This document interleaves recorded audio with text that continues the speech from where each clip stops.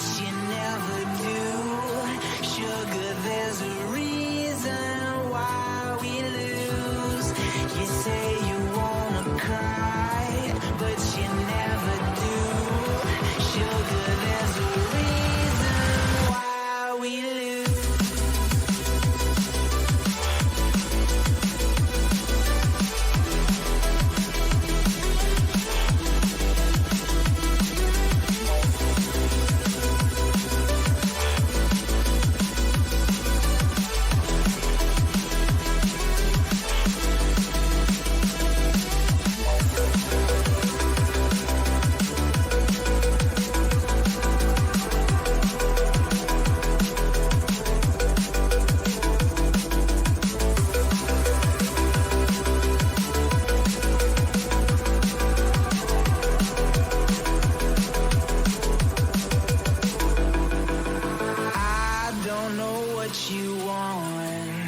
Let's have a bit of fun till I downfall.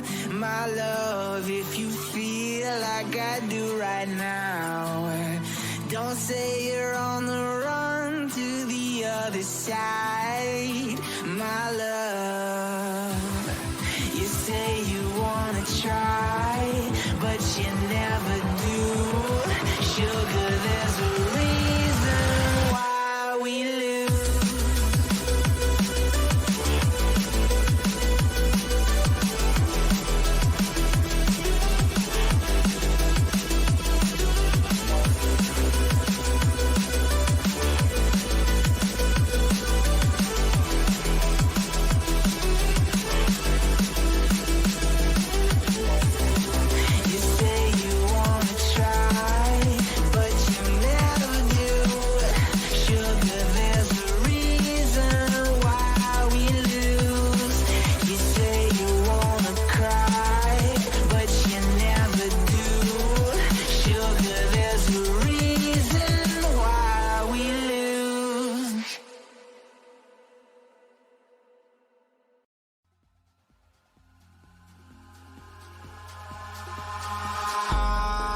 In the sky, gazing far into the night, I raise my hand to the fire, but it's no use, 'cause you can't stop it from shining through.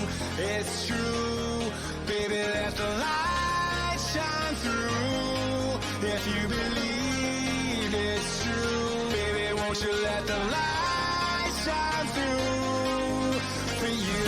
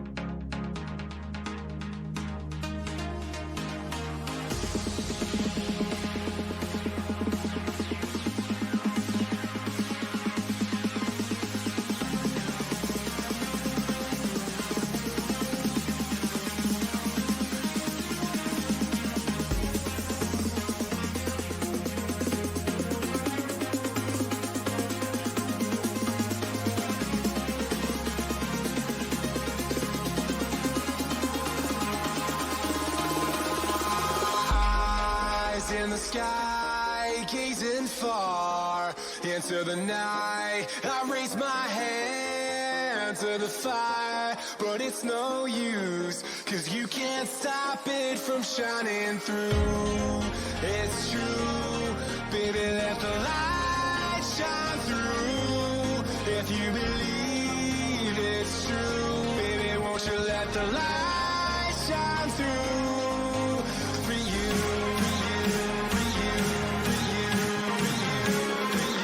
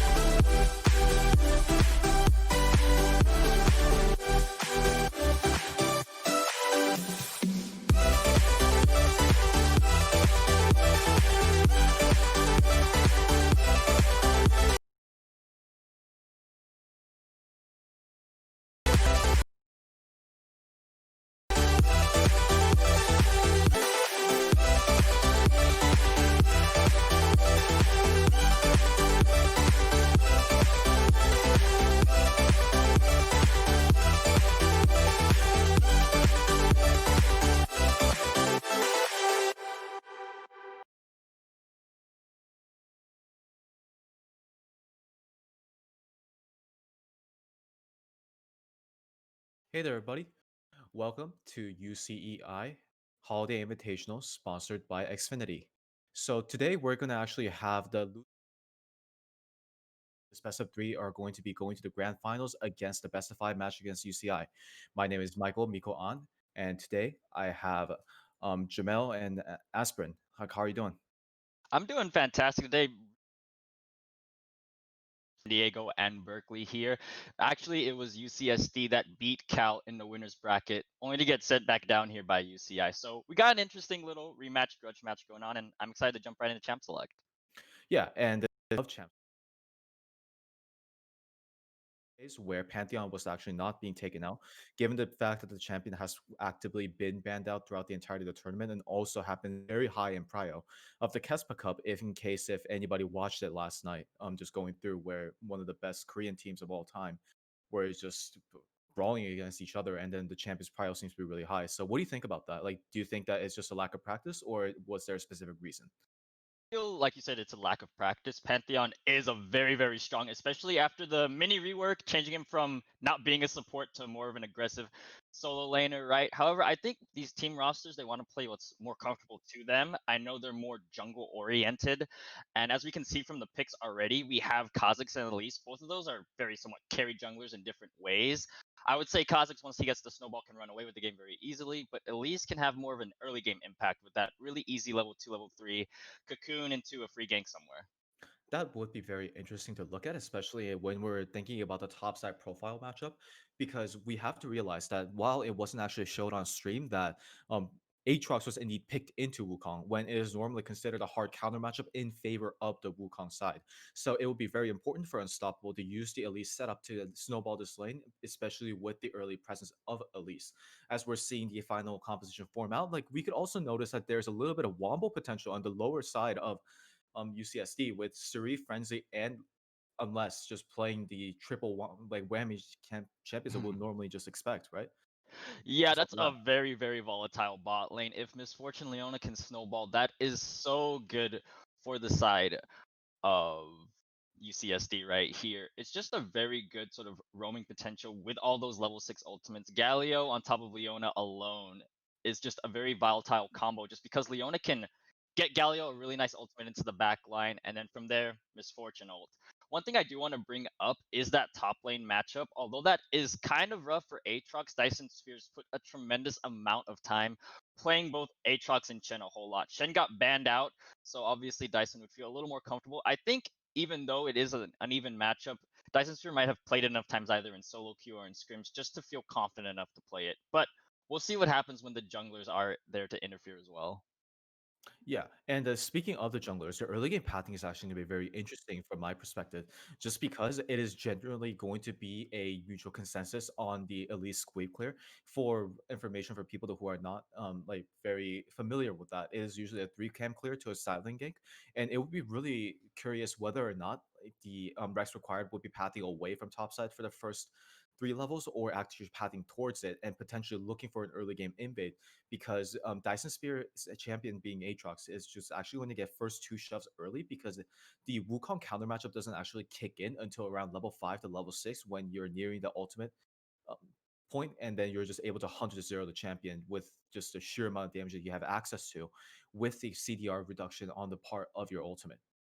I might take a little bit of a gamble here. I would say that Elise could path towards either the bot side after that 3 camp here just because of how much easier it is to set up a gank with the Jin Alistair, right? That level 1, level 2 potential coming out from Wukong isn't as strong as you could get from either if you hit the lucky Anivia stun or going into the bot side. Alistair can flash, get the combo going. But again, both Misfortune and Jin want that level 2 priority. So if Elise wants to make that gank happen, they have to show up pretty quickly before one of those two supports just starts trying to dive in level 2, level 3. Yeah, and it seems like the only lane that we're just like not expecting that much action out of is just mid lane, Ceres, Galio, and Eugenium's Anivia. And I guess that is just the nature of Anivia and the purpose of the champion being a neutralizer rather than a roamer, while the Galio is quite frankly the opposite of that archetype. How do you think the lane is going to go? I think Anivia is a very good, just has a very good pick overall in this matchup because Anivia can try to, like you said, neutralize the roam potential from Galio by shoving waves over and over again. I feel Anivia just in general is a big winner of preseason because they can abuse Leandries so hard. It's such a good item right now, especially on Anivia. And although Galio might get a little bit tanky, that Leandries is going to be shutting him down if he's not too careful. Now, obviously, it is a 2v2 kind of idea. You have to take into account the jungler, and I feel if Kha'Zix is able to get a hold of Anivia, break that egg form, and then start going to town on mid, it's going to be rough for Eugene. They're not going to be able to really push in as many waves as they like, and that allows the Galio to roam either bot or top side. Yeah, and I think that is worth noting just because that actually rounds up San Diego's draft relatively well. Because as we said, Kha'Zix is a champion that wants to hit first to six. He's the champion that wants to get those early levels and survive them, while versus Elise is the one that wants to exploit them and then try to catch this champion while he is still in his infancy and in his dormancy. And I wonder if that will be actually be possible with the amount of powerful like lanes that have been introduced on the side of UCSD, and it will be really up to Cal Berkeley to shine up to this moment and then just play with champions that they're comfortable with and then try to overcome the odds. Absolutely. There is a little bit of a lackluster front line for Berkeley. I must admit, they're going to be trying to play for that early game rush down. They need to get an advantage early on because otherwise, Jin's not going to have much of a front line to really play behind. Although they are very, very good early, just like Misfortune, it's going to be a matter of am I going to have enough time to get my fourth shot out? Can I sit back and press R without having to worry about the Elise diving on top of me with Wukong? But, or I'm sorry, the Aatrox diving on top. But regardless, we are going to be jumping right onto the Rift for this first game of the best of three. Yeah. And just for people that who are just tuning in now, we currently have on the blue side Dyson Spear in the top lane piloting Aatrox, King Clueless piloting Kha'Zix, Serif on Galio, Frenzy on Misfortune, Unless on Leona, and also a pause. So during the time, I'll be also introducing the Cal Berkeley side on the red side, Unstoppable on Wukong, Rex required on Elise, Eugenium on Anivia, Icy's Cutie on Jin, and then finally Weatherman Gosu on Alistar. And I wonder what is going on with this pause. You know, it's always very curious indeed what's causing the pause. Definitely, if they had some Xfinity internet coming their way, they would not need any disconnects anywhere. They would be nice, high and dry, just waiting for someone else to fix the pause time. But I do want to really quickly talk about the bot lane matchup. We saw Isis Cutie going for the cleanse in this matchup, which I think is very, very strong in the early game. But as that matchup goes on, it might start to lose a little because Frenzy can use that heal offensively or defensively if they want the move speed and it comes to that, or they just have the heal ready to go. Whereas Cleanse, although it'll negate the CC that comes from Unless, that damage is still going to be hitting like a truck from Frenzy, and it's going to be a very, very sort of like stark contrast between the two summoners. Right. And I think another part that we also have to consider is that with this cleanse, this encourages Rex Required to path towards the top side, towards the land that he does have an indeed a huge advantage towards in the way that the champion matchup. It is rather a bleak matchup for Dyson Spear, and it is something that has been like very difficult for even the best Aatrox players to overcome. And especially with the Elise just hovering around and crawling around at every moment and at every crevice, then there's going to be a lot of challenges on the side of UCST to overcome. And it seems like there's a couple of our signs, and we will be going back into the game. And with that, we're going to be starting the losers final for UCEI Holiday Invitational, sponsored by Xfinity. For the map, and it is going to be a very exciting level one from either team. Both of them have that really nasty invade potential, that Elise Cocoon into Alistair or Anivia CC, but they might just play it safe. They might be going for the default 5 point, but a little bit of interesting pathing from Misfortune. Yeah, and it seems like they're actually walking into the dot push quite aggressively. This usually implies that, especially with Misfortune up here, this means that they're trying to abuse their level 1 as much as possible and then try to get deep wards. There could be a couple of reasons why they're doing this. One is to check whether or not Elise will be staying on the top side of the map and then doing a 3-camp clear. And maybe like that'll be the one that is spotted out. And it seems like Rex Required still has not been seen, unfortunately, though. And he's going to be changing out with the sweeper's lens and pathing bot. Yep, that is going to be a very, very good ward for the side of UCSD. You want to keep track of that at least, especially since she can just have such an early game impact compared to the Kazakhs, who needs a little bit of items, a little bit of farm to really have the same sort of early game impact. So keeping track of where that Elise is, maybe provide the counter gank if needed, is going to be big for UCSD. And it seems like there's no real special openings that are being prepared other than the early warding that we just saw, Jamel. And then we're just going to be looking at the way that the lanes are going to just be matched up. As both lanes are now starting with the leash, so there's no going to be like first to level 2 lead that these specific bot laners are going to get. But it seems like from the early, just the way that the matchup works, that Misfortune just with the nature of her passive is going to be able to get level 2 without too much of an issue. As we just gotta now take a look at the options that these junglers are going to take. And it seems that Kha'Zix is just hitting Krugs right now. Looks like he's going for a full clear. Yeah, it looks like he's just going to accept the fact that I'm not going to have as much early game pressure. I'm going to get for the full clear, try to get my advantage that way. But this is actually an interesting bot lane right here. Both of these supports are just tiptoeing right next to each other, looking for that level 2 to go in. And it's going to be very exciting when these lanes hit level 2. And this is actually like a lot of skirmishes are happening, and then while the trades are indeed happening, the first to the level 2 is actually going to come into play, and then there is that cleanse just coming into full use right there, cleansing both the stun and the exhaust, but at the cost of just a flash as well. So I don't think that's something that they really expected at all, and all of a sudden now they're just going to die straight up, and then that's just going to be the most unexpected first blood, which is immediately going to be traded with unless taken down, but we call that worth. That was a beautiful play from both sides there. Misfortune definitely feeling happy getting the kill in comparison to Weatherman Gosu. Unfortunately, that gold is not just as much value as this might be a dive in the top lane. And like there's just not going to be enough of the action ending, and the cocoon is actually going to land, and the right person's tanking the tower, E to Diagro, and that's a textbook dive in the top lane. Third wave dive top. Let's see more of it actually. He brought that up earlier. Just a beautiful level 3 tank by Rex Required, trying to shut down that Aatrox as quickly as possible. And King Clueless, since he went for that full clear, just doesn't have enough time to come top and meet up for it. But looks like Anivia's actually roaming up for the least just to make sure that she's okay. And this is actually just so huge for on the side of Rex Required. With his laners helping him out, he's going to be able to potentially double scuttle against King Clueless, who had opted for a full clear. And what this implies is that he's going to be actually in an even number of farm despite skipping a couple of them.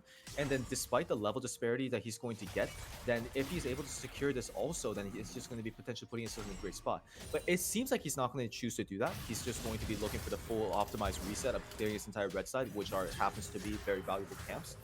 And then just go for another top play as he's just heading up there, and look at that wave. The wave is stacking up again. Yeah, it's looking like a very, very volatile top side. Obviously, Dyson Sphere is not having too much fun up there. They don't see him. They don't see him yet. Like he just warded the wrong bush, and then Rex Required is already there. He's just going to be like thinking that he's all safe, and they're just going to be walking in, and then there's going to be a spider, and now they see him. But is anything going to change at this point?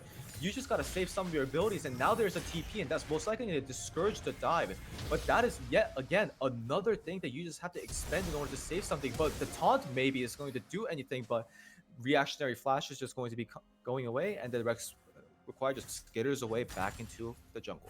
Yep, that teleport being on cooldown as Drake starts to come up, that's going to be a bit costly for Dyson Sphere and UCSD over here, just because we don't have as many resources to match the pressure that's going to be coming from Rex Required. Although King Clueless trying to get some counter jungling, they're going to get those jungle timers.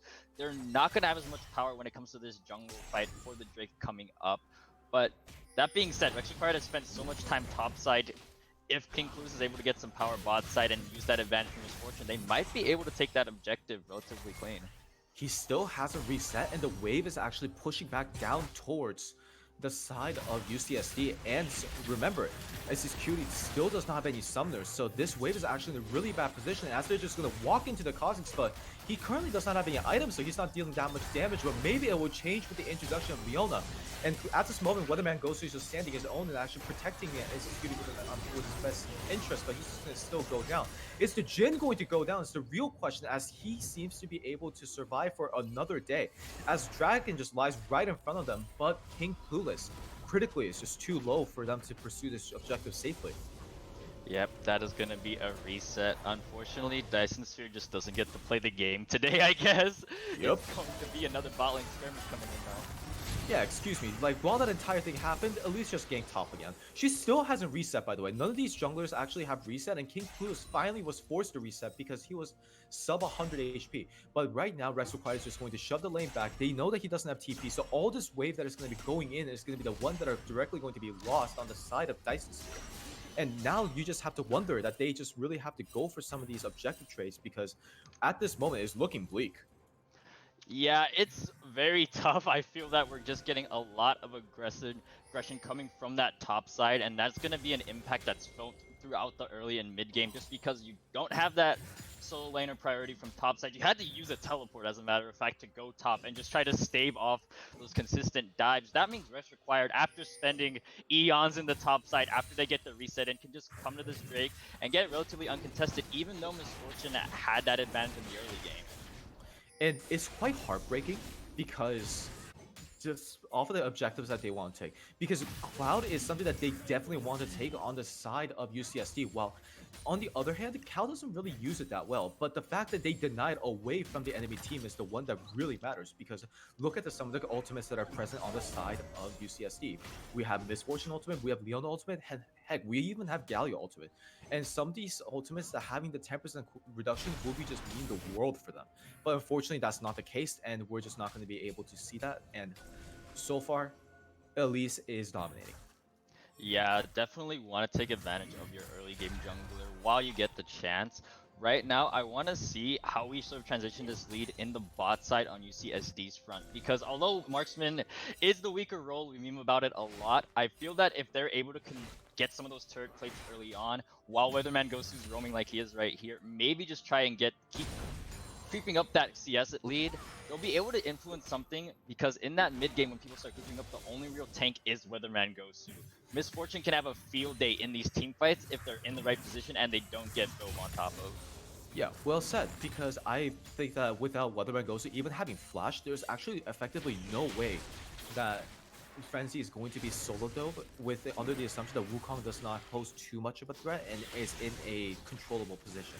Because the knockups are not necessarily the worst things to deal with. It's usually the champion on top of you that are just walloping you down. But MF is one of those champions that can actually hold their own against a duel against majority of the bruisers. And with that type of strength, then that's just going to be coming into play. And as there's going to be a skirmish on the top side, and maybe the one shot is just going to come into full play, as there's unless it's just taking too much tower aggro for my likings, though, and now all of a sudden he's in no man's land with two people just like surrounding around him, and Sarifi's just going to have an easy taunt. And the first roam onto the top side from Unless is actually going to pay off as well, as all of a sudden it's a 2-for-1 trade with only King Clueless going down, but he is smiling in his grave right now. You're a long way from bot side, Unless, but it did pay off for UCSD's side. That's going to be a pretty nice reset. Huge chunk of gold for Seraph right there. And although that wave is getting shoved in mid, he's going to match it with some turret plates top side. A beautiful roam, and I feel that is going to shift the momentum back in the favor of UCSD with a nice 5k gold lead. And 500 gold lead. Yeah, right? Sarif is such a happy man right now. Not only did he rip off 2 plates, but he got all the gold that he needed in order to reach his nearby spike. Because one of the harms of Predator Galio is that you have to level up and then get your secondary boots relatively early. Otherwise, you don't really effectively use your Predator buff. However, like since you got all that gold, now your Mythic spike has actually not happened delayed as much. And if we really look at the implications of that, it's not as if Frenzy lost any CS. He is still farming really well despite Unless having that roam to the top side. And without that much of a little punish, then Madamune is continuously stacking. It is almost halfway there, and MF is just going to outperform Jin in the late game stages. Let's not kid ourselves. That's just going to happen all the time. So there's a lot of hope coming in on the side of UCSD, while the early game looked rather bleak. Definitely. I want to draw attention to how well this sort of like river vision control is being done by Berkeley. However, Wow. I feel that's one of those things when you have that aggressive early game jungler, you feel more confidence in taking these little quick face checks into the bush. Like, all right, I'll just drop a ward here, drop a ward there. That information can be so big as we start to transition out of this laning phase. We saw it a little bit with that roam top side, but if we're able to keep track of where King Clueless is, he hasn't been able to really explode into the game, get those kills that you expect expect from the Kazakhs. Keeping him shut down is going to be pretty big if you want to extend the lead that Rex Required has. Although Misfortune and Galio, they're starting to become a bigger and bigger problem. You start to think, was all that time spent topside going to pay off? And I think it is eventually going to come to the fact of how strong Unstoppable becomes and how durable he becomes with hopefully the Gore Drinker that he is building. And when that item has been accomplished, and along with the Wukong's additional resistances and the regeneration that you get, then the champion becomes basically unkillable for a very long duration of the time until he runs out of just runs out of his ultimate to act as disruption. And during that entire time, like we still have to realize that it is the AD carry, and it is a marksman, and they're always going to be really squishy. So if Unstoppable becomes out of control, then he's just going to be the living nightmare. But the same thing can be said on the other side as well. Frenzy and Serif are going to be great have great disengage tools to their arsenal to make sure that they're not being jumped on. As mid tower is actually just critically low just off that one Herald strike. And it seems like Rex Required is just keeping his consistent agenda of just playing around the top side. That was a very good Rift Herald. Getting that down while there were still plates means a really nice paycheck over for Rex Required. That's a nice little bit of gold. Now that that dragon is going to start to come up, we see Rex Required actually on the other side of the map. I think they want to put some pressure on Dyson before the Drake comes up so they can maybe burn a teleport, force him to be low when he and recall so that they can get the objective. But let Dyson play top, man. Yeah, and I think this is just going to be another death. I don't think Serif is even going to get an opportunity to even be here. And then being body blocked by just Nivea just entirely, just Eugenium just being the savior at that moment. I'm almost certain that if any other champion other than Nivea got hit by that Galio stun, then it would have just been an instant death. But just overall, just better team play, and then just better rotations are just going to be the Cal's early game plan at this moment. As King Clueless is just going to be starting the dragon, but at this point, it's just a consolation price. Yeah, I feel that Berkeley do not want to give that up without a fight, though. They have both teleports up and they're going for it. TP and Curtain Call and the Mad Cow is just running into their backline. But remember, Unstoppable does not have ultimate right now. He's just going to be 100-0, and now we're just wondering why he TP'd even in the first place, as the fight is just still going to continue. And the MF is just going to ulti and just out of thin air, and nobody's really going to get hit by it. But just look at that flash aggressively, and he's just going to walk right past the roof, and then just going to be repositioned yet again for the second phase of the fight, as Galio is just coming in, and everybody's just entering into the fight, and they just want to be a part of this game. It is not Super Smash Ultimate, my friends, but it's just still going to be a really excellent team fight that is going to be resulting in UCSD just coming out on top. San Diego, huge 5-0 Frenzy. That is really, really big for their game right now. A huge swing in momentum for that mid game, and those were some very interesting TPs, like you said. It seems like everyone just wanted to start brawling it out, but they thought too much, like, all right, we're winning top, we should be winning the rest of the game, right? We still have Frenzy, who was sitting on 2 kills, and that Mana Moon stacking up. They're going to be a huge threat, and they paid the cost for it, Berkeley did. That's going to be an objective and a gold advantage going over to San Diego. And now, all of a sudden, the game becomes very worrying because UCSD's win condition is rather so much simpler than on the side of Cal. All they now have to do is with their one dragon split, now they just have to contest every single objective and then just dare them to walk in.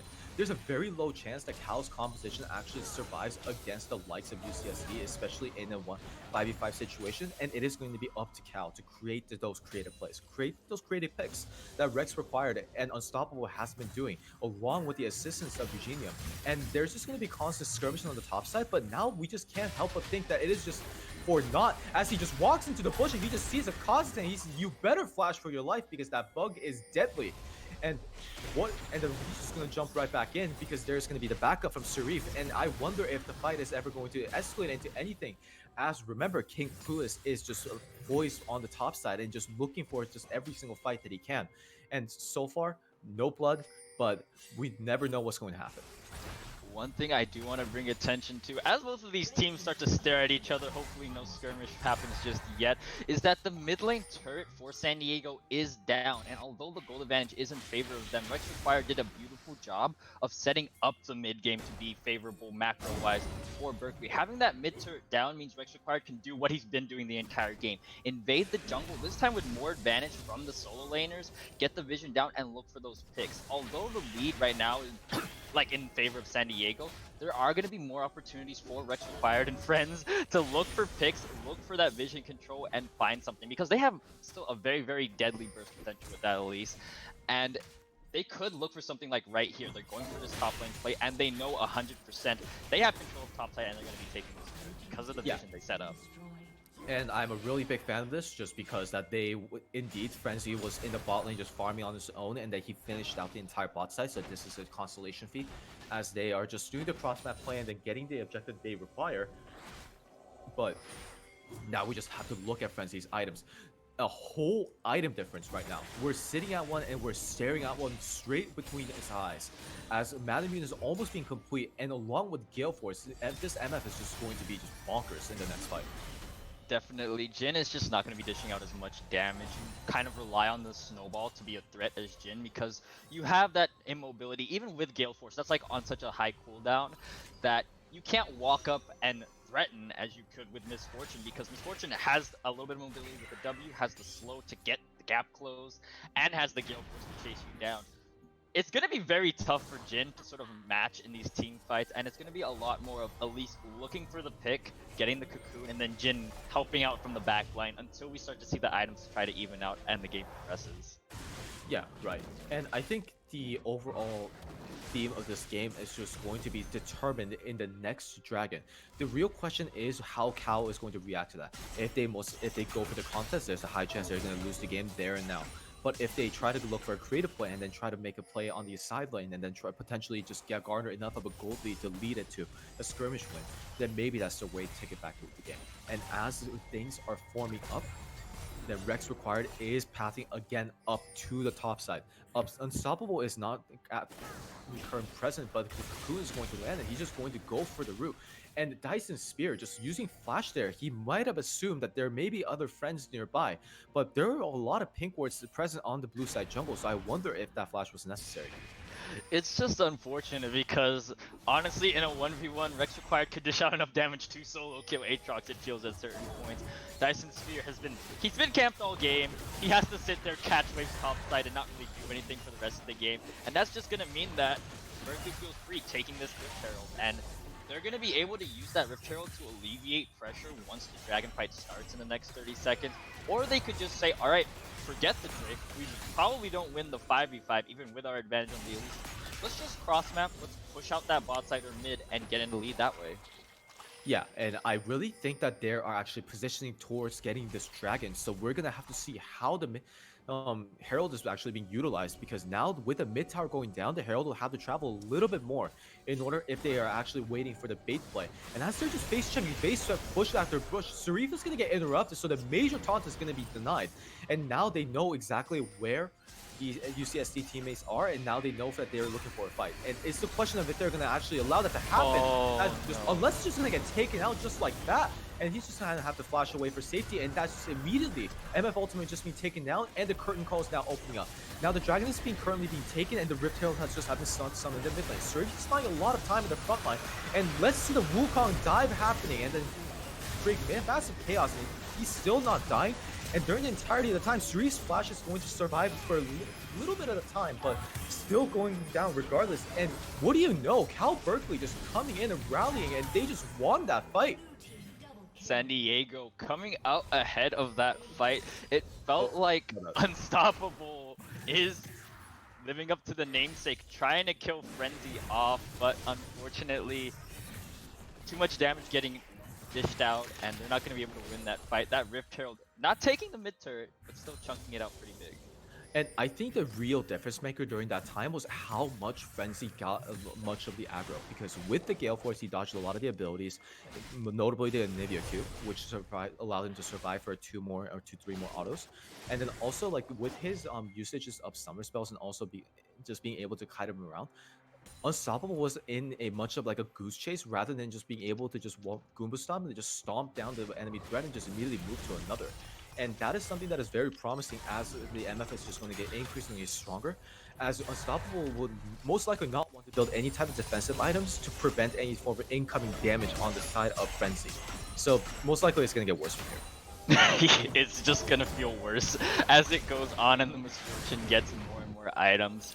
But like you said before, although Misfortune is just doing a very good job positioning and getting out as much DPS as possible, you have to think about what are the options for Berkeley right now to try and shut down Frenzy, because she has the mobility and the Gale Force and all the peel. Oh my god. Bro. Feels bad, man. That happens all the time in solo queue, but it hates to see it while I'm casting it. And that is just something that you just don't want to happen in your first game, as Weatherman Ghost is actually going to be looking for a perfect opportunity here. And why is Frenzy still alive, and why is he kicking, and why does he get to live this? I have no idea, but that is one hell of a depressing fight, as it initially started so promising, but it is just going to start with a 0-3, and Baron is the contention. That's very unfortunate. Like we said earlier, there's some tools for Berkeley to dive on a Frenzy, but Frenzy just has such a good team backing him up. And it looks like he got another fight on the Nivea this time. Oh no, he's just going to be taken out, and it's not really a fight, I guess. Yeah, and I guess he's just looking for a miracle steal at this point, because that is most likely what Cal is going to need to beat UCSD at this point, as they're just going to be resetting with almost a 4K gold lead, and that's just going to balloon from this point. All those outer turrets are going to go down, and then now it's time for Cal to batten down the hatches because the tornado is coming. It's unfortunate to say the least. You have such a huge snowball now, and it is getting out of control, and you don't really have enough tools to stall out the game for Berkeley's side anymore. You had the advantage early game with the Elise, but it's just not cutting it because Frenzy is 7-1. He has 3 items. Although Elise can cocoon someone, there's the Galio ult and Leona ult that can just CC anyone that touches Frenzy. So right now Frenzy is having a field day. I'm going to face check every push. I'm going to look here and there for a spider because I can swish it. And even if I get CC'd, I have tools around me to prevent myself from getting killed. If you are on Berkeley's side right now, you have to look at the options by the Rex Required is on 007 mission. We gotta be quiet for this guy because we actually don't know where he is. And look at these undercover spies.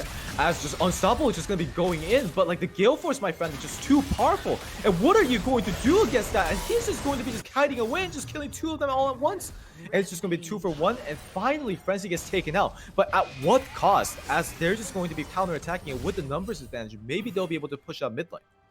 That is a Baron buff taken away from San Diego, but it's not going to be that influential. They still have the numbers advantage and the dive potential on this turret. I'd be very excited to see another fight coming out.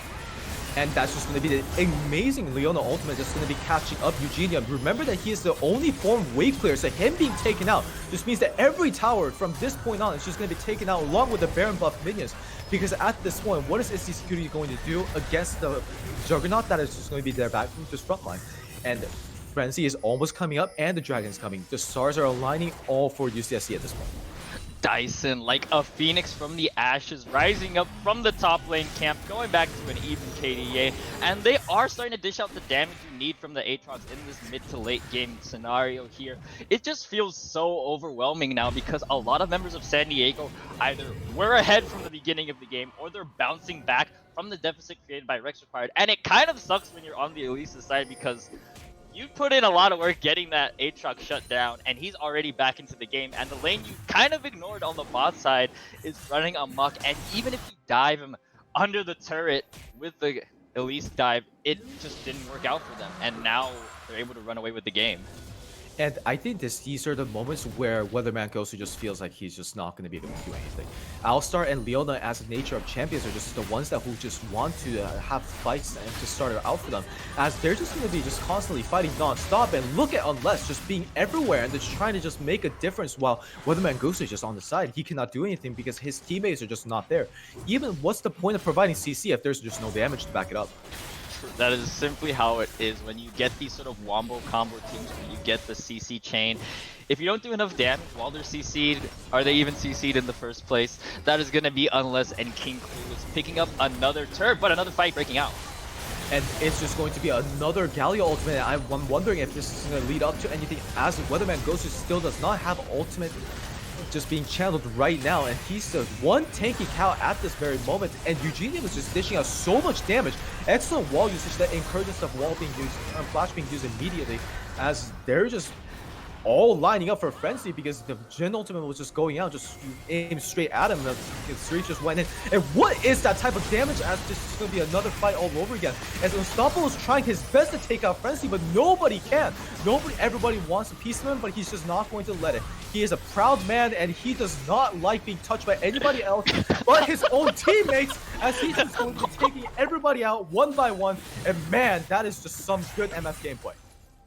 Alright, if you are on Berkeley's side right now, you need to stop tunnel focusing on this Misfortune, because they have proven time and time again, they have the peel, they have the damage. You are not going to touch Misfortune right now. I would say you have to focus on trying to get the side lane control, but it's starting to become too little too late. You have tools like Anivia to just push out waves. You can use the Wukong teleport to keep up with fights later on, put him in a side lane. But with this bot lane inhibitor down now, and Baron coming up in the next minute and a half, you have to both clear out this bot side and then force yourselves to group up and try to stop that Baron play. Because if San Diego gets this Baron right now, they're going to be able to just waltz through the base and win the 5v5. There's no real question about it.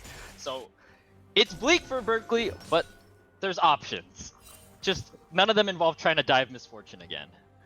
Yeah, and as Einstein said, it is considered true madness if you keep trying the same thing and expect different results. And as the thing keeps going on, the losses and the marginal cost just becomes higher and higher as this frenzy just becomes stronger and stronger. Look at those 4 items. SC's Cutie is actually experiencing just like pure capitalism at its finest right now. Being the absolutely poor individual that he is with 2.5 items, while the entirety of frenzy is just itemization just says money.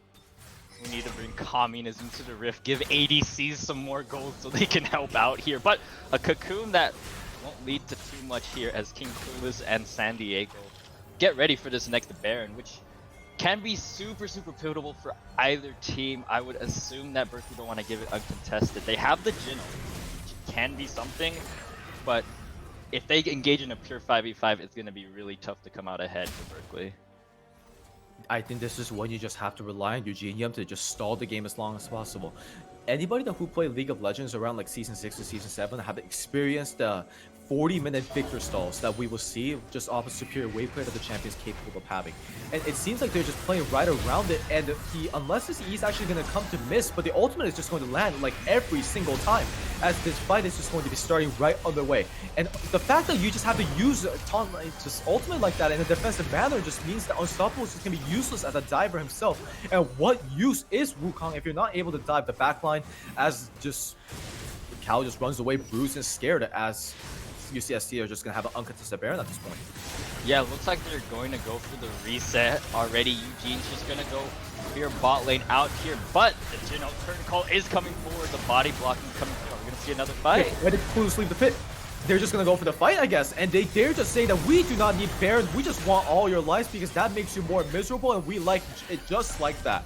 And I guess at this point it is personal. We thought that in Pro Draft, just because they said UCB instead of Cal Berkeley, they meant the mental warfare, but that is nothing compared to this game, because if Cal Berkeley members are actually just unfazed by this pure domination, that I will have to just commend their mental fortitude, as Soul Point is also in discussion, and this just Dragon is theirs, right? There's no way they could contest this.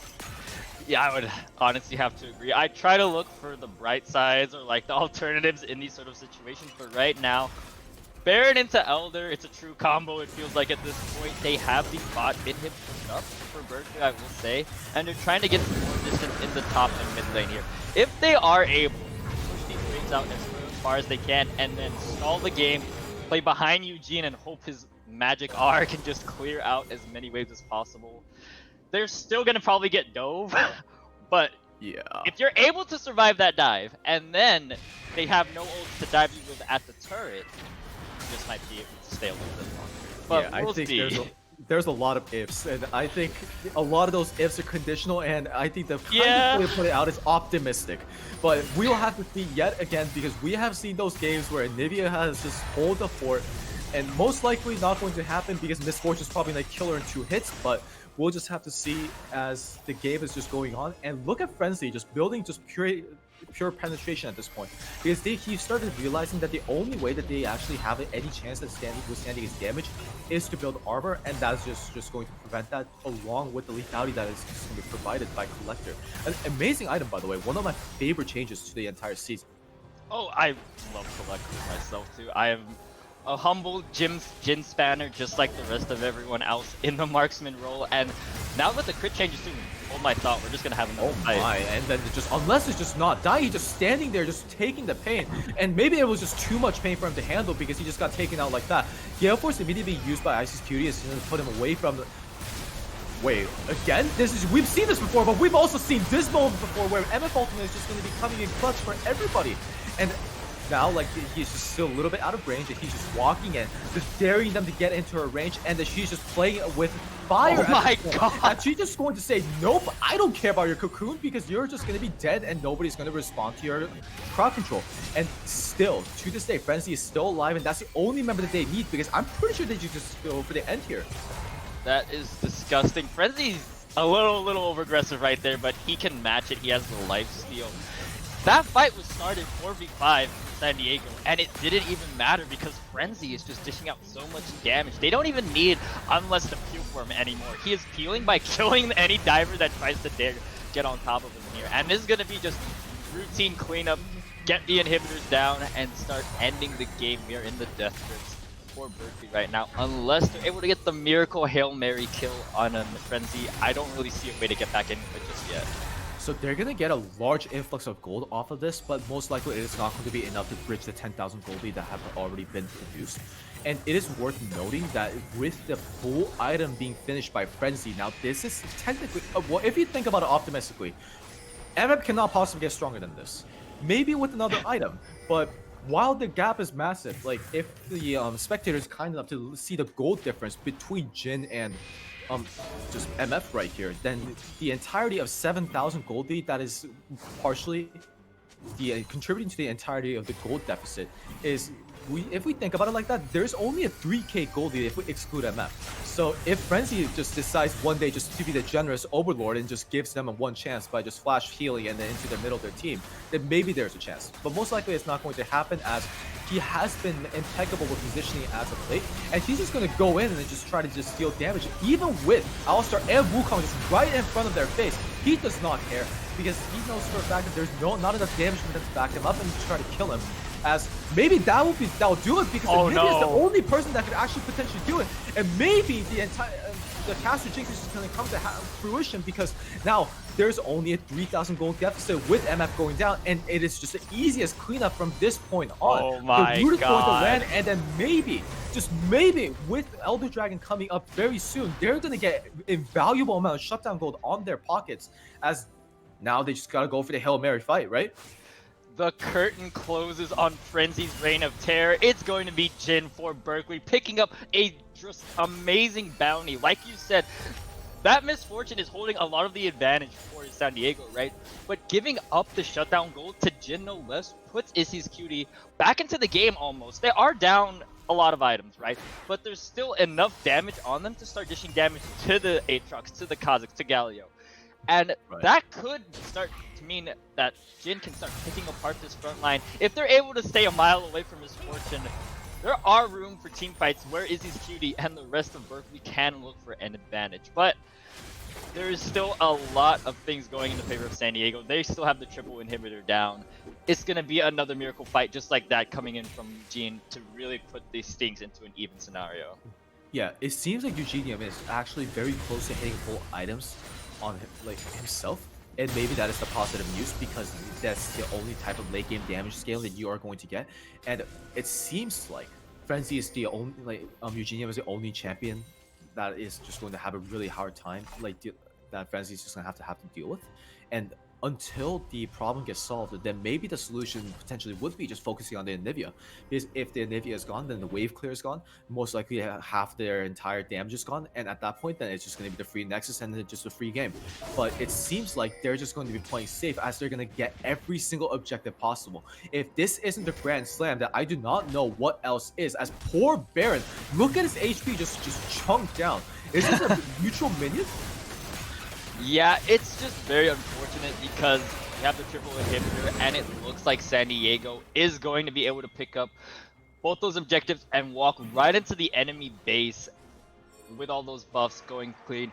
Eugene is the only consistent DPS for Berkeley's side right now, and he's going to have to stay alive for a very long time. Although Easy Scooty has the burst potential, if they're able to get some damage onto that backline, I don't think it's enough to really deal with Misfortune, who has been able to just consistently position properly, get the peel when needed, and then dish out way more DPS than Anivia and Jin could dish out combined.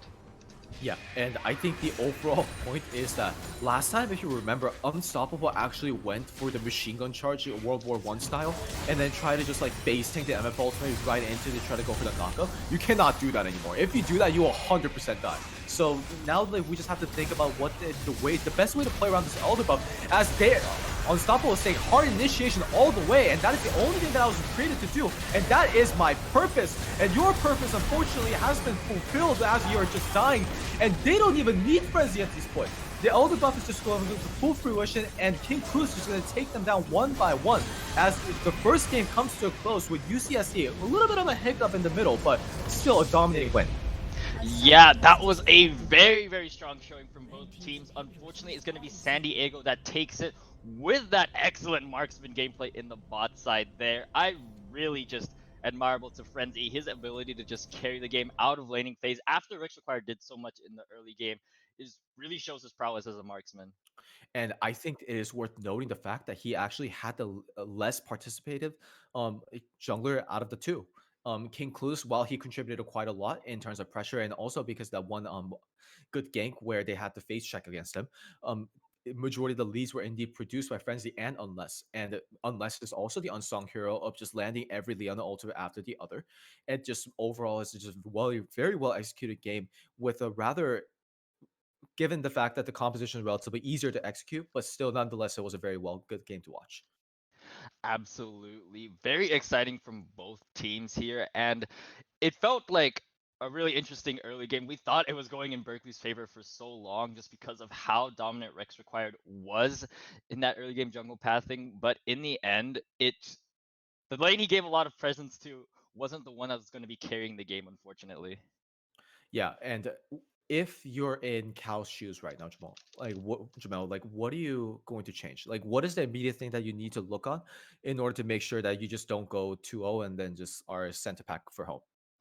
I mean, I can like articulate it in a real fancy way, but I'm just gonna say, don't lose bot that hard. It was level 1 onward, already having to burn the flash, and Klez unfortunately just allowed Frenzy take entire control of bot lane and snowball the game out of it from there. Although the rest of the lanes were failing, Frenzy lived up to the ADC role. Play for late, but since you're Misfortune, late game is really just 2 or 3 items. So although you don't have to change anything draft wise, I still think Jin is very strong bot side. Just can't give up those advantages that early in the game. Right. And like you said, Frenzy indeed put the carry onto the AD part in this game. And as we're going to be going into break, we just stay tuned for the second set of games, as Cal is most likely going to try for a redemption arc, or maybe we don't know. Maybe UCSD has another thing planned in mind, and they're just going to go for an easy sweep on towards the grand finals. Stay tuned to find out.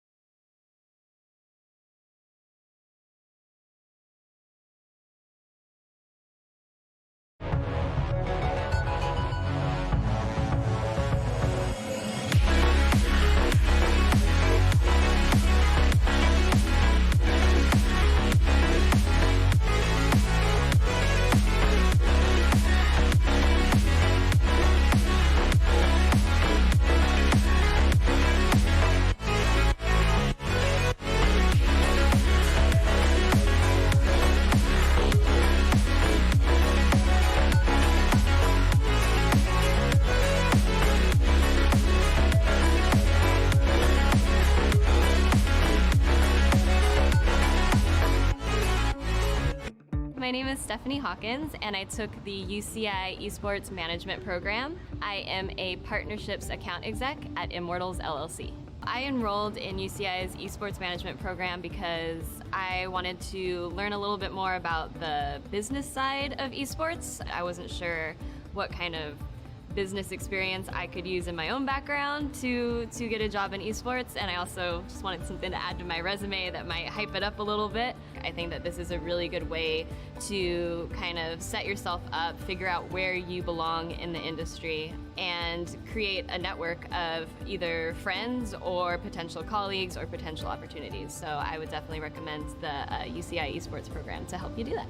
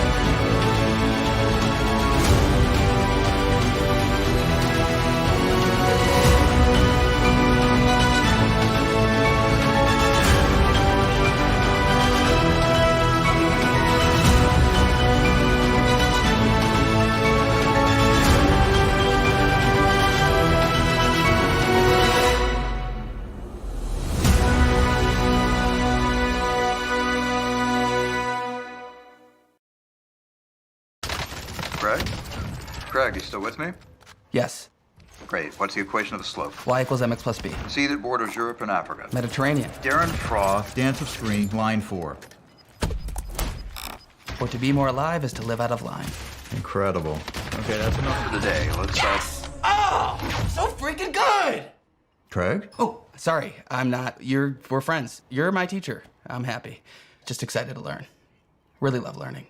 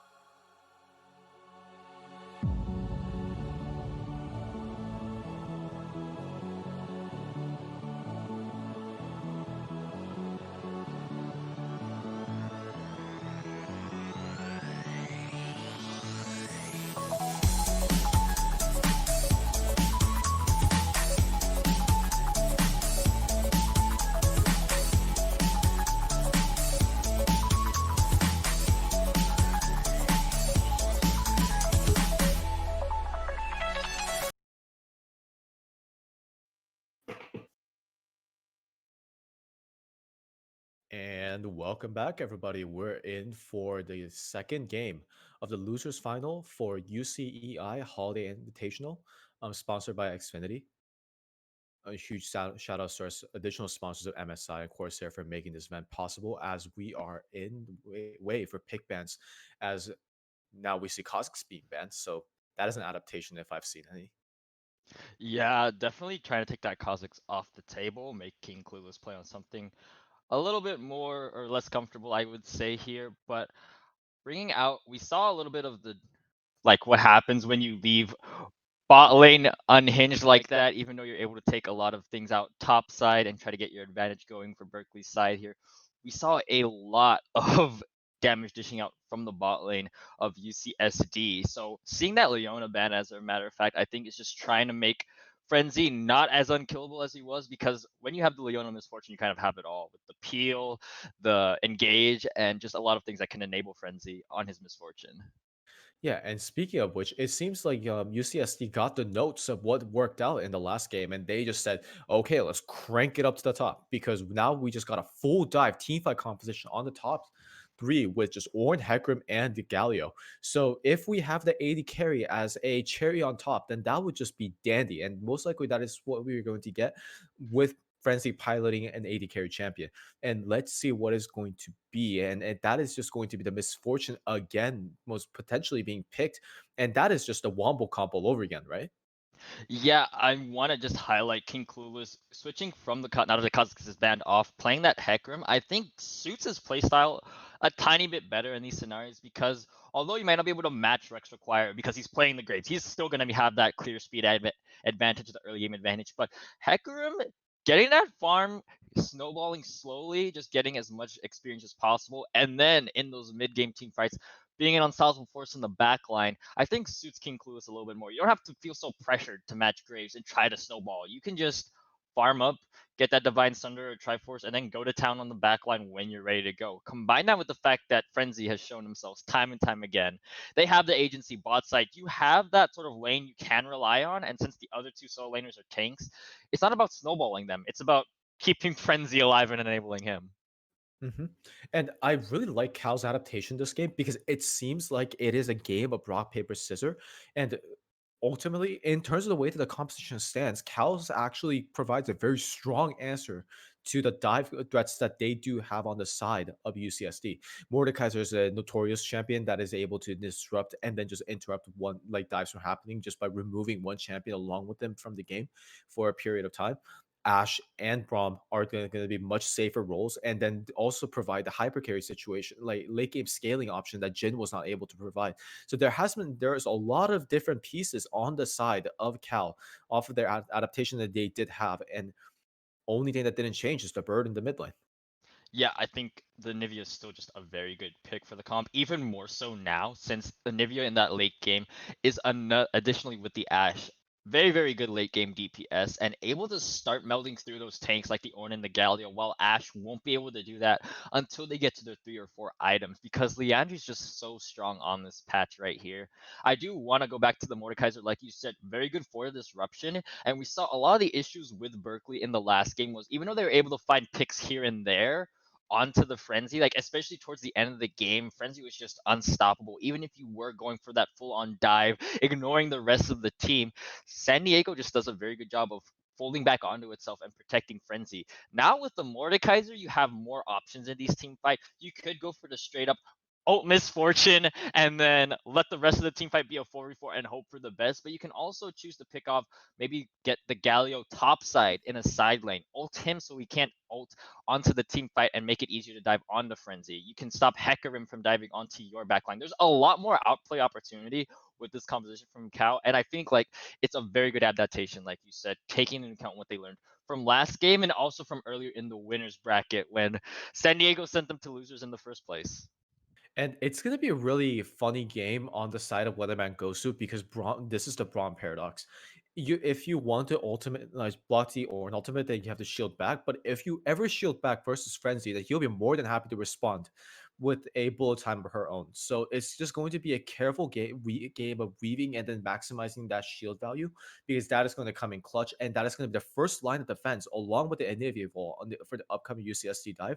And so there's going to be a lot of expectations on what man goes to actually pull his weight this game. Yeah, I really want to see how Eugene plays in these team fights. If we're able to get to the mid game without too much of a snowball one side, there's a lot of ways for Anivia in general to sort of play this. You can just choose to try and go for those back lane like burst potential, but if you just sit your ult on the front line, that kind of gives Ashe that sort of area where she can sit, try to do DPS on the front line as well, and it'll be a lot more safer for them to walk up, since Anivia can threaten Frenzy if they choose to walk up and disrupt Ashe in that zone that of an ult that Anivia has. So hopefully we see things a little more even. We don't see a huge deficit into that early to mid game that forces Anivia to just, all right, I'm gonna go sit in the side lane, get 6 items, and then hope I can carry the team fight after that. And Dev, hopefully not. And this is just going to be the redemption arc for Cal spot lane, as they were definitely the ones that had the problems last game, and they were the ones that need to step up this game with, along with Ashe just having the superior laning phase with long range available to her arsenal, along with Braum passive. So there's going to be a relatively even exchange of trades that are going to be going on the way, as both AD carries went Arcane Comet for the sake of laning phase. That is going to be a lot of poke going back and forth in the bot side. And like you said, with that Ashe range advantage, I feel it won't be as much of a stomp here. Both these summoners have heal as well. They can survive a lot more burst. And it's a little bit harder for Unless to get the CC combo right onto Ashe, unless Ashe is out, wide out in the open. So we'll see how that level 2 goes. I think it's going to be not as one-sided.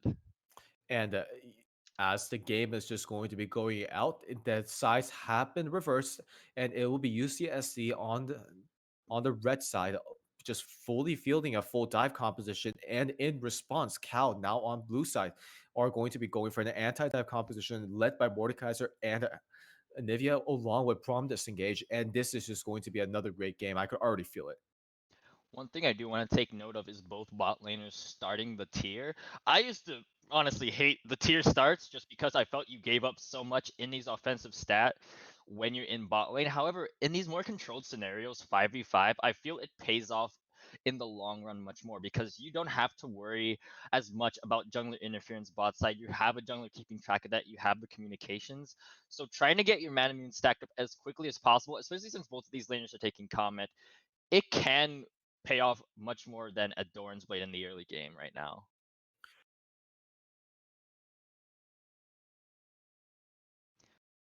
Yeah, and Right. it seems like it is rather interesting, because now we're just going to be trying to get into like how the game is just going to be forming out. And when we are looking into that, then we just kind of talk about the lane matchups, and are there anything different? Because now what we have to realize is that Unstoppable and Dyson Spear are going to be left alone on the island relatively. None of the junglers most likely want to path to topside directly to make a play this time around. Yeah, it's interesting they put Dyson Sphere on the Ornn. A lot of his gameplay is on Shen and Aatrox, but now seeing how these sort of games are turning out, how Rex Required likes to bully Dyson Sphere topside is the best way to put it. Going on that Ornn means you don't get as much reward for trying to punish him in the early game, and Dyson Sphere can still be very helpful in the team fights once laning phase is over. So the Ornn is a good pick, but a tiny bit out of character for him. Yeah, absolutely. And I think this is a situation where Unstoppable is more than happy to play this lane out. There are very few occasions where Ornn actually has active kill pressure versus Mordekaiser anyway. Remember, the cleanse does not remove Mordekaiser's Death Realm in the slightest. And as a result, the only time that you could technically use Spellbook is if you're actually able to hit first to six, which is very difficult in this matchup. And then furthermore, actually able to use the Ignite to your advantage and try to potentially go for a 2v2 or even a solo kill, which I've seen happen. But just because I've seen it happen doesn't mean that it will. We have both the junglers looking for opposite paths. So we have Hecarim on the top side over for San Diego right now, whereas Rex Required, that aggressive jungler he is, more towards the bot side. Both of the junglers going for full clears. Doesn't see a little bit House left. is hoping actually elite, and then it's just not going to actually expend amount up to an ignite just yet. But that is just another situation where Weatherman Gosu just got traded out once more, and now the wave wave positioning is not as ideal as one would like to be, because the wave is crashing. And now the Graves is not going to be reset and bouncing back when the Graves is potentially here for a gank.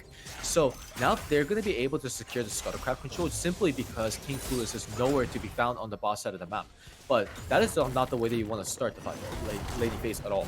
There's going to be a biscuit disadvantage and also just a 1 health pot disadvantage. And let's see if Cal's able to recover from this. Yeah, you already see Weatherman Gosu roaming up with Rex required to just ensure the Graves able to get that Scuttlecraft here. But a little bit of fighting mid lane, nothing too much to come from it, as King Clueless gets vision on the enemy blue buff just right before he recalls. Oh, the sun landed, and they're going for the full play. And remember, Rex required just used flash, and everybody knows it. It's going to be a double TP. Everybody come to the bot lane. That's just going to be a double brutal proc. And oh my god, this fight is actually starting even more spicier than before, and I didn't think that was possible. But now just everybody's going to be dying, and Rex required now regretting his decision of just using flash that aggressively, and you got to pay for the consequences, my friend, and that is going to be a 1-3 to start off this game. That's so good for San Diego right now. Burning the double teleport means nothing when you're able to get such an advantage, and nonetheless, Frenzy's going to be going home with one of those kills too. This is already a nightmare for Berkeley. This is the exact situation they wanted to avoid, right? And small shout out to Dyson Spear, because he actually got a Brittle proc W so well to the point that Orn W Brittle proc actually proc to double taunt towards Galio, prolonging that crucial CC. So making sure that they actually win the fight in a very advantageous manner. And what this implies, like you said, actually doesn't have that much of a high implication. Dyson Spear got a kill and also got a couple of assists, so he's not going to be too behind on EXP. He's going to be able to catch up actually relatively easily. And despite the CS differentials that are being formed out in the solo lanes, these guys don't want kills. These guys don't need farm. It is all going to be about the MF, and it's all going to be about the Heck Grip. And those are the guys who are on the lead right now, because Rex Required was killed, and as a result, his clear has been slowed down. And to add insult to injury, their bot lane are the one who got all those kills as well, so now they're the ones that are also ahead on the curve. Right now, both these solo laners are going to be on a bit of a timer. We know that the top lane and mid lane of San Diego burn flash, and it looks like they're actually going for a gank mid. It's not going to pan out too much for them, but still putting the pressure. And going back earlier, you want to try, since you have somewhat given up that priority boss side, you want to see Mordekaiser or the Anivia right now try and eke out some sort of lead, as the hook unfortunately hits on the Ashe. And man, you just don't want to see those. And the fact is that even with the double pot, this Misfortune's just laning phase just so oppressive with Arcane Comment. There's a good reason why she is considered the top 480 carry, and Ashe and Caitlyn, the long range champions that we're so used to seeing at World Championships, has actually taken a steady decline. And mainly because despite their long range, there are certain champions with significantly shorter range that can actually match them, if not beat them completely, depending on the support matchup. And it seems like unless it's just landing hook after hook. Yeah, now we see a lot of trading in both these solo lanes here, but Sierra barely making out of there. Another trade comes topside. Oh, this is an orange solo kill angle as the Ignite is actually following through. Nice flash on the side of Unstoppable to stop that Brittle proc. That would have been your undoing. And as the ultimate is just going out, there is a horse coming in, and he is going full Excel, and he's not breaking for anybody. And he's just going to be escaping with his life. He's just like yellow rainbow away in glory. And again, Unstoppable's getting a deja vu moment, eh? Yeah, King Clue's using that ultimate to avoid the Mordekaiser E and bringing him to that turret range here. But instead of teleporting for that Drake, it looks like it's going to be a topside teleport. Mordekaiser does not want to lose in a farm. Wow, and during that entire time, wait, is he just gonna die out from this? Maybe he's actually able to walk out, but this is something that you probably don't want to make a mistake out of, because your reset is now very much delayed. But regardless, I guess the more important part of the set of events is that Cal did indeed respond. They indeed responded with their Infernal Dragon, which will be a great addition to their team. in fact, all 4 of their members, excluding the support, it has some use for it. So that is something that is like a positive remark. And as Frenzy didn't seem to have been able to get a good reset off himself, as now it is him with the low HP lead, and let's see if Isis Cutie and Weatherman Ghost are able to capitalize this. Yeah, everyone loves Infernal Drake because just everyone loves more damage here. I do want to see how this level 6 pans out for the bot side, because although we do have a little bit of a lead on Frenzy right now, he has that Caulfield's advantage, so he can spam abilities more.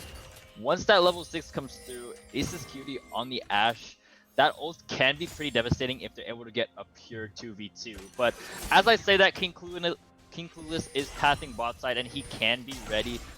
Not with an ult just yet, but he can be there to try and turn that into a 3v2 if needed.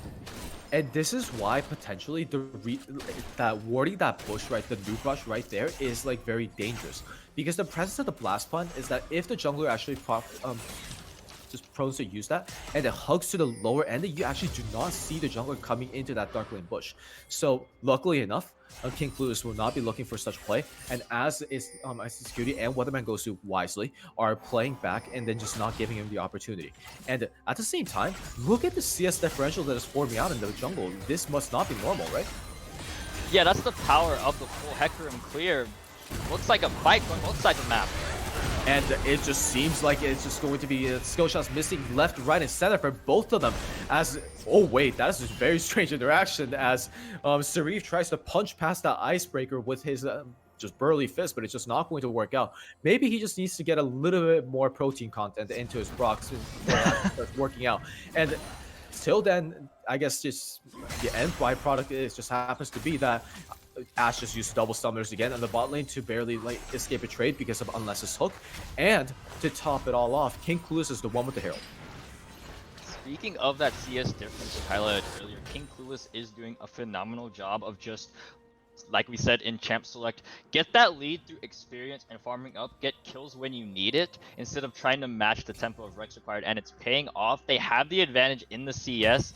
Hecarim in general is just a nightmare for a marksman. Combine that with the fact that Frenzy, you know how Frenzy is in these team fights right here, so that's a lot of backline potential that could happen on the Berkeley's composition that they don't have an answer for just yet, because these solo lanes are either relatively even, or in the case of top side, Unstoppable was just a tiny sliver behind, and they're not going to be able to group up for these team fights with the TP being down for the next minute or so.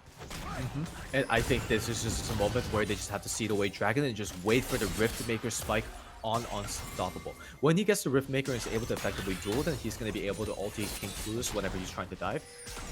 And Hecarim is like just gonna have a miserable life, because Hecarim as a champion is not necessarily made for duels. He's actually made for team fights.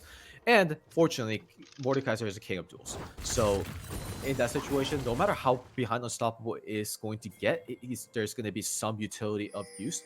And as Rex required, it seems like he is going for the almighty Gale Force build. And because he saw enough of the Gale Force action on the side of UCSD, and he wants a part of it.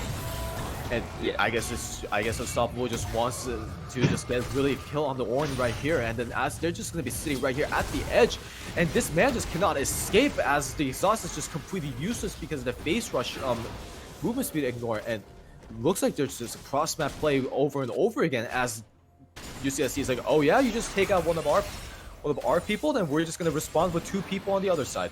And remember that this is the one with the Herald, and oh man, this tower is going down. Yep, a huge chunk of gold going in favor of San Diego right here. Seraph is gonna get caught out here. Okay, thank God that he has flash, and he is just trying to rock down and just punch that wall down over and over again. And I think it's just not gonna work at the end of the day. And I don't think the game works like that. Unfortunately, you're not Ornn, probably. Maybe your biggest.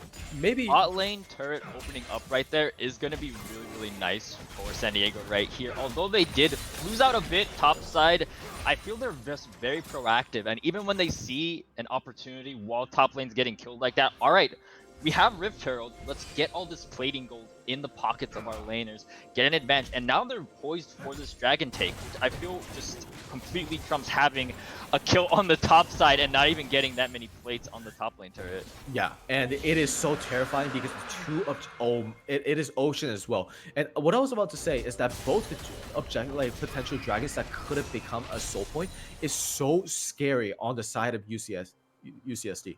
If you get double Mountain, then Ornn becomes unkillable, and so does Hecarim and Galio. But if you get Mountain, then nobody's able to deal enough damage to take them down. And look at that hit and run as they just like casually just cause a collateral. And Isis Cutie doesn't even know where to claim for insurance because now they're just completely lost. And Rex Requires also going to get the piece of the medicine as the shotgun shell does not let you hop that wall, my friend. You're going to need something heavier than that. And it is just going to be a snowball after snowball. And we're just going into a similar trend of UCSC just dominating and then just rolling them down. Last game, we saw the trend of Rex Required getting the early game presence, only to get overshadowed by the rest of San Diego's team on the mid and bot side. And now it's just King Clueless who has the advantage. A lot of vision going down in that bot side jungle of Cal Berkeley's. And now we have the dive mid as well. They're having a lot of agency across the map. The arrow not going to connect. But that's the advantage you get when you have such a strong lead in the jungle. You're able to face check, you're able to dive behind these turrets because you have so much vision control and you know that Rex Required is nowhere to be seen. And I love Unless it's just faint there. Nobody was actually behind him, but the fact that he had a lantern right there on the part that was not warded made Eugenium think twice because he's like, wait, if I pour all my abilities onto that stretch and somebody just takes a lantern and just kills me, then this game is over. Because remember, he is the last beacon of hope. This is just Luke Skywalker incarnate all over again. Last hope, last Jedi. Just name every single title that you could possibly attach to this person because this is the sole hope on the side of Cal at this moment until Unstoppable is able to get that Rift Maker and become an active counter action to UCSD's rather powerful Deathball. Yeah, as we start to see the Rift Herald going up for the second time, I feel this is going to be one of those things where if Berkeley is able to get control of this pit and they see that Galio's in the bot side, since Galio doesn't have the teleport to match the fight, they're going to have to rely on their own. Oh man, Rex Required, you're just... okay, well, he just ran away and then nothing just happened. It is just a classic Gale Force and then Flash insurance payment that he actually got submitted because of the OPness of the item and also because he made the wise decision in getting them. Of course, this ultimately revolves that Flash is indeed a longer call to cooldown to both the ultimates combined. But with the Herald coming up, maybe they're going to be able to capitalize off of this, and doesn't seem like it as they just seem to have just decided to just sack any type of objective and let Isis Cutie just get the farm and then just slowly scale up. Because I think that would be the major difference maker, and he is got a solo kill. Oh wait, what? He just Unstoppable getting that solo kill top, but looks like the rest. Is he get another one? Nope. Unless it's just Nah, going to say, yep, I am a support. I do agree, but I'm still going to kill you regardless. And I think the overall matchup is slowly coming into the favor on the side of Unstoppable because of with the Rift Maker especially being completed.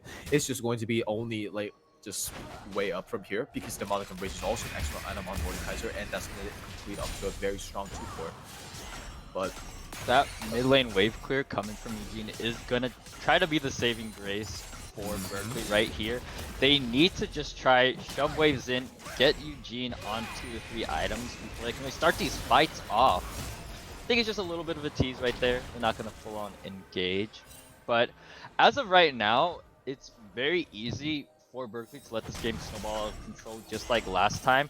They need to try and just keep up the vision as much as possible and take advantage of their wave clear mid lane, because if they try to do a 5v5 team fight, they just don't have the stats right now. Hecarim and Misfortune do too much early game damage to really try and eke away a full skirmish. And with Drake coming up in the next minute, that is something they're eventually going to have to deal with once these team fights start to break out. And with the solo kill just out of the way on the top side, Rex Required is just going to be hovering and then resetting it, while King Plutus is just going to be taking down the second Rift Herald. And this is actually coincidentally going to be picked up right before Dragon spawns. So this is going to be another situation where they're just going to be creating maximum pressure in mid lane, drop Herald, run to Dragon, and then get first setup, and then they dare Cal to walk into their deathball.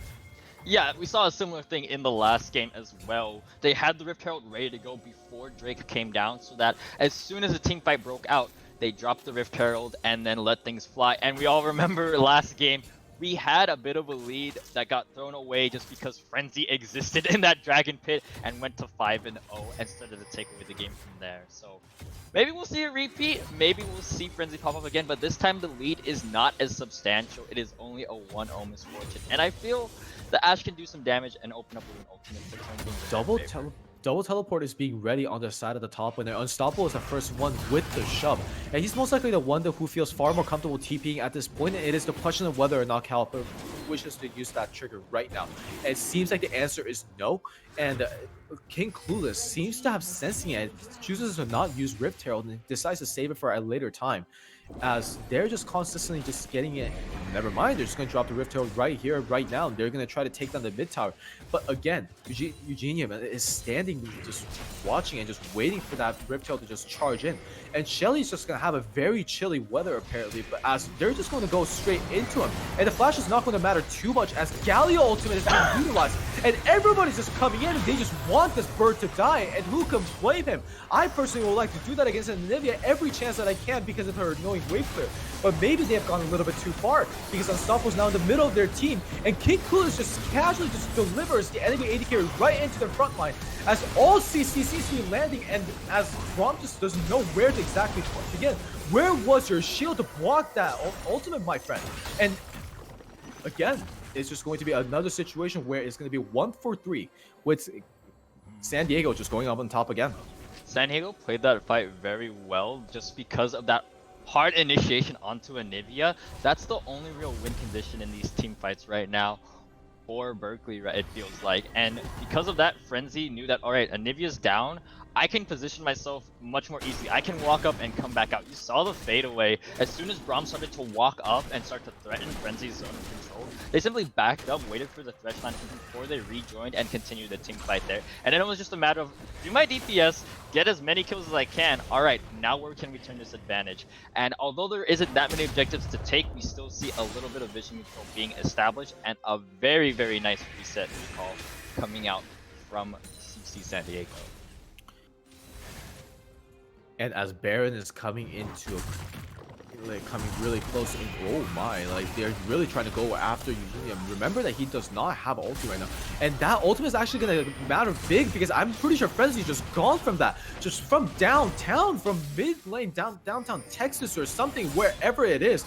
He's just going to be contributing to that kill, but at what cost? Because there's a horse right on top of you, and no matter where you run, you cannot outrun that thing at this point. And I guess it is just a 1-for-1 trade, but I'm pretty sure Cal's pretty happy about that.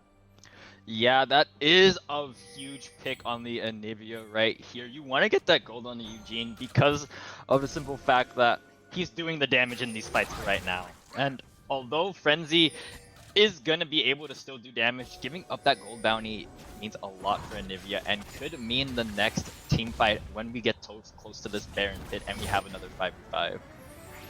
And it seems like the IC's Cuties build is indeed going for the Imperial Mandate build instead of the Lethal Temple build that we would normally see when you're not going Arcane Combat. So it is as expected, but at the same time, we have to remember that the item interaction has been nerfed in quite a lot. So the individual damage that Mandate procs off of Ash's W that she could proc herself is significantly lower. And they're just going to be starting Baron here. Do they even know about this? There is roughly enough vision. I would say that Berkeley has a rough idea that, hey, everyone's off the map. Well, now they know now, right? And it's just going to 7k, and then the right ultimate landing every single time. And Cal's just scrambling. They're trying to stop this as much as they can. And Baron's actually doing them a huge favor because look at the HP targets. And, well, you just actually out of position correctly if you're just going to try to win the fight back. And what is the use of Gale Force if you're just going to use it to run away as they're just still trying to melt down the Baron? Rex Repart is nowhere to be seen near the pit to actually take it down. And they're just going to take the Baron, and they're not done yet. They want more kills. And there's a lot of danger things coming out, and they're most likely pulling back the trigger and just going back all happy, holding hands, 5 Baron buff, and they're ready for another push. Yeah, that fight was a little bit dicey in my opinion, even though you have that advantage. Whenever you take Baron, it is so much more better to just go for that recall because the risk of what you're giving up versus what you can gain is just not in your favor. So San Diego making the smart decision here.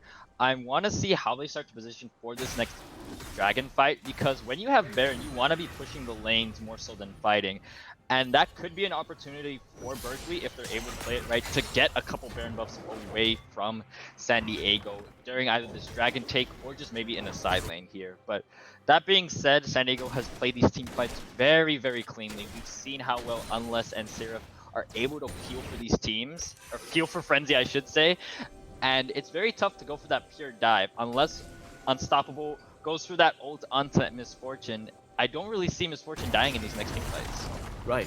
And it's just going to be increasingly getting worse for the side of Cal, because Dyson Spear hit level 13, now upgraded his mythic item, and now he's going to be able to upgrade it very soon, because look at his EXP bar. It's 80% through, and he's just going to be very close to the upgrade timer, and then you better bet that Frenzy's going to be the first one to get that upgrade. Looks like Drake is just going to be uncontested for San Diego here, but Rex required a little bit of something in topside. Oh, is he dead? Gale Force is actually going to run away, and Serif is actually just going to be blocked by that. And oh man.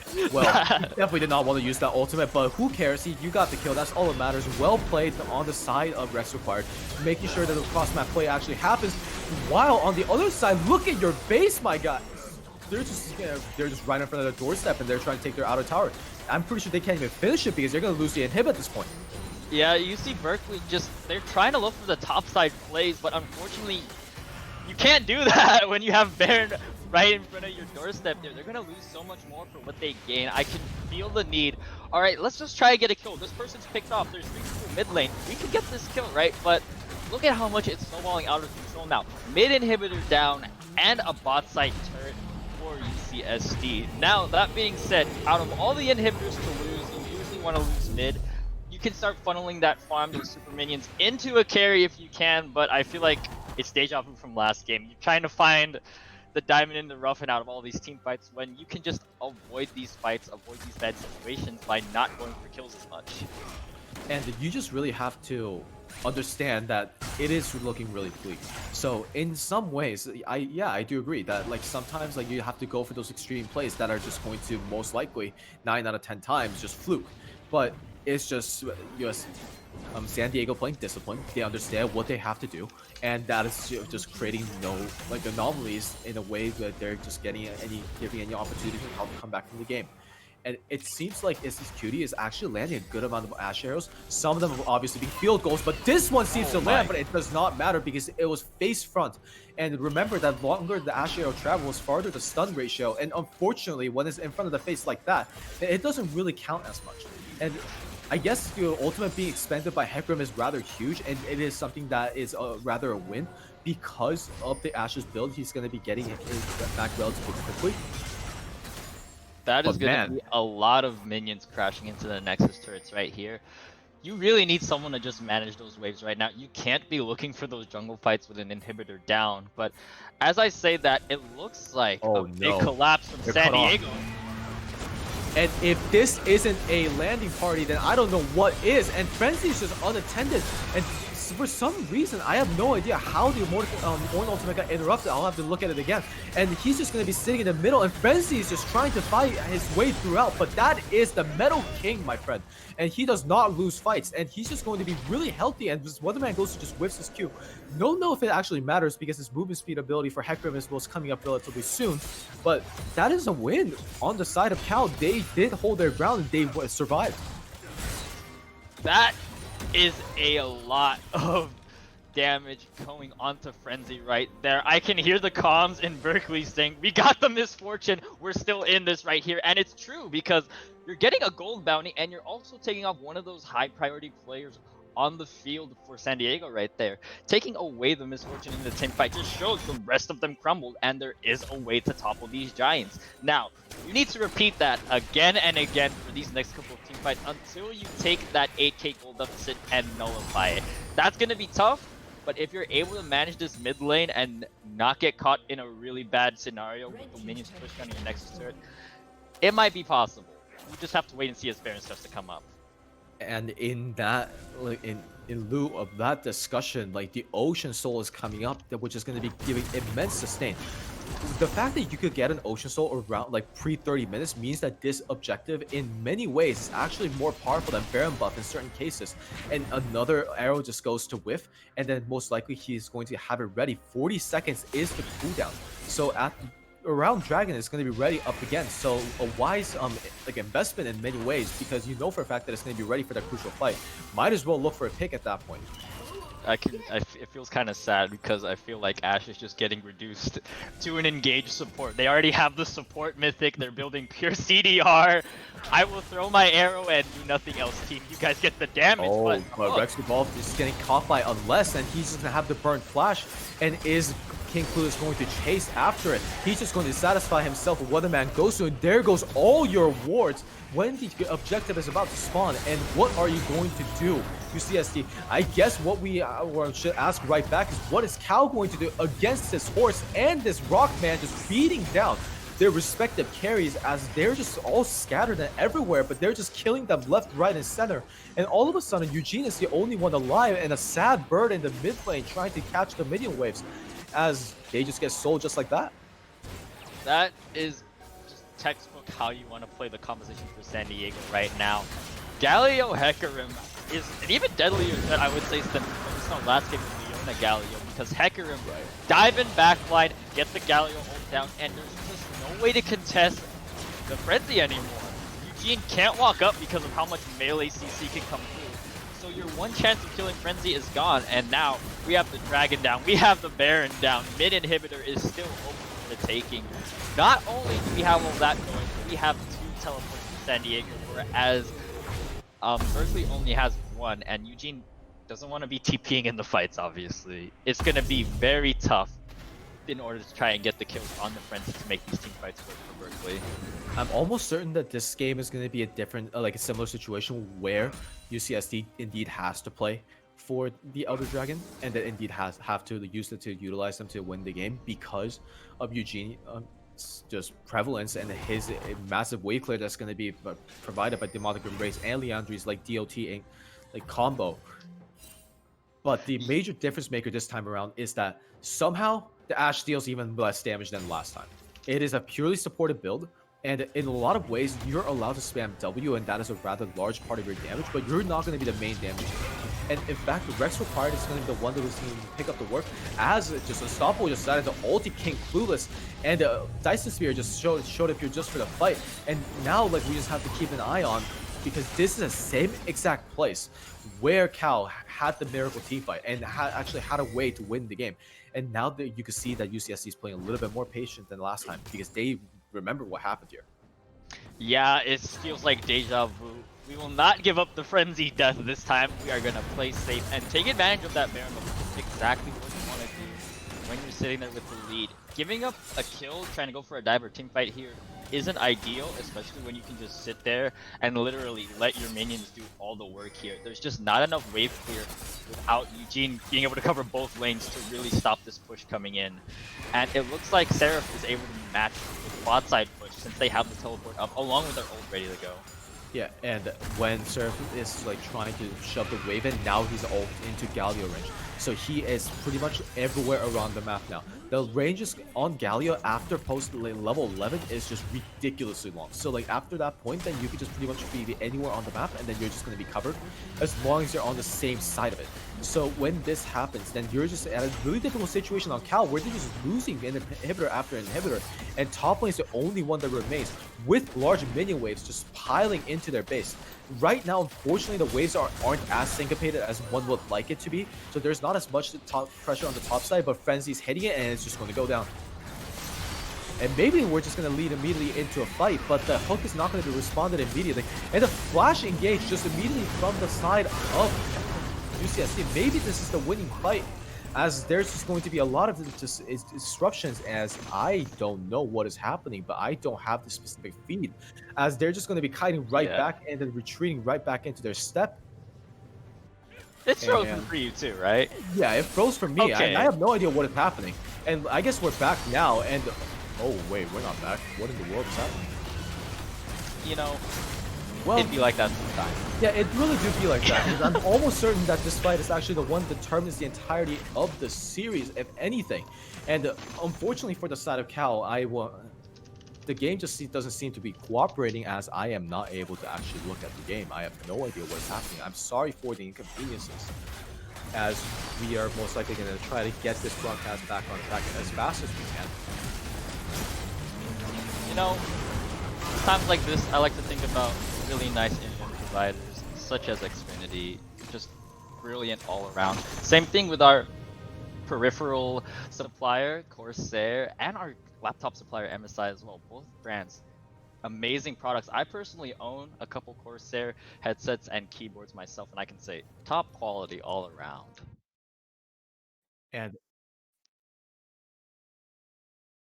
okay, so it seems like just off of the broadcast that the file indeed did get corrupted, and that just means that I'm not, unfortunately, not going to be able to congratulate them while the Nexus is going down. But again, officially, congratulations to UC San Diego for beating Cal 2-0 and then proceeding to the grand finals, which will be aired tomorrow. Yeah, kudos to both teams. That was a very phenomenal performance from both of them. And it looks like Frenzy just dishing a superstar performance along with that CC chain of the solo laners and junglers. It was a very, very explosive match to cap off the losers finals for this bracket. And I think at this point that we just have to think about like who are the key players in this game. And I just have to put my finger at Frenzy. Like I just cannot help but do it. Is there anybody else that you could think of? I feel that at least in looking at the whole match, Eugene did a very good job finding picks when they were able to try and keep Berkeley in the game for as long as possible. But Frenzy just had himself and along with a really phenomenal team of Peel and Engage that allowed him to really pop off, sort of like hide all the shortcomings that come from misfortune, like maybe a lack of pure engage, but more follow-up damage. Everyone else was just able to pull their weight and enable the perfect scenario for Frenzy to do all the damage.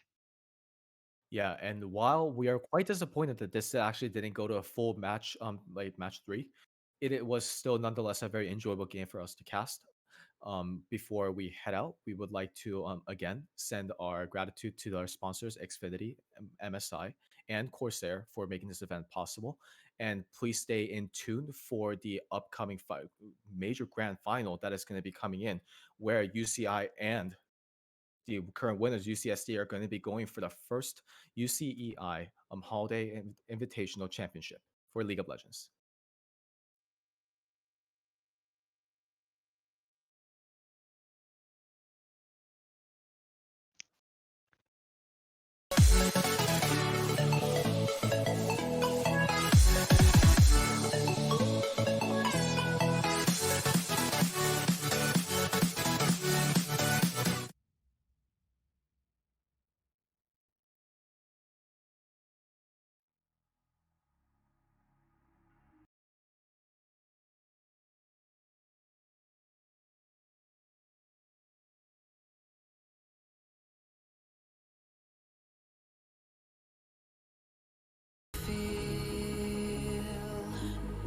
It wrapped around your soul with no control. You can't breathe when you're drowning underwater. There's so much water. I'll run, I'll hide. Darkness always clouds my mind. Now look behind. It's moving closer.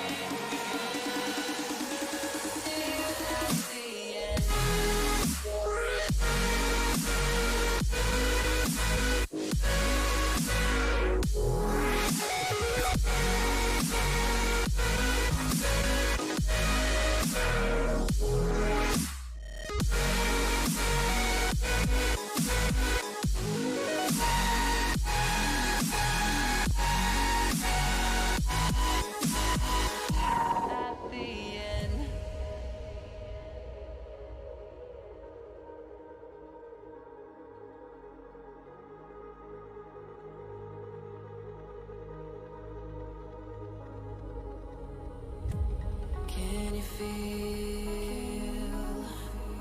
it wrapped around your soul with no control? You can't breathe when you're drowning underwater. There's so much water. I can't pretend that I have a strong defense. 'Cause darkness, your friend, you get me in the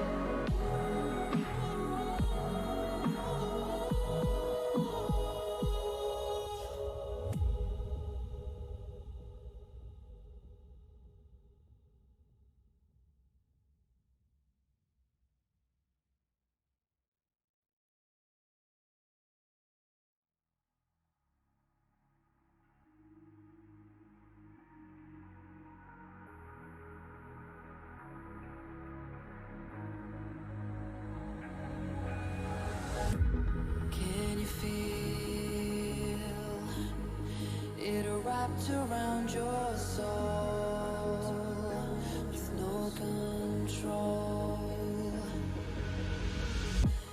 You can't breathe when you're drowning underwater. There's so much water. I'll run, I'll hide. Darkness always clouds my mind. When I look behind, it's moving closer every time.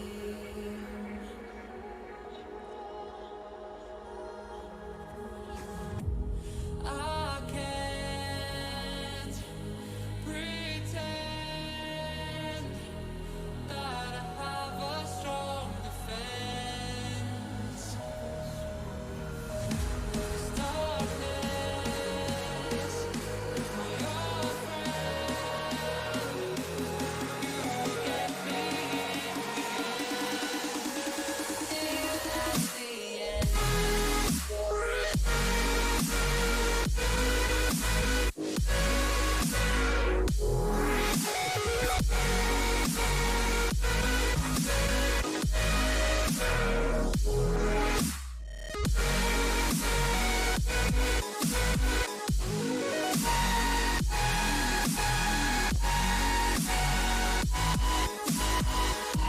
At the end.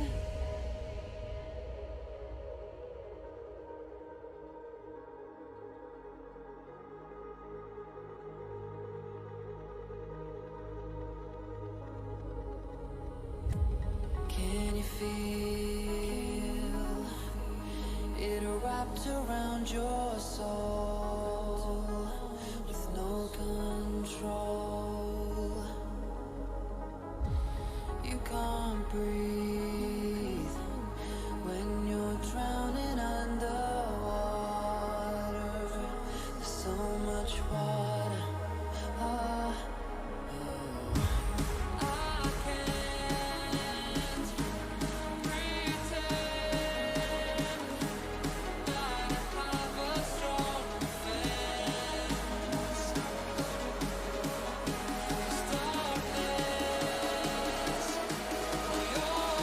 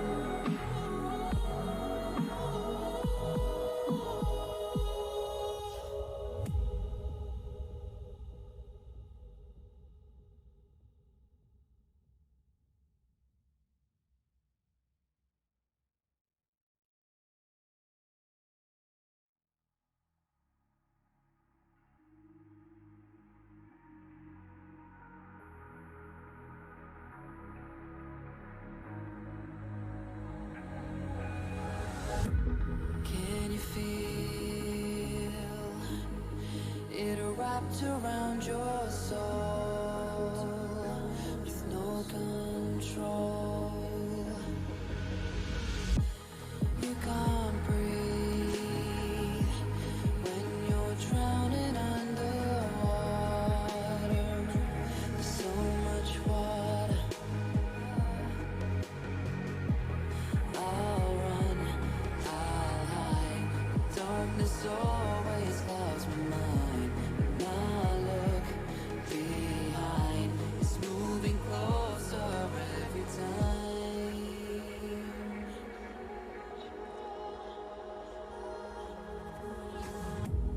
I can't pretend that I have a strong defense. Darkness, my old friend, you get me till that's the end.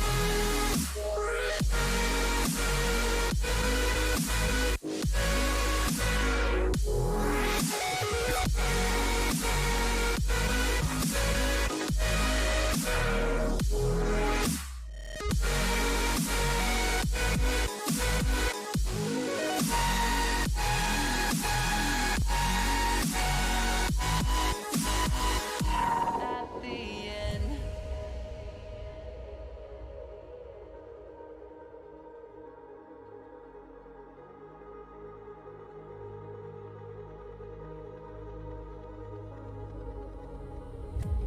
Can you feel it wrapped around your soul with no control? You can't breathe when you're drowning underwater. There's so much water. Ah, I can't pretend that I have a strong defense. Darkness, my old friend, you get me till the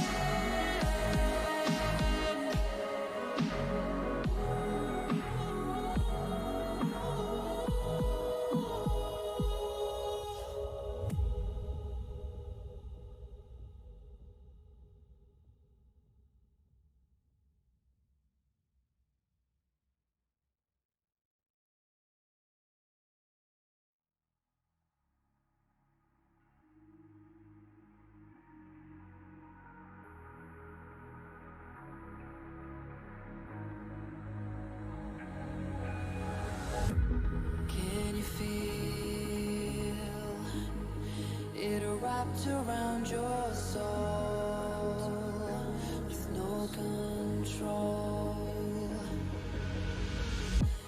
You can't breathe when you're drowning underwater. There's so much water. I'll run, I'll hide. Darkness always clouds my mind. When I look behind, it's moving closer every time.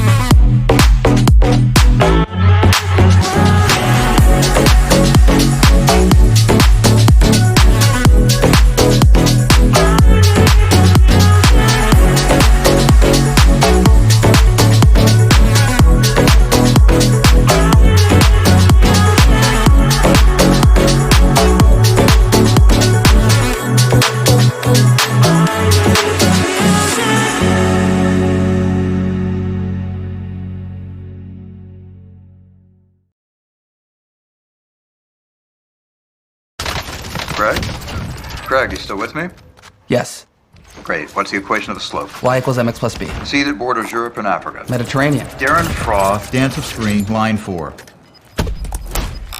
For to be more alive is to live out of line. Incredible. Okay, that's enough for the day. Let's Yes! Oh! So freaking good! Craig? Oh, sorry. I'm not. We're friends. You're my teacher. I'm happy. Just excited to learn. Really love learning.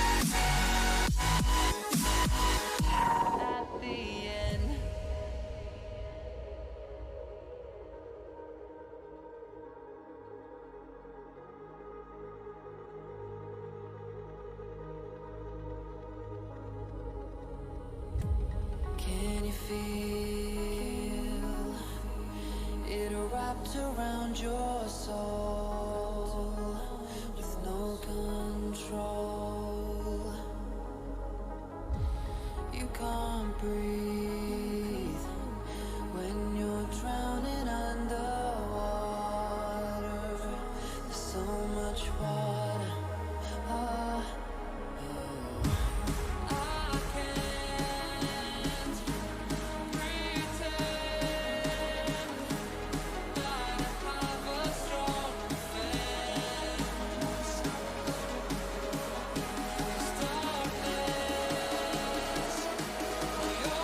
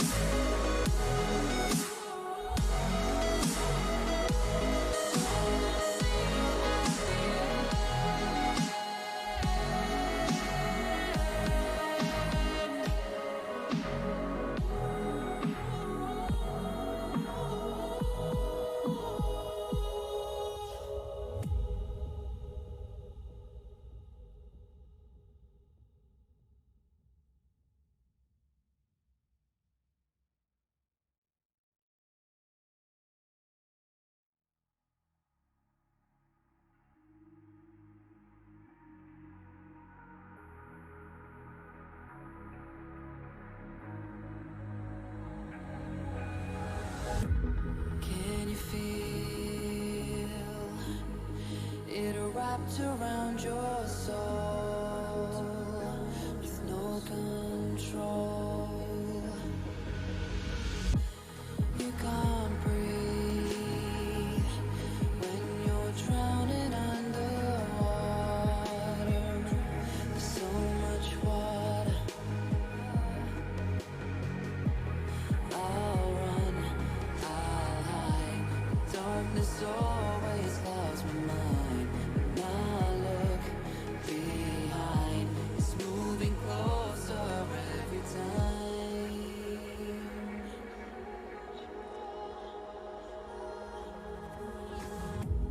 I can't pretend that I have a strong defense. 'Cause darkness is my old friend. You get me at the end.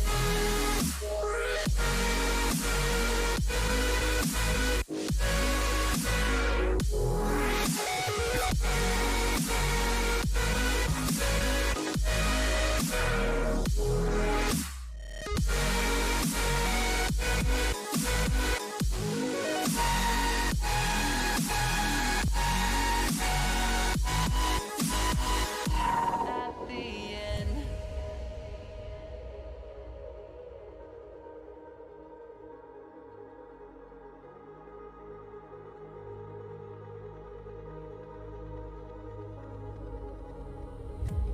Can you feel it wrapped around your soul with no control?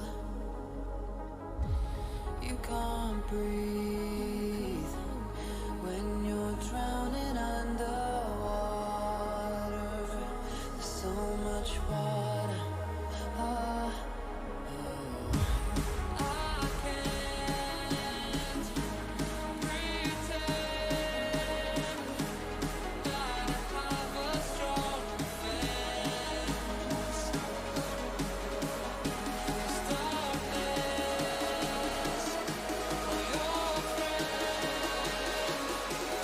you get me at the end.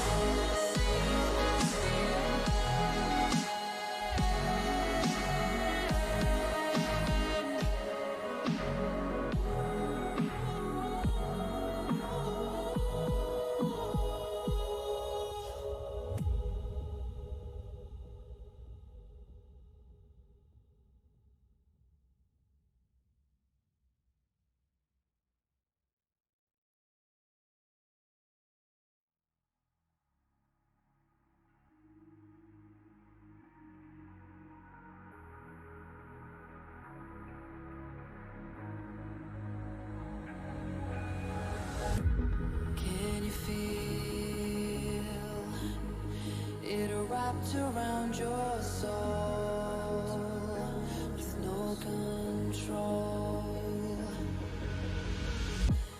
You can't breathe when you're drowning underwater. There's so much water. I'll run, I'll hide. Darkness always clouds my mind. When I look behind, it's moving closer every time.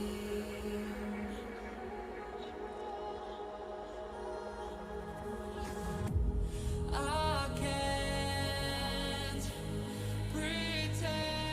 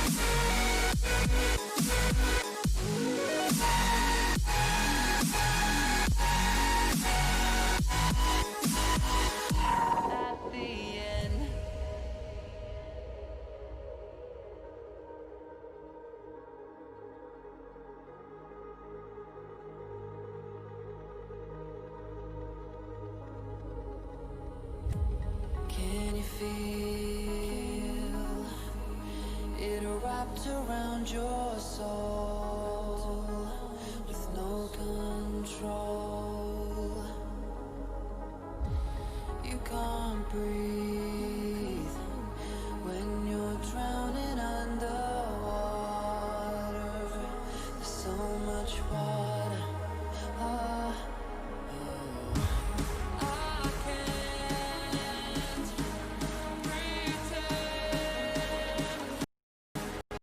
that I have a strong defense.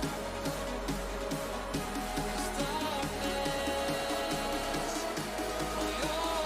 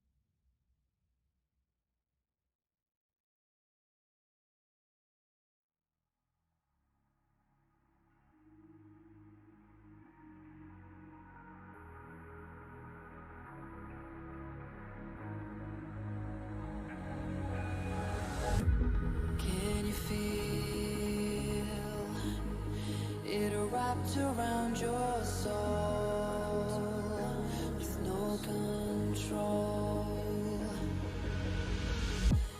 You can't breathe when you're drowning underwater. There's so much water. I'll run, I'll hide. Darkness always clouds my mind. When I look behind, it's moving closer every time.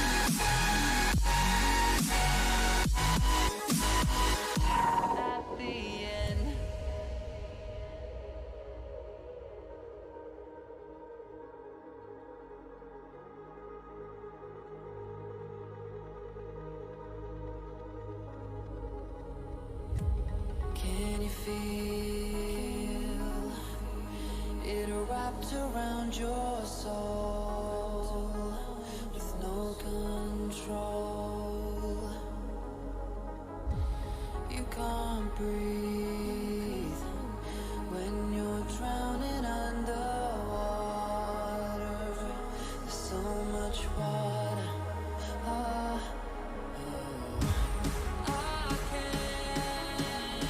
can't pretend that I have a strong defense. Stop this, your friend. You get me in the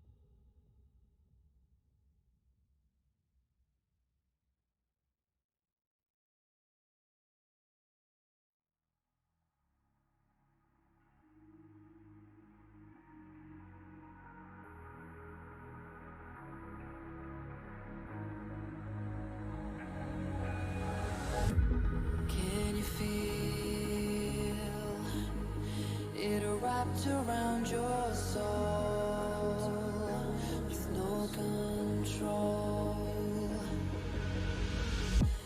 You can't breathe when you're drowning underwater. There's so much water. I'll run, I'll hide. Darkness always clouds my mind. When I look behind, it's moving closer every time.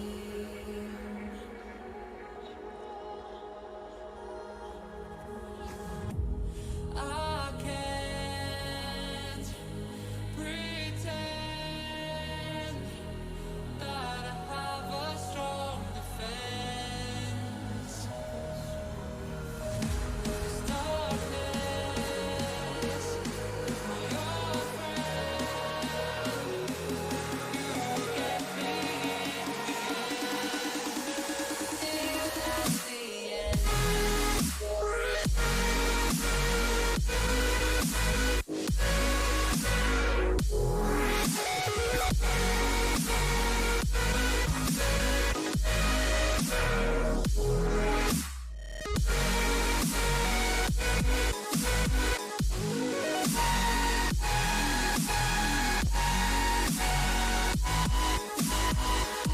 At the end.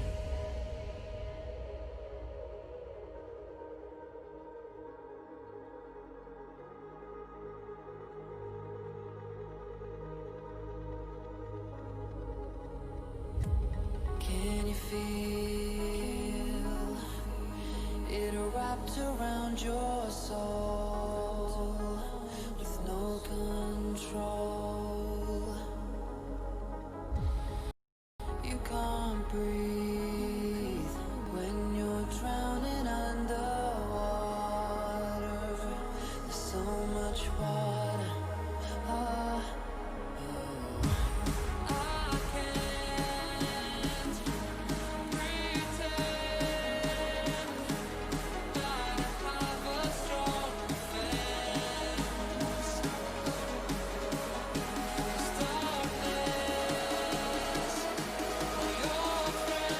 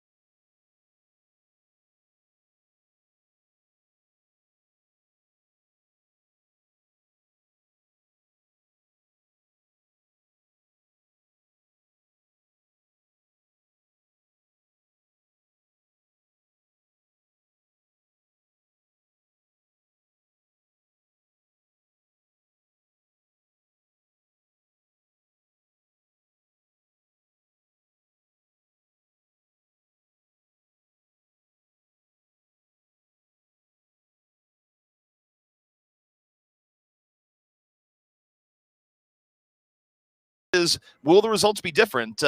Back in the upper bracket, it was a very close series last time around. It was 2-1. Of course, upper bracket at that point was 1-3. This is going to be a 1-5, Jake. And, once you add games in a series, it can really change the dynamic. And I think, to go further on your point about being in the lower bracket, ZP, I think sometimes making that lower bracket run can be exactly what a team needs. You take a loss early on in the tournament, which is a hit. It hurts, and it maybe forces you to reevaluate some things and understand your own gameplay a little bit better. But then you have the opportunity to refine that. You play a lot more matches, you play a lot more games, you see a bunch of different opponents, and you're always on that brink of defeat, right? Brink of elimination. So the fact that UCLA has come back this far, even though Santa Cruz won last time, you might expect to put that result to put them in as favorites here. But honestly, I think this is anybody's game, especially given it was just a 2-1 scoreline last time they faced off in the tournament. Yeah, and also, to UCLA's credit, they've had a little bit of time off where it's not quite everything being done on one day where you have to just run the gauntlet and then some. No, they had a day of rest heading into today. So, there's not the fatigue factor of, oh, man, you just had to do the lower bracket run. And now, after playing 8 games straight, now you have to play your lower bracket final. No, they're a little bit more well-rested. Of course, on the flip side, for their opposition, they've also had the ability to sort of study up and go, oh, here's what they've been doing. So still an advantage to, be in the lower bracket a little bit later, but I'm excited to see what both teams have in store. Yeah, definitely. I think these are two teams that have both been running a little bit more of the standard meta, which, I think at this collegiate level, right, there is a little bit more variance in terms of the level of the teams. Some teams are going to be sticking to confidence picks, what they're comfortable on, what they practice the most. But I think, as we get into the later and later stages of the tournament, the teams at this level, at the higher level of the tournament, are going to be understanding the top level of strategy and composition. They're going to be able to play those pretty effectively. So I think this is going to be a great window into a lot of up-and-coming talent in the Overwatch scene. I mean, we were just talking, before we went live, ZP, like I've seen a lot of these players, in ladder, in that top 500 ranking, or at least, in the games where you'll get with top 500 players. So, these are not unfamiliar names to me, at least some of them. So it's going to be exciting to see how they perform in this true match scenario. Yeah, definitely. And also to the names you remember, you take a look at, I always think one of the funniest parts for players, and it's true, right, is that you just have a memorable name. When someone rolls in quite literally under the name Ya Boy Johnny, it's just not a name you forget. It'll actually stand out to you in those sorts of situations. So, branding a little bit on point. Of course, Ya Boy Johnny playing for UCLA.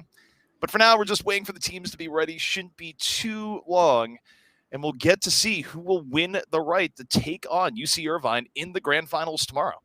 Just a little counterpoint, I think, to your arguments. If we got employee 427 playing for UCLA, which is memorable for how forgettable of a name it is, I think. Just honestly making a point of being nondescript. Yeah, I know it's bouncing out your boy Johnny. And then we're talking about in the preamble. You take a look at UCSC. One of the players is named Gosu, and look, that is a legacy name in esports. But there's approximately 100 different people that have probably taken on that name, if not more. So the name branding thing does go all ways. But we should be getting started soon. And yeah, I mean, right now, the people that get to take a look at everything here and go, oh, we're just going to casually watch this, prepare for tomorrow. It's UC Irvine. And, as you mentioned, the meta, at least as we've gotten to the top 3 teams here, the meta has been fairly consistent. But Jake, wait is over. Map 1 about to begin. And we are going to be starting off on Busan here, which is a great map to start a series. I think you're going to see a lot of, or at least there's the option to play a lot of diverse strategies. We probably will expect to see the Wrecking Ball be pretty dominant. But on maps like Mega Base, that's not necessarily true. So I think this is going to be a bit of a test of these teams' flexibility and a great opener for the series. Of course, we'll see in just a moment what the teams are going to pick. The old 10 seconds, assemble your heroes. But yeah, I couldn't agree more, right? Especially Busan, where things change from the stage we're on currently now to say Mecha Base, where things are a little bit more closed in, where you can get away if you want to try a Rhine composition. Not that a whole lot of teams are messing with that right now. We have seen it, but it's pretty rare. But you take a look at it, is going to be Sigma Ball on both sides. But you take a look at the DPS heroes, potentially some variation. Yeah, I think the key variation we've seen right now at the top level is mostly on DPS and support. Ashe, Tracer, and Echo have all seen a lot of play at the top level. And also, Brig, Zen, BAP, and Mercy. I think the Zen is really going to be the commonality, almost going to see 100% pick rate. But beyond that, there is flexibility. Going to be a Mercy and Ashe comp for this UCLA side. I think that's going to be interesting as well. Unfortunately, we see a player drop from the server instantly. So good to get that out of the way at the start, right? Before the fight really breaks down, before you're really missing that player. Now, it is worth noting on this particular client, it is going to slow down UCLA just a little bit because on reconnecting, he's going to be back in the spawn room. So there is actually a minor speed advantage here for the opposition. But, of course, it's so early that maybe we just reset the map. Who knows? It's a pretty early drop. It's one of the rarities there. It's like, well, it happened so early. Maybe we swap. Who knows? But either way, let's talk about what we've seen here so far, right? The compositions against each other, where you have one side that's going, okay, we're going to be running a Brigida, the other side running a Mercy. It really affects the flow of how you can dive. Also, DPS choices, Ashe versus Tracer Echo. Yeah, I think the critical difference between these comps is going to be mostly focused on this Ashe Mercy that UCLA have chosen to field. This comp is going to do a lot more damage over time. You know, they're not running a Brigida, they're running Mercy and Zen, which are two very powerful damage amplifying heroes. So they really do add a lot of just raw DPS to your comp. The problem is those heroes are not very survivable at all. But this is a wide open map. Sometimes positioning can be your survivability. And that'll be the key for Employee 427. He's got to stay alive long-term and find relatively early pickoffs, because if this Echo and Tracer get on top of him, he has really no chance to survive, especially when the Brigida starts to connect at close range. If she hasn't been pressured, if she hasn't, already lost her shield or taken damage, she can be a real threat, if she can close that gap. However, this is Sanctuary, so I think it's very viable to run this hitscan comp, the Mercy Ashe. They do have that opportunity to find picks. It really, though, puts a lot of pressure on Employee 427. He really just needs to connect those headshots, especially shutting down the enemy DPS and the Echo Tracer, because those heroes have incredibly high burst potential, especially when they're following up a Wrecking Ball. So this is a comp where it's basically do or die for the Ashe, and everyone else on the side of UCLA is going to be looking to delay and disrupt. And basically just buy more and more time for Ashe to find picks. It really does come down to this sort of hero Ashe role for the UCLA side. And on the other side for Santa Cruz, I think they just need to engage in a brawl as quickly as possible. It's all going to be about rotations for them, trying not to cross long open sight lines into the Ashe. They want to get close to her before she even sees them. And, that's going to be really on Snozlar in particular, as well as EMF, to hide in corners, make sneaky plays. You really want to jump on top of that Ashe before she's ready to snipe you. Well, yeah, I mean, you take a look at what Santa Cruz is running. It's just pure dive energy coming out. But we are back in game. Reconnection coming back in. Now we'll see if there's any impact at all from the drop. It probably won't be too much here, given how early it was. Now let's see if Employee 427 is able to stay alive. Already a lot of pressure, but gets the Tracer immediately. There's a trade, though, but it's the key play here is that Grantissimo lighting it up and actually going both ways. Two trades either way. Res could be very impactful here, though, bringing Employee 427 back to the fight. But it looks like it is going to be first control to UC Santa Cruz. Santa Cruz on the board first, and yeah, it would have been great if Employee 427 could have stayed alive there, but the pressure was enough that it's still a trade, even with the great shot. Now, UCLA heading directly back onto the point. Trying to make a little bit of space. Snozlar super low. Grantissimo able to take him out on the flank. Now up one. As UCLA as they look to turn this around. And Employee 427 finding a good amount of space now, Jake. Yeah, he's staying alive in this back left position. Pushing forward here, though. This is a very aggressive movement. Might cost him. He's dropping low. Needs to stay alive. Again, this Ashe is such a critical damage dealer. If you fall on the Ashe, your team is really in big trouble because the whole comp is centered around your effectiveness. But I'm definitely starting to feel a little bit more confident. Employee 427, that instant pick onto Snozlar, headshotting down the Tracer, it's just so critical. That's exactly what he has to do. And you saw that even though he hit that kill, he still died to just the ball and the Echo. So this comp can be very explosive. In contrast to previous metas, where one pick typically spelled disaster. In this meta, I think it can very much be back and forth. Even one or two players can make these huge comebacks if they can have that individual prowess. Santa Cruz can be heading in from the other side. Now Snozlar looking for pressure here on the Zen. Has to rewind. Meanwhile, Grantissimo finds his counterpart, takes down the Zen on the other side, but both teams down Zens 5-on-5. It's so painful for Pupper. Again, takes down the Ashe. That's big. That's so painful for the Zen, dying in 99% trance. That's a really bad feeling. But the Valkyrie from UCLA is just stalling this fight out. Valkyrie, when you're running the Echo Tracer, you don't have a hit scan. You don't have a hero who can properly pressure the Valkyrie. So it's basically just an immortality button. And Grantissimo, I love this move from him. He's controlling the opposite side of the map, making it awkward for EMF and Snozlar to sneak up behind his Ashe. But here EMF has slipped through the wickets here, coming in on the Ashe, but getting zoned pretty effectively by these tanks. Meanwhile, Popper finds Vegeta early. Another good opening for UCLA. Counterpoint though, Sigma out of the fight. 5-on-5 EMF. Rotating to the back, forces out the Transcendence. This looking to be turned pretty well for UCLA. Still in control of the point while this fight breaks down. Jake, they even get the resurrection off, and this is turned very well for UCLA. Yeah, now Employee 427 is free. He's uncontested. Snozlar wasn't able to find that crucial backline target, and the trance enabling the res enables, again, a stabilization for UCLA. And you called it exactly right, CP. Point was in control for UCLA that entire time, and now it's last fight scenario. You have Rally. Yes, it's a very powerful ultimate, but you're coming up against this gravitic flux from UCLA. It's going to be very difficult, and with the proper focus, Rig won't survive that. Opportunity here for Santa Cruz. They lose EMF immediately. Just had to move in, trigger overtime. But the flux, Jake, as you said, so hard to deal with. 2 extra kills for UCLA, but hang on. Hold the phone. Snozlar still alive here. A little bit of support here from Gosu. As you have Santa Cruz, a last moment effort. They still need to flip the point. Snozlar looking for the pulse bomb. Connects, takes out Employee 427.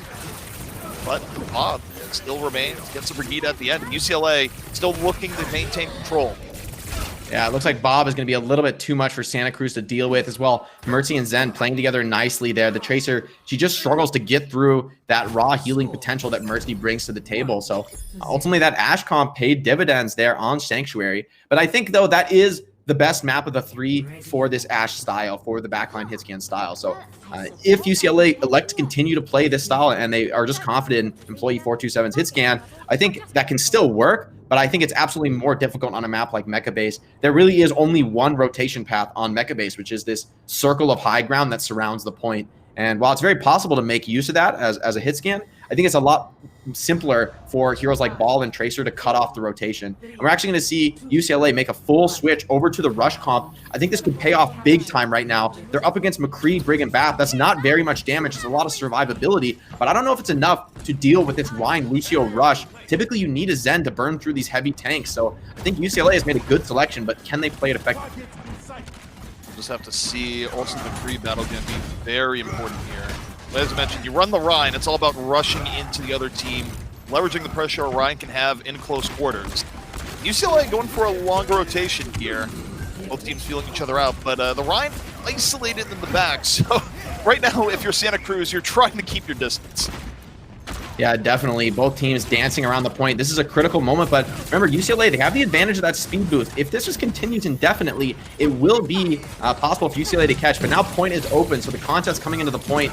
Brig on this low ground looks to be caught, and a crucial first pick, but goes traded right back the other way on the McCree. Both Tracers making their presence known. 5-on-5. Grantismo still on the ground floor right now. For a little bit more. Tracer in his sights on the Tracer v Tracer Snozlar. And then back out just a bit. UCLA trying to push through with the Rhine. They take down the ball. And the Rhine pressure thus far working out. Yeah, the flip does go the way of Santa Cruz, but UCLA is going to take it right back, and this is definitely a win for UCLA. Sure, there's a bit of a feather in your cap if you're UCSC and you're getting a little bit of objective time, but ultimately this Rhine comp lives to control the forward chokes, and winning that mid fight eventually, even if it takes some time and you lose point control, matters the most of all, because now you can camp these chokes. I love the play though from UCSD. Force point, force the Rhine comp to retreat and defend so that they can't properly contest your McCree in the choke, but the dance is really done well right now by UCLA. They're still holding the choke and just assigning limited players to stop point. And they hold down to the choke. They don't pull everyone back for the Tracer pressure on point. They contest it just enough here. It's really smart positioning from UCLA and Employee 427. Landing the shots necessary, not doing anything crazy. And you look at the rest of Santa Cruz, Jake, they're forced back. So, as you mentioned, the Tracer play of trying to pull them off was smart, but the execution just a little bit lacking. Yeah, it's great plays. Now they're dancing around, controlling these chokes. They have to respond quickly because UCSC with a quick rotation could slip out the opposite side. Ryan looks like he's looking for this early shatter in the choke, but he's doing such a great job zoning so many players with just the help of his Stigma. That's so impactful here. Moving in, looking for the shatter. Meanwhile, Deadeye up in high ground, 5-4%, finding the ball, but the brawl fight, not too bad here for Santa Cruz. They break on through Grantismo, though, looking to keep UCLA in control. Lands a pulse bomb into the back. Employee 427 in the back, aided by the Lucio. Shot after shot right now in the McCree, trying to rotate around the Sigma shield, but that is a difficult matchup. But Grantismo coming back in from the flank. The sound barrier was a little bit late. Now back on the wrecking ball for UCLA. This is turning into a stall fight for them, but I think this is high value. If they can just get this to a last fight scenario, I call that a win for UCLA. So now it's on Santa Cruz to close this out quickly, and ideally without using their ultimate. So you're seeing them hold on to this brig rally. I think that will be critical. And I think this is going to be enough time for, even if UCSD lose point, they will get that final recontest, although it'll be pretty close. So UCLA going to be on the retake now. This is where the Rhine comp, I think, can run into some trouble. And look, I love UCLA. They're instantly adapting. They're not going to force it, using that sound barrier in the previous fight. So I think well played as far as the comps go for UCLA. Going to take roughly a mirror match here, but I actually like the Zen more in this comp. I think that Discord is really powerful, and Baptiste is not quite as effective with teams being split so hard. It's hard to get good drones. Yep, UCLA heard you, and already putting point pressure on ball. Your boy Johnny on the point, but just as I say, that's not going to get the back. Time's tougher. And not a clean entry through a choke, but yet they're starting to fight it back. And boy 427, your boy Johnny picking up eliminations each, keeping the contest. But now down the McCree, it's a little bit more tough. Snozzler cleaning up on the outskirts. Yeah, there was an aggressive push forward from UCLA, but they didn't defend their backline well enough. You know, I do like the Zen pick more overall, but you have to defend this hero to make him effective. If he goes down first, then, I mean, that's the weakness of Zenyatta, right? He's just an easy pick if he's caught alone. And it's going to take more than just the brig to defend him from the aggression from the side of Santa Cruz. All right, so things just about evened up here from Santa Cruz. 88% to 87. This should be the final fight, and already EMF is down. A big pickoff coming in from UCLA. Up 6v5. This is where they can rush through the choke point. They're applying pressure directly onto the point. Boy Johnny under a bit of pressure, but the Deadeye from above, and boy 427 threads the needle. And now UCLA so very close, Jake, to flipping this fight. This Ant Matrix is getting so much done from the backline, though. Baptiste getting a lot of value, and they can't even contest the point. Wouldn't call that too bad of an error, though, from UCLA. I think that really was a one fight from Santa Cruz. That amplification matrix just gets so much done in that situation. When you're forced to contest point, there's no cover, and you're just walking into a McCree and a BAP with double damage. I mean, that's basically done for. I think it did come down to that first fight after the swap. The fact that Santa Cruz was able to cut down that back line of Brig and Zen before anything else happened. You know, even though trades came in for UCLA, the Santa Cruz Brig rally was the last support alive on the map. And if you're going to have one support alive on the map, you want it to be a Brig with a rally. So that fight ends up going the way of Santa Cruz, and they do take the map. And it looks like we're going to be seeing more of a mirror match here on our final round. Yeah, and even though it's a little bit more wide open, both teams sticking with McCree. Yeah, the Brig with rally, you don't get better than that, Jake, unless you have two Brigs with rally, courtesy of Echo. The only thing more powerful than a rally is the second rally, ZP. Very true. Both teams right now zoning each other. EMF though in danger, taken down. Got isolated. Still though, Upper taken down in the trade. 5-on-5. One team down ball, one team down to Zen. Applying a little bit of pressure, and your boy Johnny is back in spawn. And a little bit more control coming out here from Santa Cruz. Yeah, the Zen dropping early on the side of UCLA. He's not been able to get value. Even though the ball died, he died for a reason. He died to kill the enemy Zen, and it was well worth it because Ionic now controls this middle of the map, and this is a real power position for McCree. You have to pressure this hero. He's going to do too much here. And, I mean, this Zen, I like the comp more theoretically, but, well, if you can't properly protect the Zen, if the enemy dives are succeeding over and over again, then you're going to be in big trouble. The Zen just doesn't get value in these short fights. He needs to have time for the Discord to take effect. Up rotating around Zenyatta in its sights, gonna slam it on down, but eats a Discord orb for its troubles, and EMF gonna roll back out of there. Luckily get away with his life. Meanwhile, Sigma under heavy pressure, and UCLA coming in off the flank, and boy 427 landing the shots. Now we'll see if we can do a little bit more.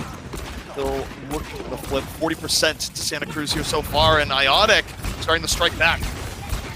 It all started so well, cutting down that ball and picking off the Sigma, but they weren't able to move forward and take control of the point. And, you know, Wrecking Ball, he's such a fast hero, he's just right back in the engagement. So UCLA just a little bit slow to strike on their advantage, and looks like Santa Cruz is just going to stay in control. Yep, and, I mean, it goes to show there, I mean, it doesn't really matter. Yeah, dying on ball early isn't ideal, but, you know, if at least you get something from it, if you're able to, you know, put the other team at a disadvantage, you can still recover and win the fight. EMF should be back for the next one. And this is 70-0 right now, Jake. Things are getting a little bit tense for UCLA. Yeah, Santa Cruz really starting to take over. A quick Flux Deadeye, though. This might be exactly what they need. Killing up the Sigma early. That's a huge pick. Forcing Immortality Field as well. And the ball slam is perfect here. Well played by Johnny, but he dies for his efforts, and Rally could be so difficult to stop. Zen dies with Trance. No, that's a disaster for UCLA.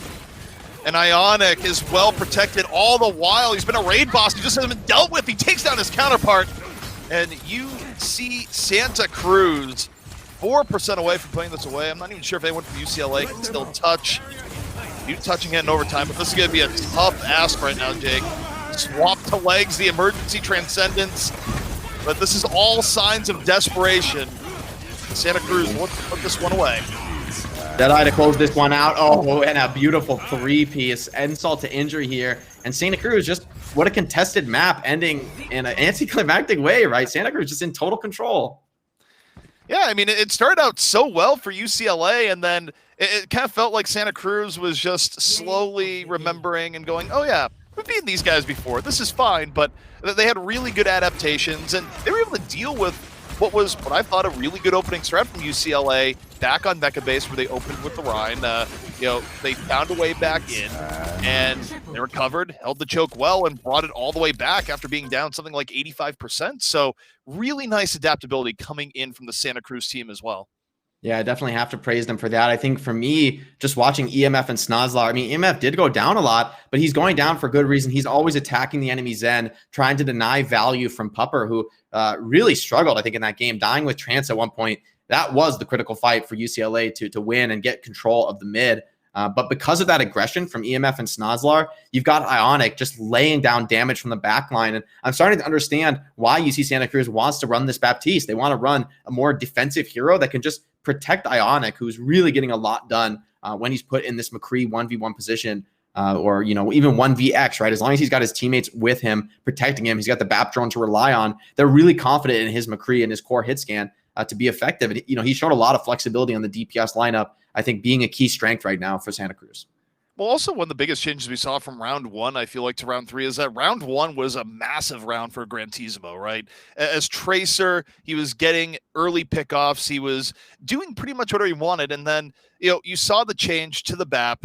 And in general, it seemed like UC Santa Cruz was playing more defensive and going, look, we're not going to let Tracer just ruin our lives over and over again. We're going to make things a little bit tougher for Grantisimo. And as he went to round three, it was a much quieter round. And look, I don't care what iteration of Overwatch you're playing, what the meta is. Anytime you get to a spot where you can make the enemy Tracer's effectiveness far lower and prevent that Tracer from being a game-winning force, that's almost 60% of the battle all on its own. Yeah, definitely. And in this meta, I think Tracer is such a critical hero. It really is game defining. It's the one hero that you're going to see in basically every comp that you're going to be running a Wrecking Ball. You might as well be running a Tracer as well. The heroes just have such great natural synergy, and they can be these great freelancers, free roamers on the map, applying so much pressure for relatively little cost in terms of, how many resources you need to put into these heroes. Their speed makes them super effective at, grabbing health packs, at just playing off resources that otherwise wouldn't even be utilized on the map by a slower composition. So our next map is going to be Hollywood. And Jake, from what we've seen from these two teams so far, do you think this plays into anyone's favor? Of course, I think the map choice is for UCLA. Could be wrong on that, but assuming it is, why would they bring us to Hollywood here? Well, I think this is an opportunity for Employee 427 to shine on the Ashe. I think he had a much better game on the hit scan when he was playing Ashe compared to the McCree, where Ionic was really dominant. So maybe this is an effort to put Employee 427 back at the forefront, allow him to play Ashe. I think you can play that hero pretty much the entire map on Hollywood. It's a great Ashe map, a lot of relevant positions for that sort of mid to long range hit scan to properly shine. And it can be difficult, especially on second point, I think, for Tracer to have that same impact, for EMF on the Wrecking Ball to have that same impact, because it's just more difficult to dive when the defenders have that high ground control. We could also, I think, very possibly see a double shield comp come out here. I think especially on first point, the Wrecking Ball can potentially struggle against a double shield or even a Sig Hog, just a slower variant of the composition, puts less emphasis on these flank fights and focuses more on your front line, your raw damage trade. We'll see if things pan out just that way. And, on a personal level, Jake, I feel like it's been a while since we've seen Hollywood. Of course, it is one of the more classic Overwatch maps going all the way back to beta. But over the course of the year, I feel like it was out of the rotation a whole lot. nice to see it a little bit back in play. Yeah, definitely. I think it's just one of the best Overwatch maps. There's a lot of variety between the 3 sections of the map, and I think that's what you're really looking for out of a hybrid map. A first point that's possibly holdable, but generally pretty difficult. I think generally attacker favored, so you're most likely going to see that card get moving. Second point, which is very open, a lot of long sight lines, big flanks. And then third point, things calm down a little bit. The game gets a lot more straightforward and linear, which makes the game ultimately just more about ultimate management, more about team play. Because, much like 2CP second point, you've got to play clean and you got to stay alive to win against such a massive defender spawn advantage. So taking a look here, do you think the Sombras for real or just for scouting? I assume here just for scouting to see what's going on here, because first attack on Hollywood is incredibly important, right? You don't want to fall behind an ult economy because it is one of the few maps in the game where getting first point held can be more likely than not at times. Yeah, and interestingly enough, we're going to see Grandissimo on the Sombra. I wonder if this is just a comp scout or if they're actually going to play this here. I think it's most likely just trying to see, what the defense are running. I think the Tracer is just a better option. But it is possible that they want to run it. No, it's actually going to be a double hit scan strat here. Pretty interesting stuff here. I think this could pay off because, with Gosu back on this Baptiste, they don't have a Discord to really punish this lack of a Tracer. So this double hit scan might get a lot done as UCLA tries to move through the trap. On the flip side, they also have a Discord of their own for a double hit scan, and already Ozlar out of the fight. And UCLA, they get the quick pick they're looking for. Now it's 6v5, and they get to just slowly go to the high ground. They take down EMF. And we thought this first point might be a bit of a fight, but right now, looking more like a slaughter, 6 on 4. And you can't ask for more when you're running double hit scan like this. It's been a perfect opening thus far. Yeah, taking this power position is so impactful for this Ashe and McCree. High ground controlled, and now all this left is a pressure point, but you've got to move quick, right? These heroes you picked off are going to come back very quick. Tracer and Wrecking Ball, and Tracer comes back and immediately cuts down Employee 427, so we could be seeing a turnaround here, ZP. Yeah, that's so big for Snozlar to come back in. Snozlar EMF, first 2 down, but man, are they the first 2 back and then some. Finding the openings, and what came down there to me, Jake, is that for UCLA, they just weren't able to finish the fight. I mean, it's great when you open up with 2 early pickoffs, but you have to snowball because, as you say, Tracer and Ball, they get back soon. Yeah, I think that's the same problem I saw once before in that fight on downtown stage of Busan from UCLA. They had an early advantage, but they weren't striking quickly enough or aggressively enough to really finish off those kills, close out the map. At some point, you have to dive forward. 2 kills, you got to charge forward and force the engagement. And it's just a lack of confidence that loses them that fight with the Wrecking Ball and Tracer coming back and turning it on. And this can be where things get really dangerous for UCLA. Now that Ionic is feeling a groove, takes down 2 with ease. And nothing scarier in the game than McCree player that is feeling himself and landing every shot. Unbelievable. Yeah, really well played by Ionic. That initial opening kill, double headshot on the Zen, flash around the wall to cancel the res from Mercy.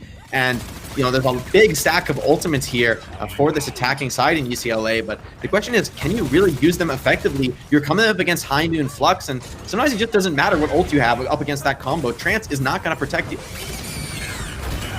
right, we'll see how it works out here.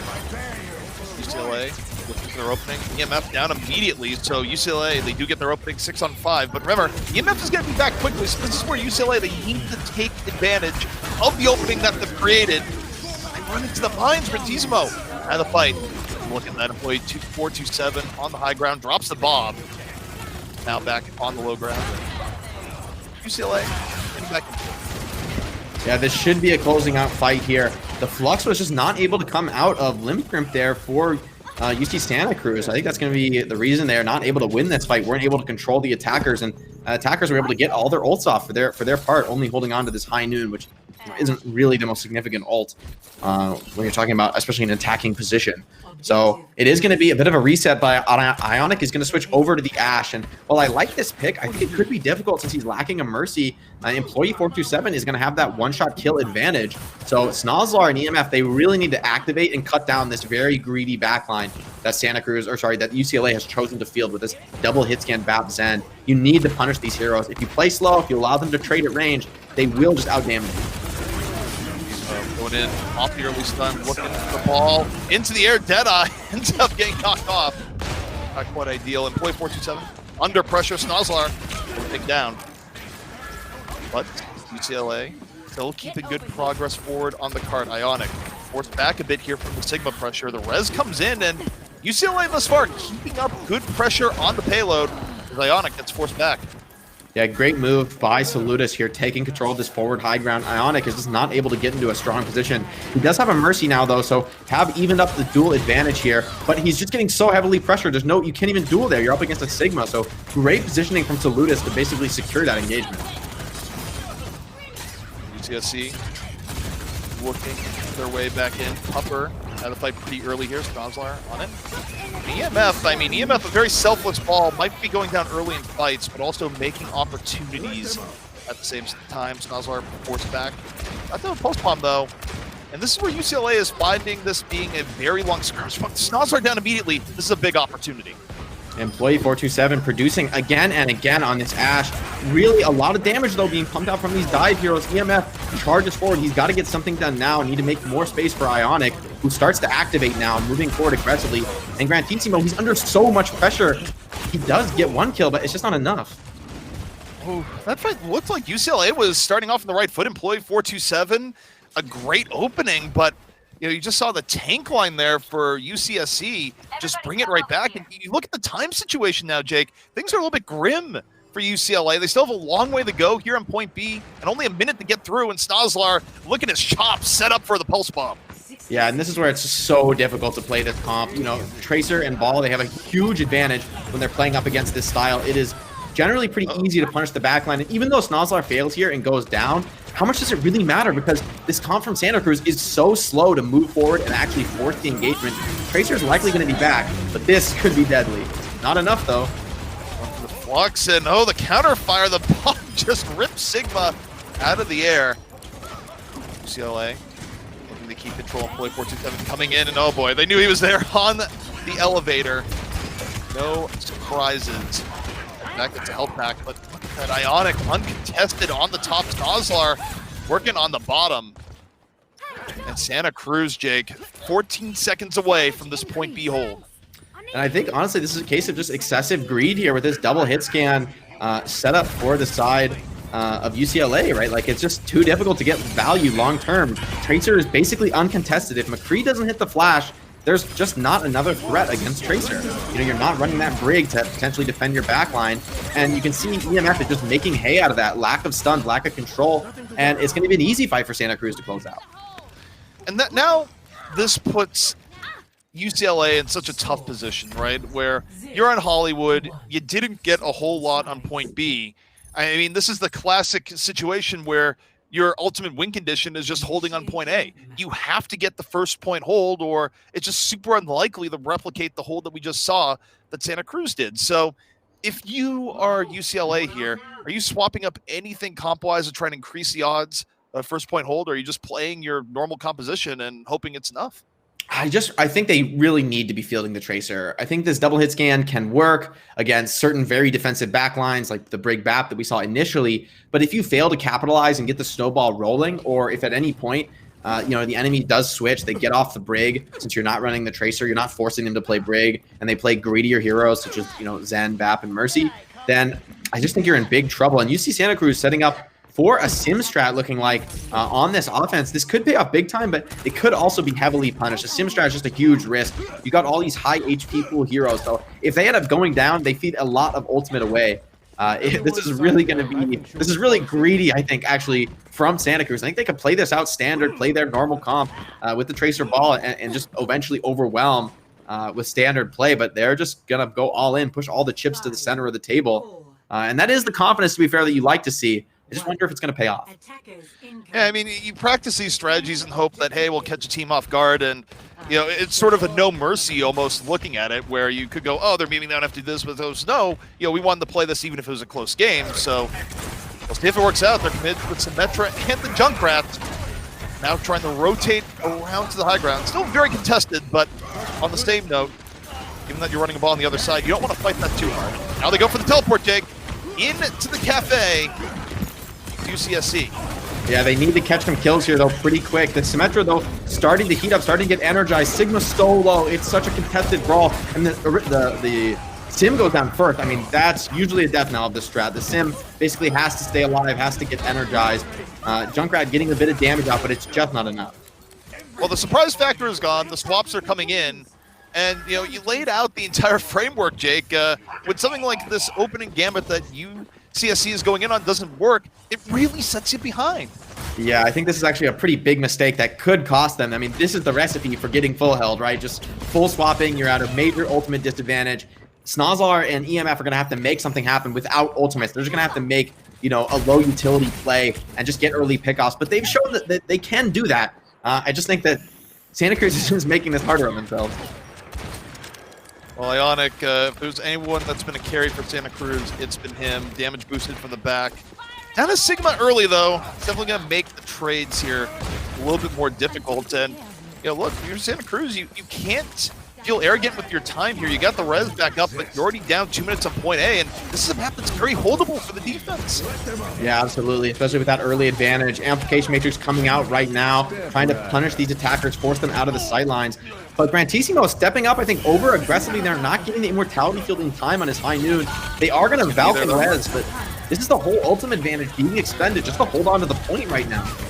Yeah, this has been a very productive fight so far for Santa Cruz, but they still need more. Snozlar went into the cafe, got served up by the BAP. And now, UCLA desperately looking for this first point hold, their best chance of taking the map. They still have to withstand for about 1:40, and UCSC, they're going to have ultimates online soon. Yeah, but coming up against Flux and the minefield here, you don't have any support ults. Critically, not having that transfer Gosu, very difficult to survive. But Gosu just lights it up with an early kill, and the minefield is a bit awkwardly placed, not really catching anybody except the wrecking ball. Doesn't realize it's there. He rolls back into it. That's tragic. Oh boy, it works out for UCLA in the end. Taking advantage of the fight. Now only 1:14 left for Santa Cruz, and like I said, you called in the beginning. It was a risky strat to go to when they've had the advantage, and they very well could be paying the price. With only a minute left, it's anyone's game, and UCLA in a great position now, Jake, to potentially even up the series 1-1. This next fight, it's UC Santa Cruz, it's do or die. This is the moment they finally, after 3 minutes, finally have an ultimate advantage to work with. So they have to make it, actually turn into some proper kills here, cap this point. I think if they fail this fight, it's curtains for them on Hollywood. Here we go, UCSC moving on in. 35 seconds left. Snozlar, the pulse bomb, locked, loaded, gets the stick, but it's on the immortality field. It's not on the map, so it's not anywhere near as good as he would have liked. Or it goes to. Finds the dig. Snozlar taking on down. Employee 427 starting to work it back. Has 2 here so far. The resurrection onto Stigma, and this is looking so good for UCLA now. Yeah, Employee 427 just staying alive at the back. Not able to cut down that Mercy on the res, which means Gosu's back, and he instantly trances, keeping everyone stabilized. But UCLA just hiding in this back corner. They're able to deal so much damage from this position. Grantissimo pokes out with the Deadeye. Now he's up on the high ground. This looks over. UCLA looks to be making the miracle hold happen, and pride cometh before the fall, ZP. UCSC throwing this one away. All the cleanup coming in from UCLA, and that's going to even up the series 1-1. And couldn't have said it better myself, Jake. This is the risk when you run something like that where, look, I get it, right? You want to play the win. I think playing the win is the way to go, and if that's the right strategy that you felt you were going to play, even if it was a close series, have at it. However, on the same note, when you're winning the mirror cohesively, you take such a risk when you have to full hero swap like that, and sometimes the snowball is so much that you can't bring it back. So despite a great defense from Santa Cruz, their offense does not come up to par against the UCLA defense on point A, and as a result, we still have ourselves a series. Yeah, not a fan of that sim strat. I think the funny thing is that the sim strat exists to punish teams that aren't greedy enough, right? If they're running these slow heroes like Brig, who really can't deal with a high energy Symmetra, or they're running heroes like Tracer, who don't really want to be, jumping in on this brawl comp and trying to, fight like a Baptiste or a Lucio, who can both save themselves, can both counter pressure Tracer. But when the enemy's not playing those heroes, right? They are playing double hit scan, Mercy, Bap. Like they're playing a very greedy strategy with a ton of damage, right? They would love for you to play these big, high, big hitbox heroes, slow moving tanks like Reinhardt. They would love for you to play those. So I just feel like, Santa Cruz, even if that's a strategy they practiced, they just played right into the hands of UCLA, who are definitely straying from what I would consider the top level meta. I think you won't see much double hit scan at the highest level. But if the enemy team plays this sim strat into you, then you're just you're getting rewarded for this sort of weird comp for going off meta and staying in your comfort zone. Santa Cruz, I think, really misreading the situation there. Could it be overconfidence? Could just be a miscall as far as understanding the power and the value of a sim strat, what it actually punishes. But UCLA evens up the series 1-1, and I still feel like Santa Cruz is in control. I think if they just bring it back to basics and play the meta, they do look like the stronger team so far. But this is very much within reach, especially as we go to Dorado, which is a very hit scan dominated map. Well, it is the UC Esports Holiday Invitational presented by Xfinity. It is 1-1. Things could break either way. How's it going to end? Join us right after the break.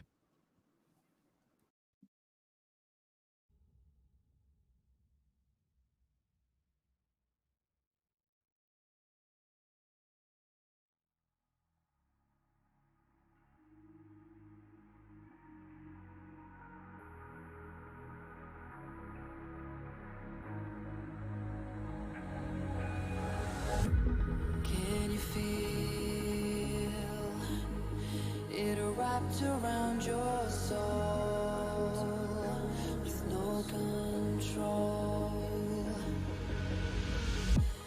You can't breathe when you're drowning underwater. There's so much water. I'll run, I'll hide. Darkness always clouds my mind.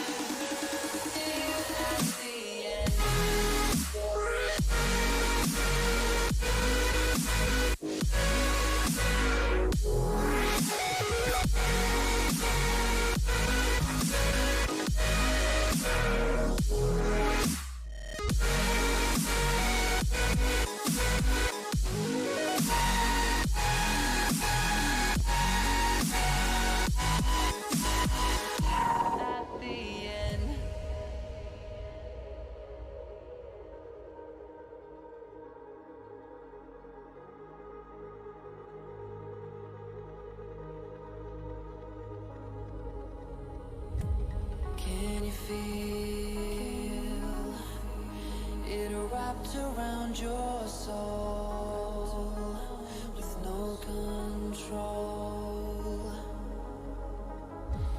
You can't breathe when you're drowning underwater. There's so much water.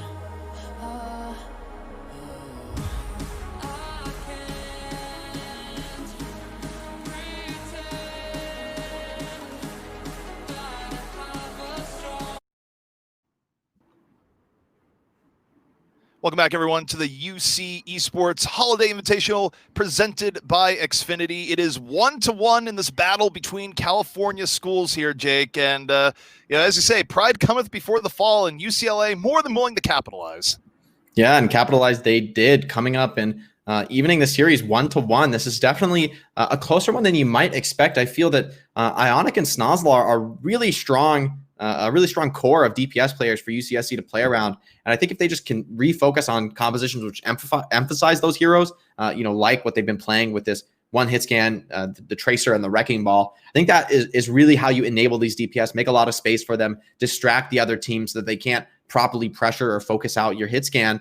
And of course, the Wrecking Ball can kind of take the heat for Tracer. I think that's the game plan that's going to get the win here for UC Santa Cruz. And for UCLA, it seems that the most success they've had has been with these sort of off-meta strategies, like double hit scan with the ball and Sigma, which isn't too big of a shift from the current popular meta. But I would definitely call it strange. I think at the top level, you really don't see that second hit scan really getting much play time. When people do run a double sniper strat, typically it's, Hanzo as well as Ashe to make use of the Sonic Arrow and have a little bit more shield poke and damage.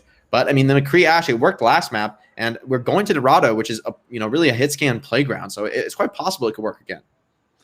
Yeah, Dorado again. This is one of the fun things here is that you get a little bit of map changes that you don't always see in other tournaments. And going from Hollywood straight to Dorado, can't think of when we did that this year in the Overwatch League, but still, I love to see it, especially given how diverse these maps are when it comes to verticality and the cool things you can do with it. And look, I mean, I'm not really expecting it, but Widow is something you can definitely run here in the beginning, especially on point A. Yeah, I could see it. I think probably just watching out of the spawn doors on Dorado, you want to check if the enemy's crossing certain sight lines that you can actually see from spawn on this map. So just good fundamentals there from Snozlar, knowing those little value gains you can get before the game even begins. Can be pretty effective, but it looks like it will be an Echo Tracer comp, and I actually love this. I think overall, this is a great way to punish the greed of running 2 hit scan heroes and no Tracer.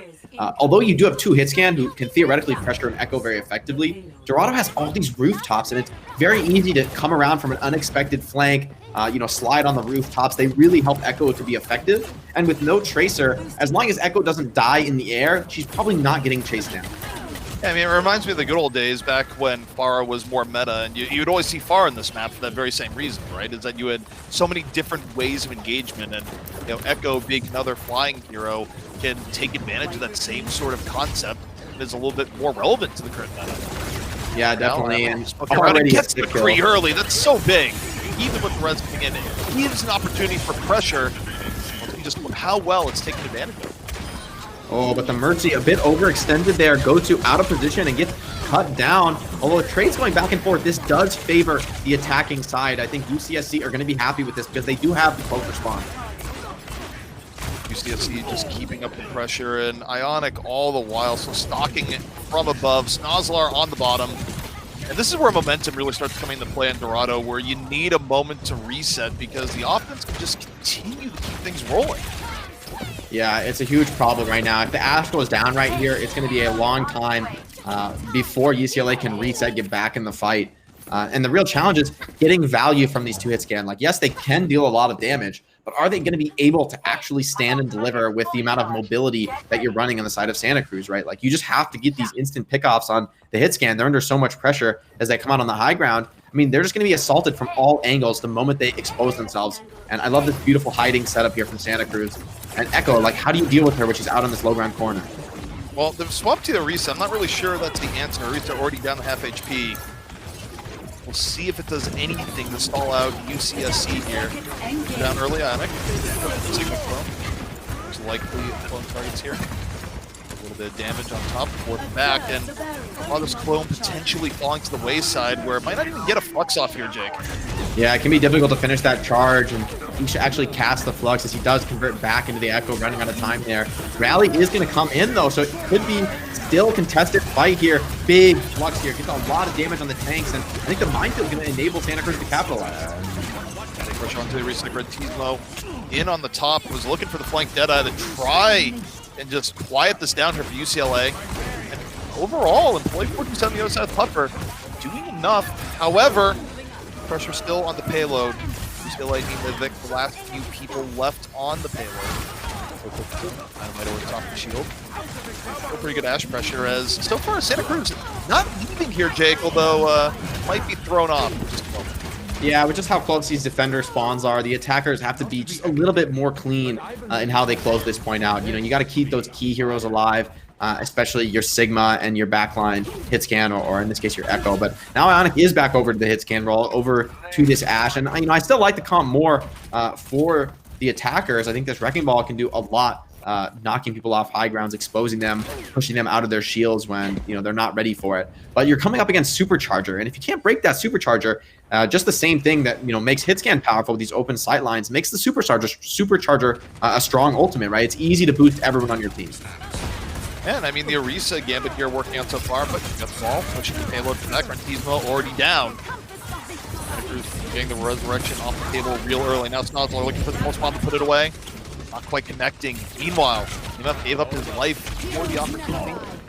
Snozlar just rotating around, but come on, back to the point. Supercharged Employee 427 does not care it's just a wall of damage coming out here, Jake.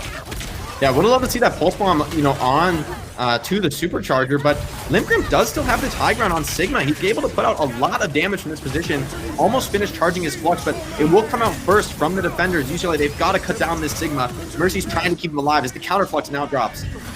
Now this has turned out into an outright brawl. Respawns for both teams coming back in. This is the chaos of Dorado Point B. When it gets to the end of it, your boy Johnny back in on the Orisa, deals with the Sigma. And the defense here, Jake, they're going to stabilize. Yeah, it does go well. I think there's been some, weak ultimate management, frankly, from these attackers. I think that last fight was always going to be a bit of a desperate one, and they might have sort of baited themselves into it after getting that early pick on McCree. It really does feel winnable. But then you're up against the Supercharger, which lasts full duration, almost an unbeatable ultimate. If you can't shut down the Supercharger, I mean, the amount of efficacy it just outputs to the field is ridiculous. It's unmatched. And then you combo that with a Valkyrie, and the close spawns, even though you lose players, they're just right back to the fight, switching to Tracer for Grantissimo, which is a great swap here. Double shield play, definitely being the best adaptation UCLA has had thus far in this map. Holding here at point B for quite a while after a rough point A. 3-6 so far to start the fight. Map lamp already out. Grantissimo though, as the Pulse working on the flanks. Meanwhile, Snozlar back over to the high ground. The defender's forced low, but at some points the attackers, you have to make the move, and that's so big. Beautiful. Forward, able to find the Ash. And this is where Zens can really be heroes, Jake. Yeah, this is a full surround here. Finally, the attackers get the dream setup, forcing first the defenders to cart on this Orisa, and then they find themselves in a 180-degree surround from high ground. And, I mean, there's just no way you're winning that fight. There we see the minefield and the bomb beautifully comboed there by Santa Cruz. Is starting to build up a bit of momentum here. Grantissimo went over to the Tracer, which I like, but it might be a little bit difficult. He doesn't have a Wrecking Ball to combo with. He basically has to make solo plays. And even if he's got that Sticky Bomb, even if he lands it, well, you have an Immortality field to worry about. So it's pretty difficult, I think, to make Tracer work without that Wrecking Ball assistance. This is such a big opportunity right now for the attackers. 2 minutes left, and Point C Dorado, not at all easy to take. It's a defender's paradise, but you have the Transcendence in reserve. The team doesn't have something of the similar strength. Definitely make a big play here. But Grantissimo, Pulse Bomb, looking to stick onto the Sema, can't get the full pick off. And Boy 427 takes down the Zen, so there won't be a Transcendence here, Jake, at all. Yeah, great value from the Pulse Bomb there. Very far from the healers. The Gosu wasn't able to get that Immortality filled out. And, killing off a Sigma is just huge value in this current meta. The Sigma, probably the most important pick you could possibly find. Just such a high HP hero who also outputs a ton of damage. Sort of a must-kill hero. So I think Grantissimo is great targeting with his Pulse Bomb. All right, minute 10 left here for Santa Cruz. Sigma holding on to the flux. And again, there's no shame here as attackers if you don't get this point. It's kind of a bonus at times if you do. What a bonus it would be them to use the flux here. It's a really nice opening for Santa Cruz, and that's perfect, Jake. And now the defenders, how long can they stall? Not at all. Not at all. I mean, it's just that's the danger of running this Orisa comp, right? You're all fully committed to the high ground, and then when the fight doesn't go your way, when you get fluxed, like even if you survive that with everybody, even if you don't lose any players there, you're still not able to contest the cart. It's still just your Tracer, and a Tracer who can't even be properly healed, right? You're running Bat Mercy. You don't have a Zen or a Brig who can just sort of casually heal Tracer. You have to be focused on Tracer to give her heals, and she's not going to be able to hold on against a Wrecking Ball, a Tracer, with Harmony Orb, with Discord. There's no way she's holding on to cart alone. At best, she's stalling it for a few seconds, but that's just going to burn your cooldown so quickly on defense. So I think while this Orisa comp has potential, we saw that, I think in the fights where Santa Cruz are able to just calm down, get the setup they want, take the slow, patient rotations, and force this slow-moving comp in the Orisa to just sort of walk around the map, waddling. It's really not what they're good at. And I think when Santa Cruz put them in that position, then the fight seemed really easy, really straightforward. So I think for Santa Cruz, all they have to do is calm down and stay focused on what makes their comp strong. We will see closer to a mirror match here, but once again, it will be the Mercy. So a lot of emphasis being placed on Employee 427's Ash. Yeah, I mean, the thing that really makes me worry for UCLA here is that with 47 seconds on a fully completed Dorado. I mean, there's a sense of urgency here in the attack because, as mentioned, you don't even always complete Dorado, whereas now, not only do you have to finish, but they want to do it with at least a little bit of time remaining just for their, own next round should be required. And UCLA hasn't exactly had the best attacks thus far in the series, so they're going to need to gain momentum here quickly, Jake, and keep it. Yeah, you're absolutely right. I think that could be pretty difficult. Look at EMF. What a beautiful setup here. Just going to get some disruption here, force some cooldowns in response, get card control once again. And just the pressure on the map here is being much more effectively applied right now by Santa Cruz. Even if UCLA wins this fight, the card has not really made any progress. With Zen being pretty far out of position there, that's a painful loss to take early. But Baptiste, he can solo heal. I mean, it's definitely the hero you want if you only had one. Yeah, I mean, you think back to the last round, Santa Cruz was able to just roll through point A. They got stalled along point B and then went through point C very quickly. UCLA, they need to at least match the same pace on point A and then make up time on point B if possible. But you lose your Mercy Ash combo on the flank like that, you're just gonna get delayed.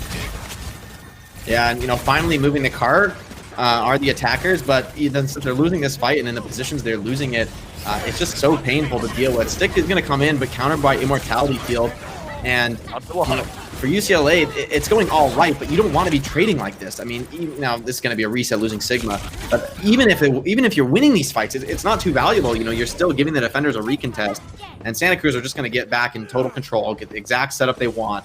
And I mean, that was a fight that started with a green pick on the Zen. That is like a dream start to the fight.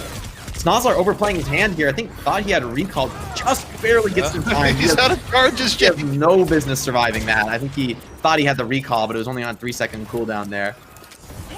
But now the problem is, though, for the attackers, even with the gift of Snozlar, just throwing himself in the spawn, you lose your boy Johnny. You're already down 2 minutes on point A, and Dorado, I mean, it's a game about time bank.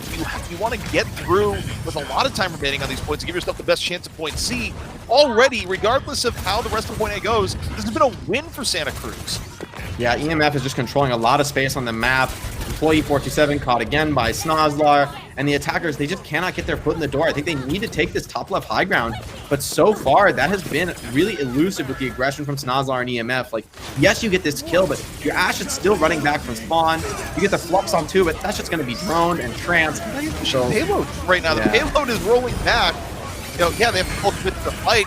They take down the Ashe, both DPS down right now for the defenders, but you look at the clock, I mean, this is kind of like do whatever you must have already won for the defense. Yeah, this is definitely looking rough. You do have Bob to work with, but both sides have the Bob, so it is going to be a forward Bob, but I think there's the option here for Santa Cruz, just slow things down, stall it out here as they're already hiding and just getting set up for the next fight. This final recontest looks very winnable for Santa Cruz. Bob to start things off and hold point. Back to the fray, diving in with the ball, looking for the back line, getting caught up to a degree, forcing pressure onto the BAP. Martino, though, meanwhile, dealing with EMF. But Santa Cruz getting some key pickoffs, Jake. They're stalling out the payload again, bringing it down to the final 40 seconds, and they're doing more than stalling. They're very close to taking the fight. Yeah, it's a nice pick by Grantissimo, but it's just the two healers and the Tracer, not really the sort of vanguard force you're looking for to actually close out a point. And Grantissimo just forced to set up for the next fight in the high ground. Yes, he's going to be able to get the touch, but you need to do more than touch. You need to win this fight. And ultimates are even. Those two, oh, that's actually terrible. I mean, Grantissimo was the one who needed to touch the card. He had the pulse bomb. He could have made some sort of big play here. But now he's going to be just rushing back in. A desperation switch over to the Brig for this attacking UCLA side. And this is looking quite desperate for him. Final 5 seconds for UCLA to get anything going here on Dorado, lest they go down 2-1. Grantismo back into the fray, goes for the pulse bomb, doesn't get anything. Sigma and BAP already out of the fight for UCLA. They need Grantismo to come up big, but his team is falling all around him, and so does he in the end. Overtime starting to tick down, and that is a dominant display from Santa Cruz here on Dorado. Yeah, when it comes to this mirror match, UC Santa Cruz just looks far superior. Much better understanding of how to play that aggression, specifically with the Wrecking Ball and the Tracer. Their synergy just looks a lot more effective, whether it's attack or defense. I think Santa Cruz, there's a reason this comp is a little bit more dominant in the meta. There's a reason we don't really see double hit scan being played much at all at the highest level. It's because this Tracer and Wrecking Ball, if uncontested, just absolutely wreak havoc. I think it needed to be an earlier Brig switch for UCLA on that attack. I think they really do need to run Brig to just deal with Snozlar and EMF in particular.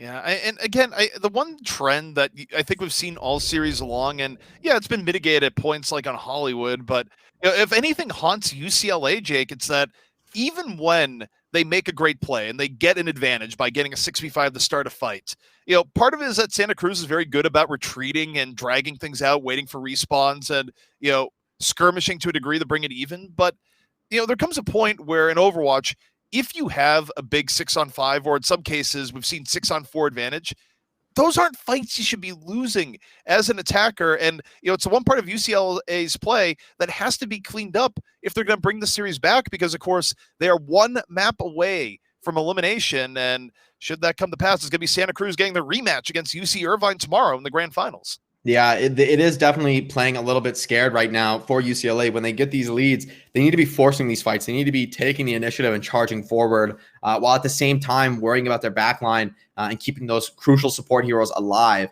And that's a tough test. I mean, it's not easy. It's not straightforward, but it's what you have to do in this meta. When you get that early pick, it's not a solidly won fight, right? You have to play well to close it out. But for UCLA, I feels like they're stuck in one side or the other, right? In some cases, they're charging forward, super aggressive, which I think is correct overall. But at the same time, they're losing their backline. They're not able to protect them simultaneously. And on the other hand, sometimes they get those picks and they just don't seem to be able to push at all. And, the quick spawners in Wrecking Ball and Tracer, who are typically the ones getting picked off, well, that's fine. They're back to the fights really quickly as well. So UCLA, you're exactly right. I think ZP hasn't hit that proper tempo, and Santa Cruz, for their part, is really making it difficult for them, having effective fights with only 5 players, and even stalling things out and waiting for those spawns when they must. Yeah, I mean, it comes down to this idea in Overwatch, right, where there's losing fights and then there's losing fights well. And, the cool thing about losing a fight well, where you're dragging it out and, making progress take a long period of time, is that sometimes you drag it out for so long that you get respawns back, and what was a fight that you thought you were going to lose ends up being a fight that you actually come back and win. So, Santa Cruz has been masterful at just, even when the stakes are down and you go, okay, this fight did not start the way we wanted, they don't lose their composure. They play it calm, cool, and collected, and they turn things back around. And, it's been why UCLA has been struggling. And, now, we'll have to wait and see what our next map is going to be, but it could very well be the last of UCLA here in the tournament, which of course is the UC Esports Holiday Invitational presented by Xfinity. There are 9 teams from the UC system here, Jake, that came to compete. We're down to our final 3, and the team that wins here is going to go on to face UC Irvine tomorrow.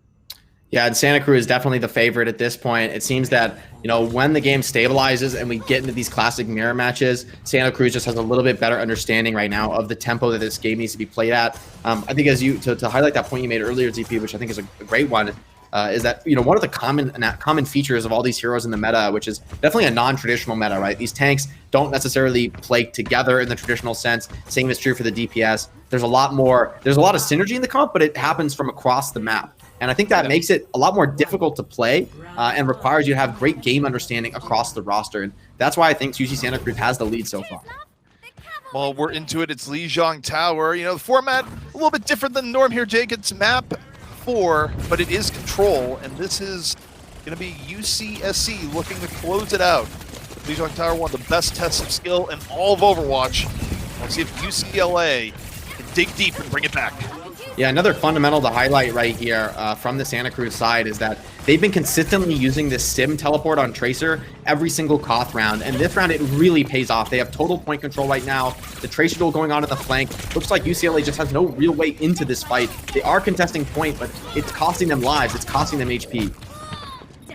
The boy Johnny down. Grantismo able to take down his counterpart. The problem is you look at the points. Santa Cruz, more progress so far, forcing UCLA to throw everything, including the kitchen sink, to try and stop the take. It doesn't happen, though. First control going to Santa Cruz, but the fight could be getting worked pretty quickly. Yeah, this Bab Zen is actually pretty incredibly greedy.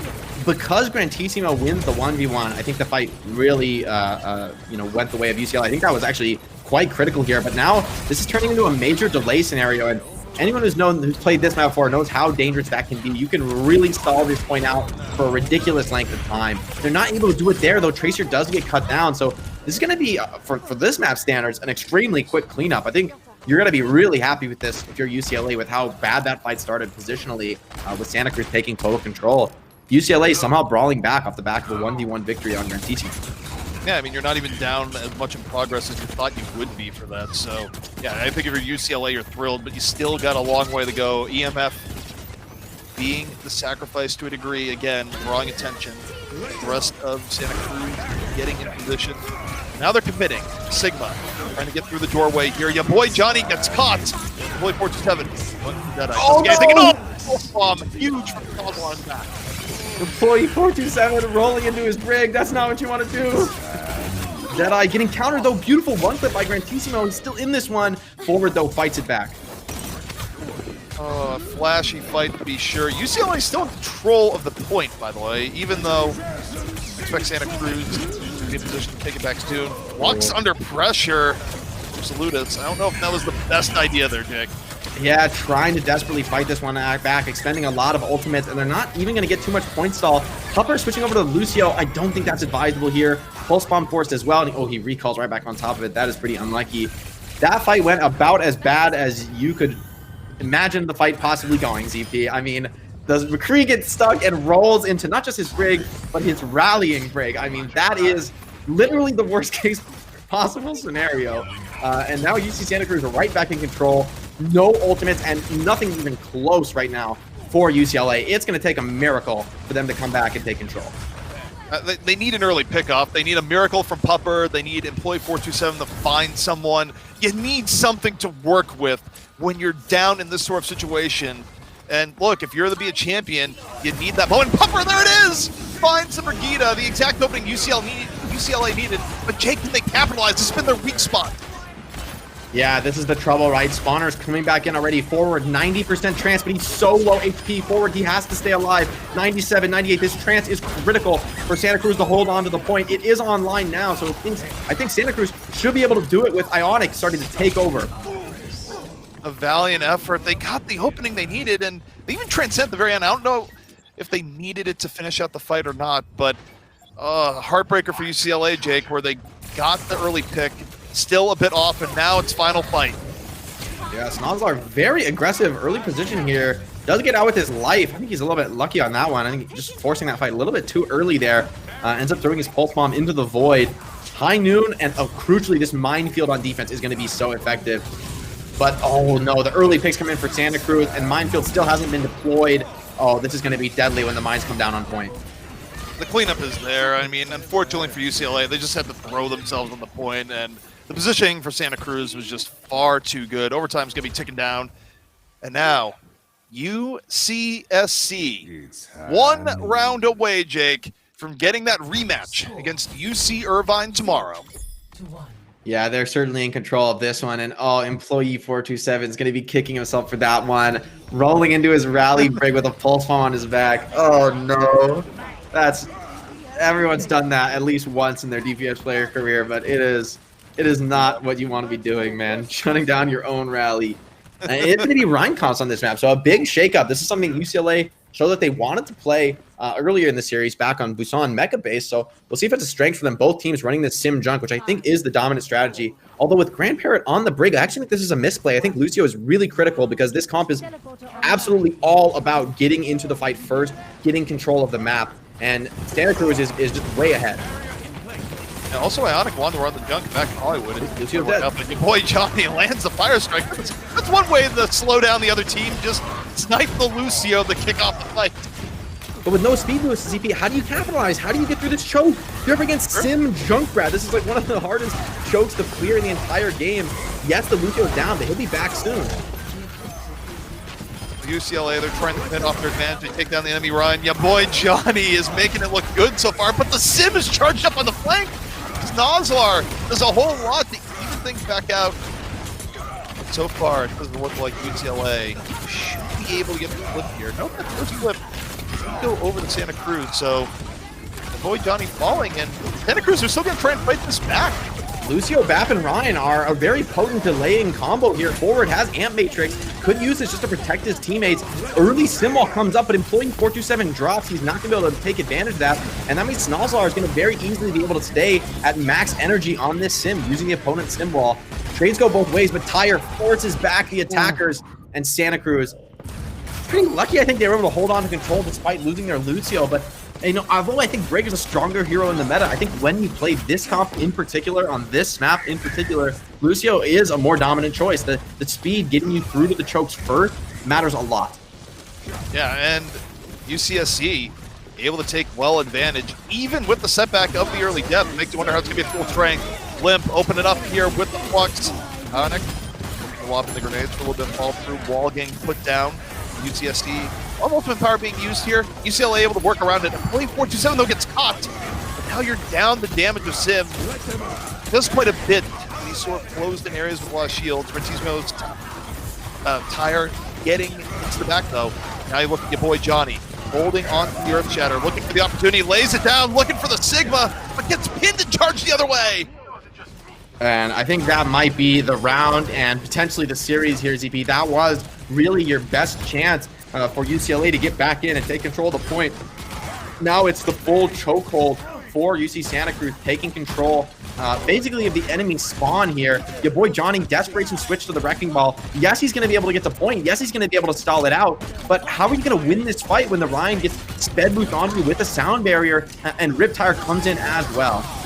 You or die for UCLA. They need something to go their way. However, the barrier, the beads, they're not able to stay on the point. And it's UCSC taking the map, taking the series. They will get their rematch against UC Irvine tomorrow. Yeah, really well played by Santa Cruz. I think just having the stronger fundamentals throughout the series. I look back to little, small moments that on Busan didn't seem to matter much, like using the Symmetra, Tracer starting on Sim, TPing the rest of the team, switching back to Tracer. At the highest level, you'll see that literally every game of CoF because it's just valuable. It's just better. But that's just a small difference, I think, between UC Santa Cruz with just having a little bit better understanding of the game, playing, a little bit more of the stock metas with the Tracer ball having better synergy, just being the stronger team here. I think they deserve their opportunity in the grand finals. Well, speaking of deserved, one thing we have to figure out to deserve here, because we get to award MVPs here, in particular the MSI MVP. We didn't talk about a whole lot during the course of the match, but a lot of worthy candidates here, Jake. But leave the floor to you. Who really stood out in your mind if you had to pick one? I think that this is a tough call. I think there was a lot of strong performances across the board for UC Santa Cruz. But honestly, I think you got to give it to Ionic. I think it comes down to his hit scan performance. Enabling the team to play these more defensive backlines, such as the Baptiste and Brig, which is sort of a non-traditional backline at the top level, because I think that's about protecting your hit scan. It's about maximizing the power of your McCree. And the confidence that UC Santa Cruz has in Ionic clearly shows through in their gameplay. And beyond that, I think when you get off that core hit scan that he was playing most of the time, he was the most flexible player in the series, right? He was bringing out the Echo, having great performances on that when the team needed the full dive Tracer Echo style.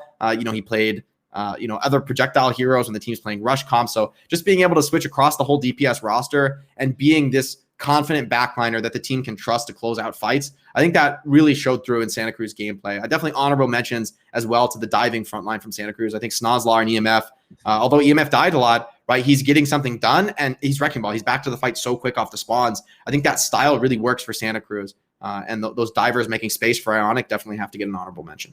Yeah, I'm really glad you mentioned EMF because there's kind of the viewpoint, especially when people watch it, go, wow, that guy's dying first a lot.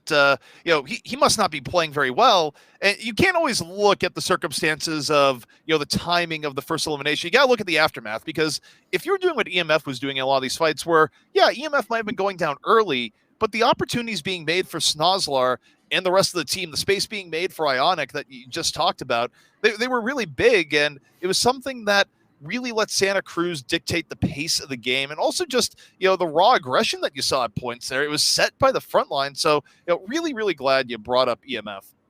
Yeah, definitely. I think it's such a key difference that was highlighted in this series between the two teams. For UCLA, I think, it was pretty similar in terms of getting the first opening kill, right?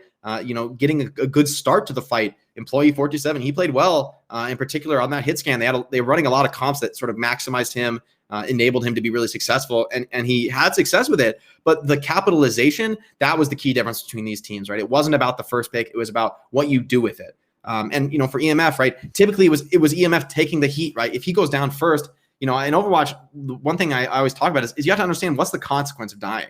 It's key to focus on, or it's normal rather to focus on kills and eliminations, deaths, pops up in the kill feed, you feel like that's really important. And it is, but with a grain of salt, because certain heroes, right? Tracer, Wrecking Ball, Doomfist, Lucio, right? These heroes are much faster than the rest of the cast. So when they die, they get back out of spawn, they get back to the fight much, much quicker. And that's a huge impact. It means you're out of the fight for less time. Your death is just less consequential. And I think the style that UC Santa Cruz played really emphasized that. And it got them some significant fight wins and ultimately the series. Yeah, I mean, there's never been a meta in Overwatch, I feel like, where you have to be more adaptive, change up your game plan on the fly, because it's not like the good old days where it was decisive. Hey, this is the fight, and it's done. I mean, sometimes it is, but it's not quite, the level of GOATs where, oh, we lost one, I guess we're going to lose the fight. Things are adaptive. They're chaotic. They're crazy.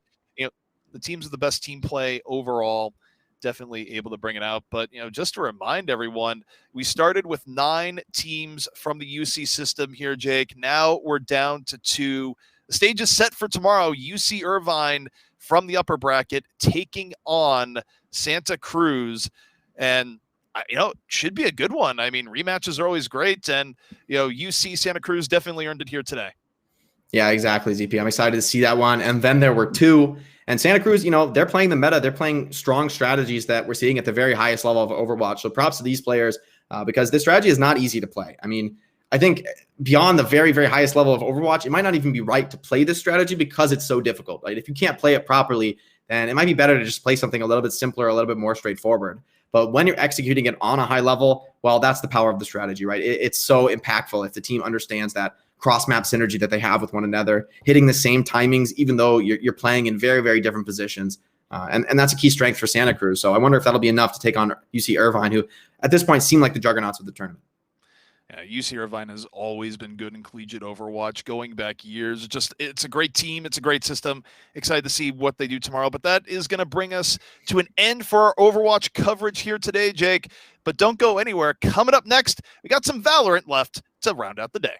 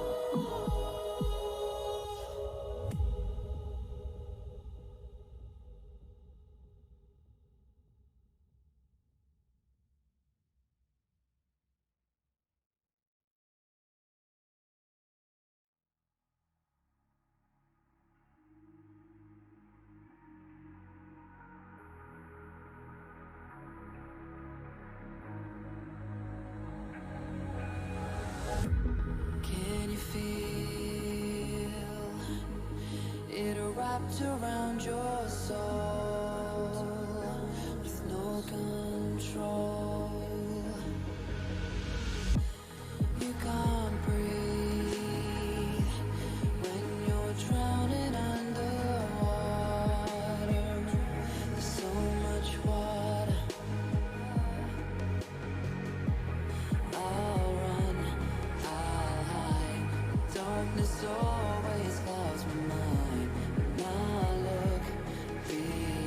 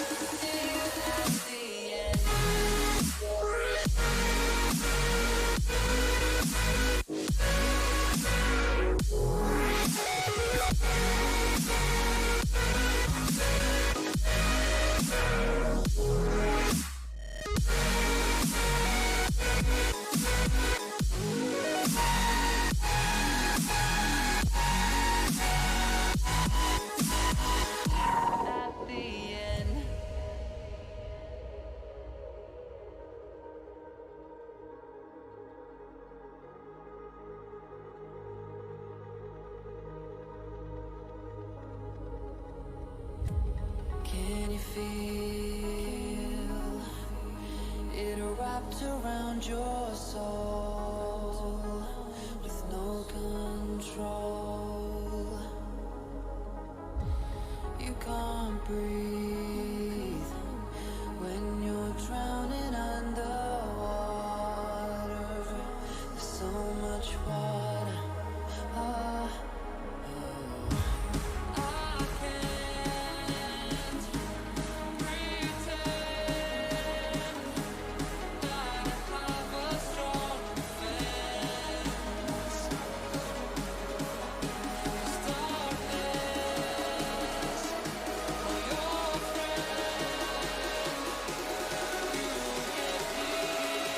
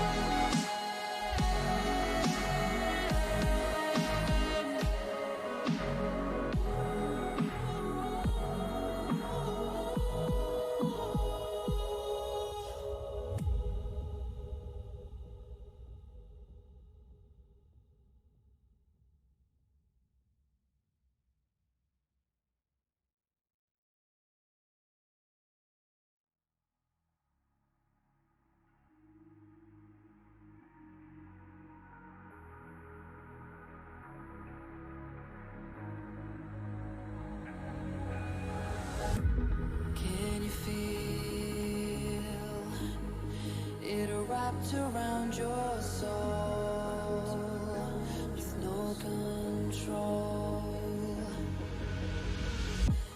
You can't breathe when you're drowning underwater. There's so much water. I'll run, I'll hide. Darkness always clouds my mind. And I look behind. It's moving closer every time.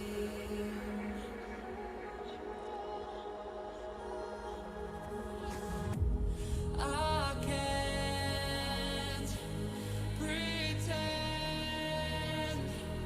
that I have a strong defense. There's darkness for your friend. You get me till that's the end.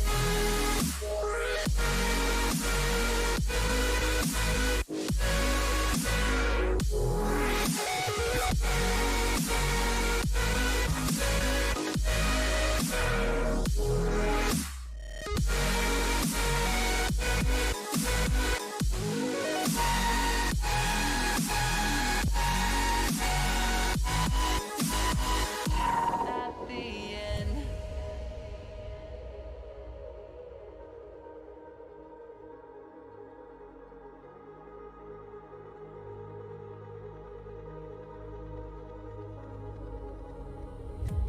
Can you feel it wrapped around your soul with no control? You can't breathe when you're drowning underwater. There's so much water. I can't pretend that I have a strong defense. There's darkness for your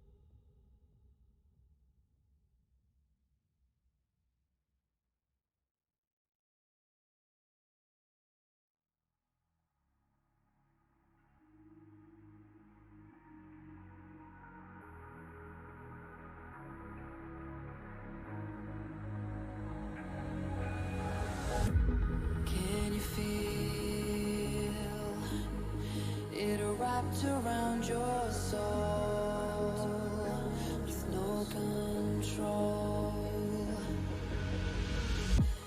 You can't breathe when you're drowning underwater. There's so much water. I'll run, I'll hide. Darkness always clouds my mind. And I look behind. It's moving closer every time.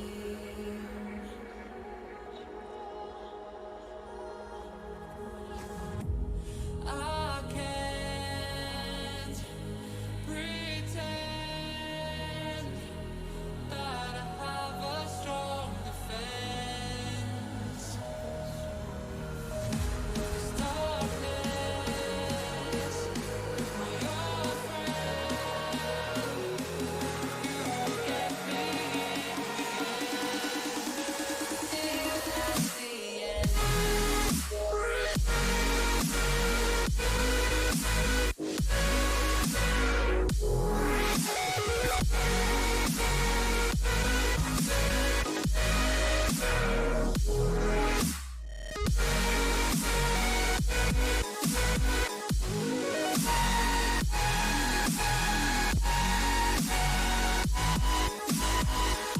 At the end.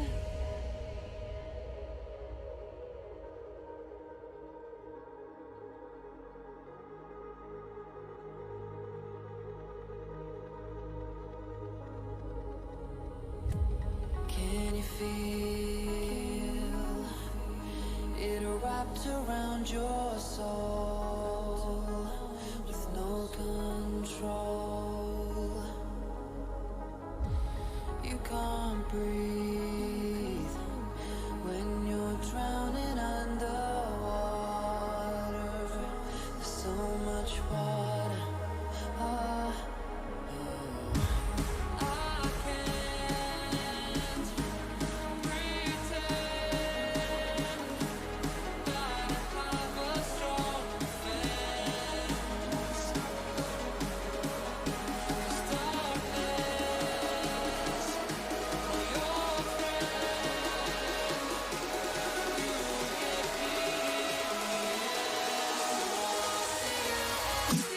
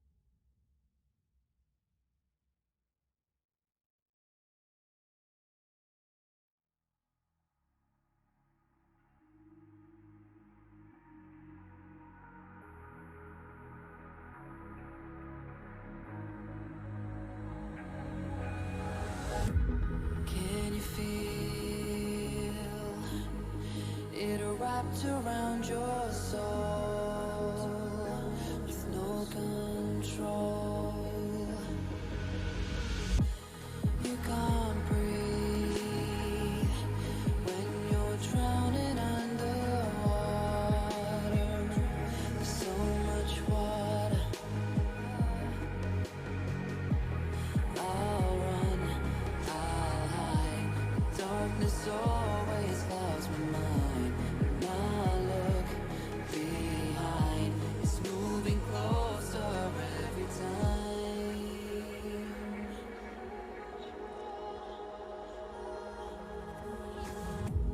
I can't pretend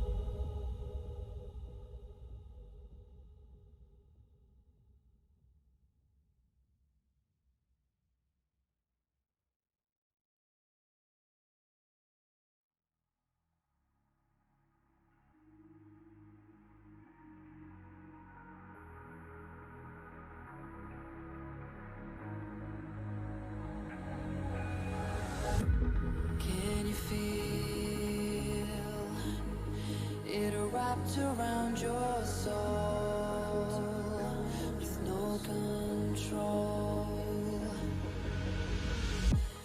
You can't breathe when you're drowning underwater. There's so much water. I'll run, I'll hide. Darkness always clouds my mind. When I look behind, it's moving closer every time.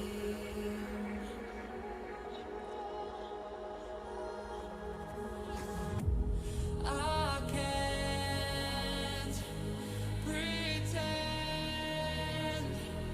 that I have a strong defense. Darkness, my old friend, you get me till that's the end.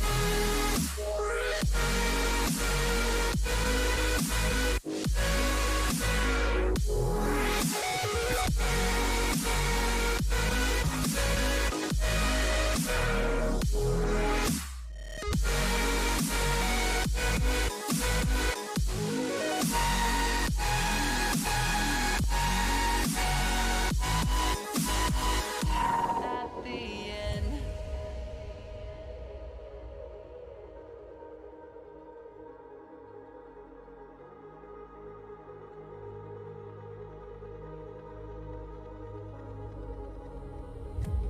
Can you feel it wrapped around your soul with no control? You can't breathe when you're drowning underwater. There's so much water. Ah, I can't pretend that I have a strong defense. Darkness, my old friend, you get me till the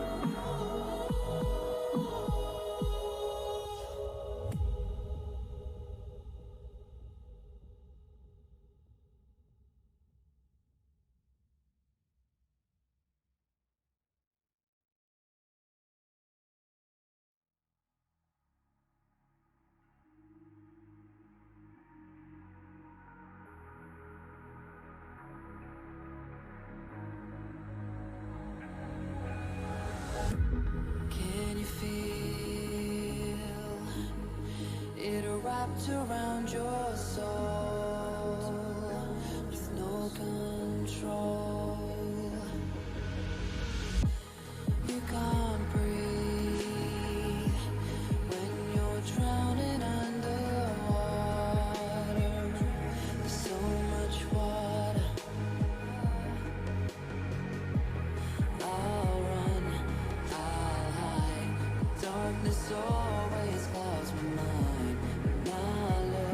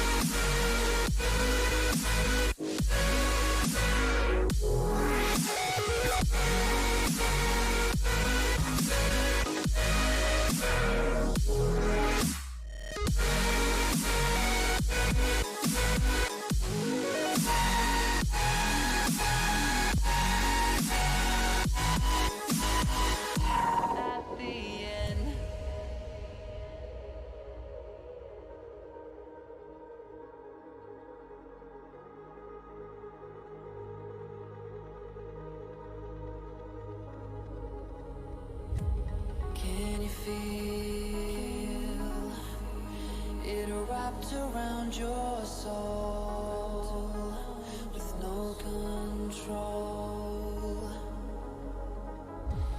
You can't breathe when you're drowning underwater. There's so much water. I can't pretend that I have a strong defense. There's darkness for your friend. You get me in the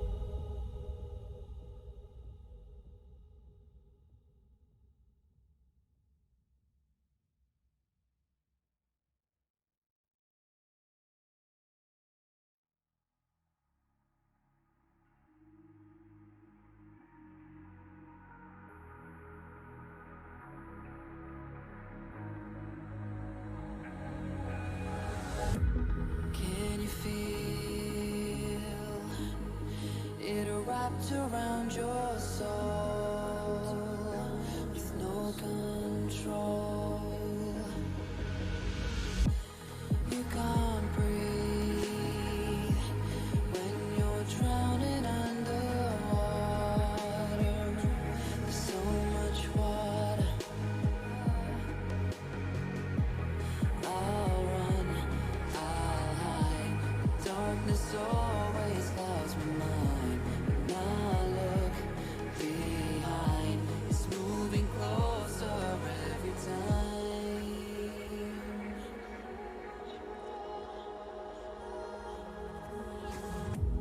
I can't pretend that I have a strong defense. There's darkness for your friend. You get me till at the end.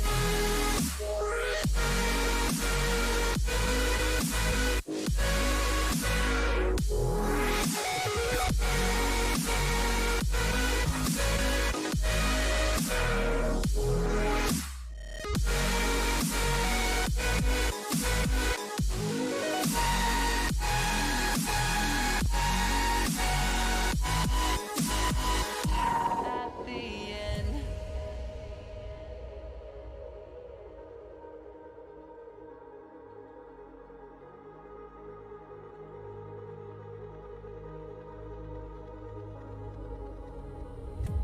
Can you feel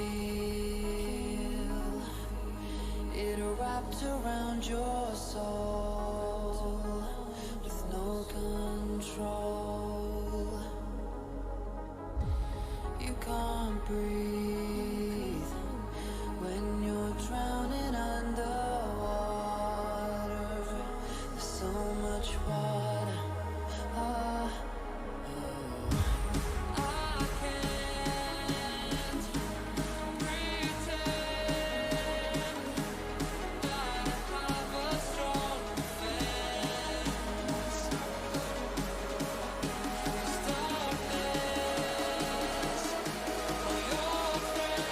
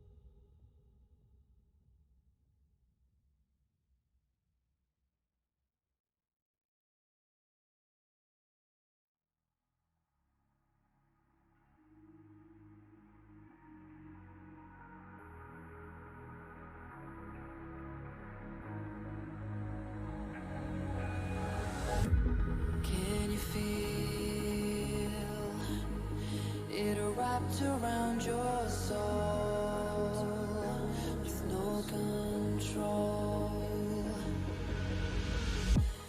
You can't breathe when you're drowning underwater. There's so much water. I'll run, I'll hide. Darkness always clouds my mind. And I look behind. It's moving closer every time.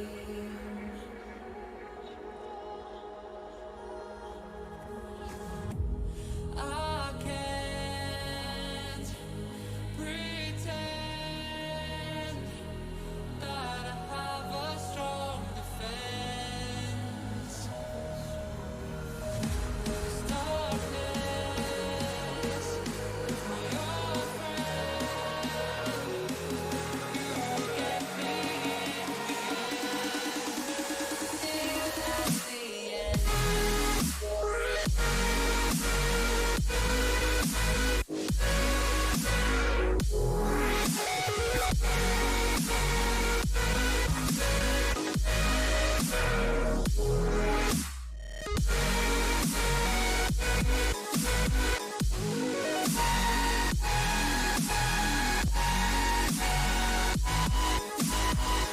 At the end.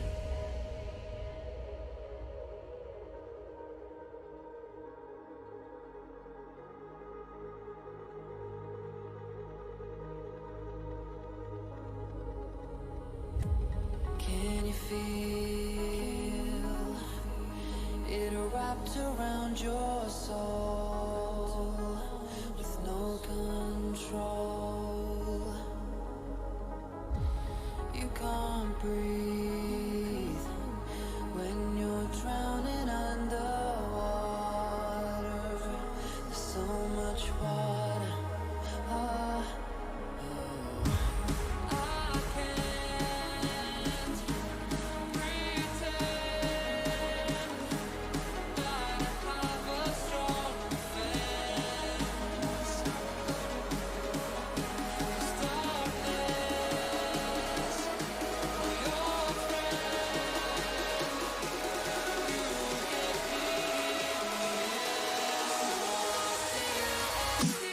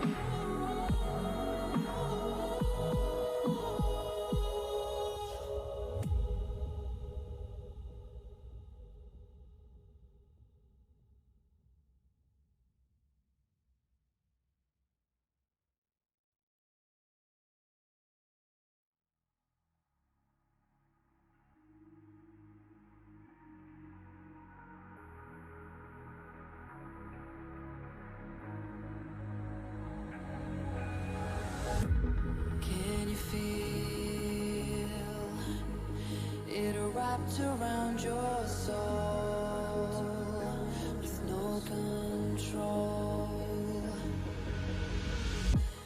You can't breathe when you're drowning underwater.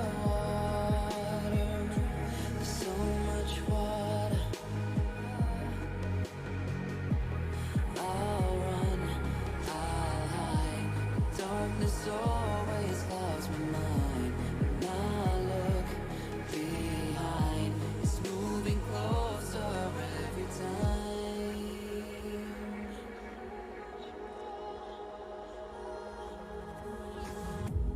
I can't pretend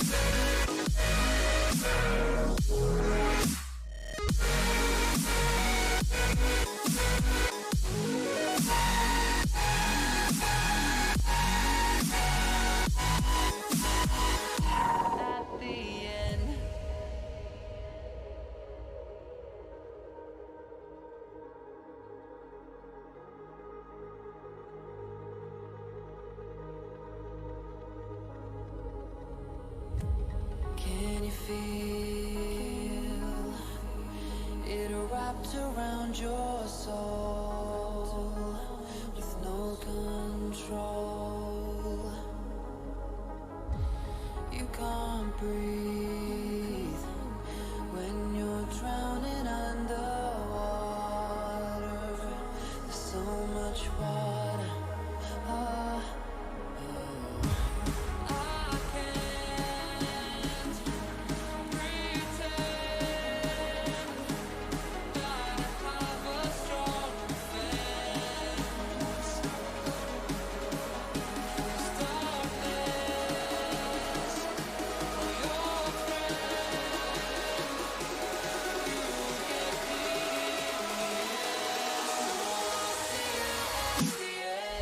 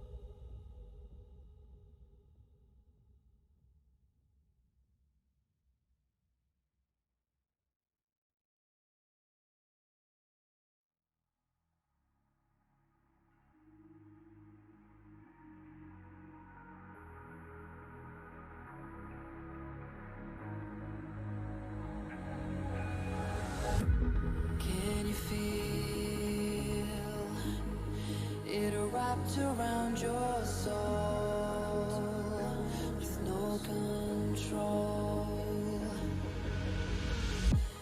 You can't breathe when you're drowning underwater. There's so much water. I'll run, I'll hide. Darkness always clouds my mind. When I look behind, it's moving closer every time.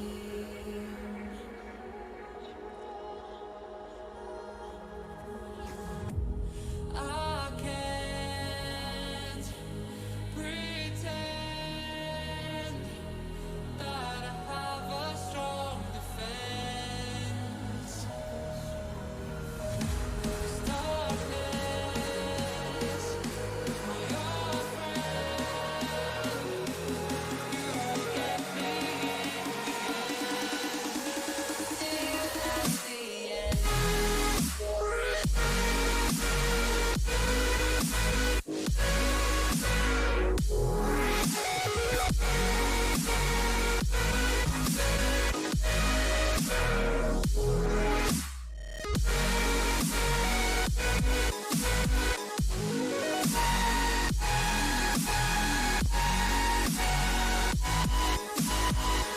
At the end.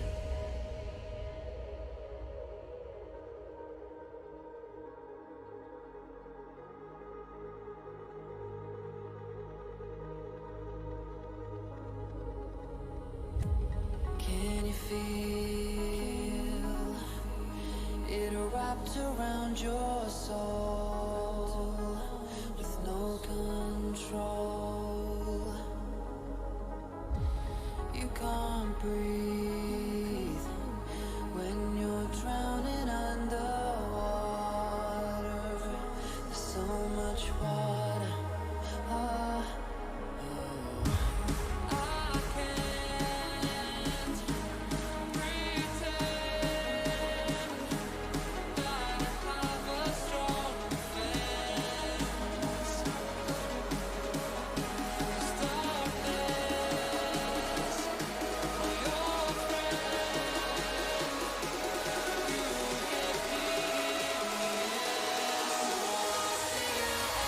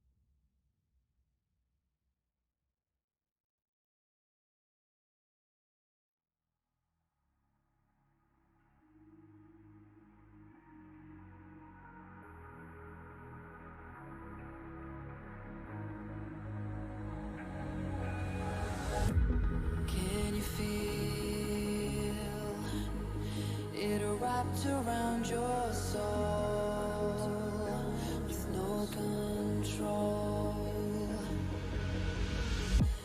You can't breathe when you're drowning underwater. There's so much water. I'll run, I'll hide. Darkness always clouds my mind. When I look behind, it's moving closer every time.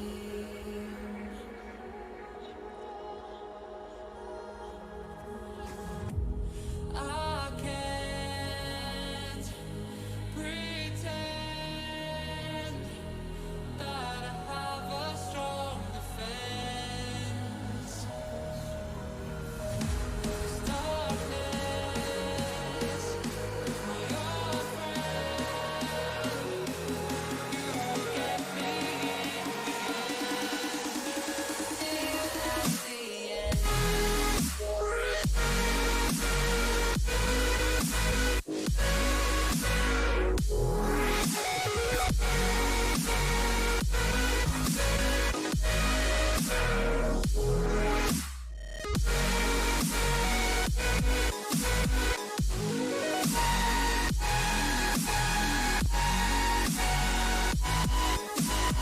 At the end.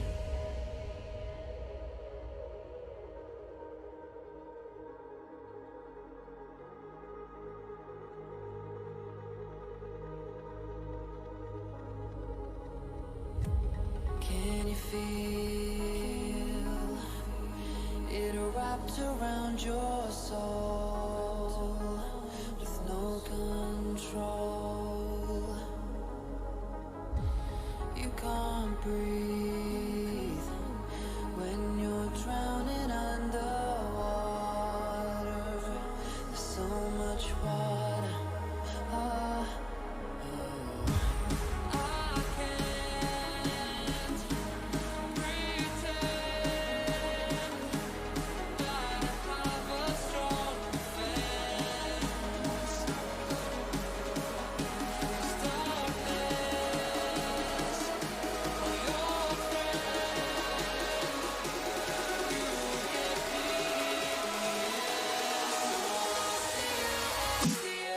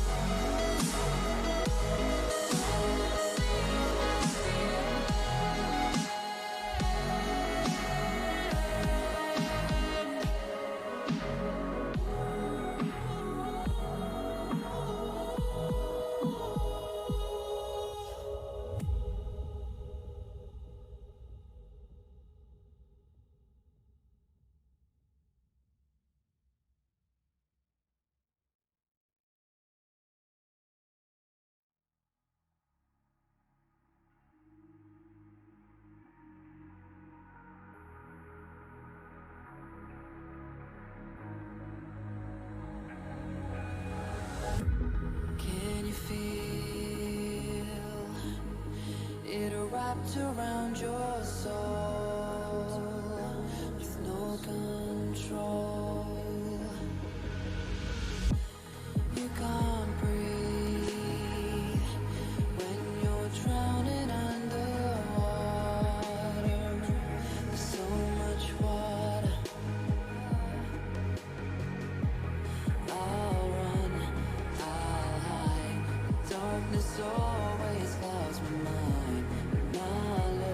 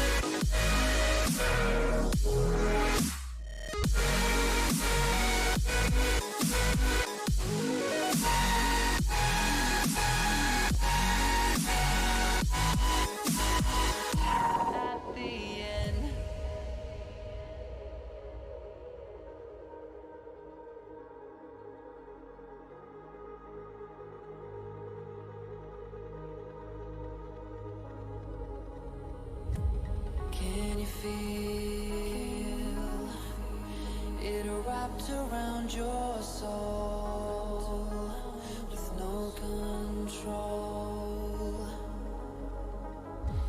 You can't breathe when you're drowning underwater.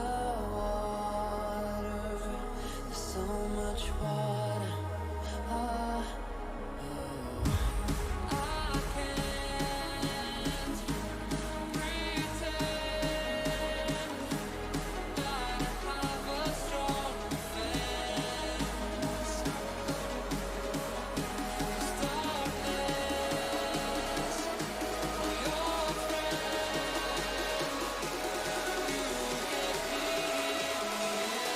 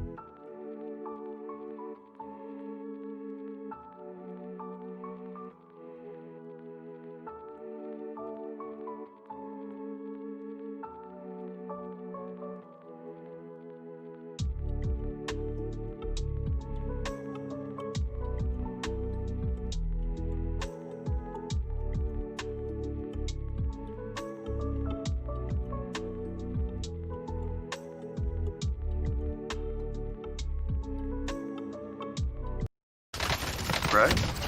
Craig, you still with me? Yes. Great. What's the equation of the slope? Y equals mx plus b. Sea that borders Europe and Africa. Mediterranean. Darren Froth, dance of screen, line 4.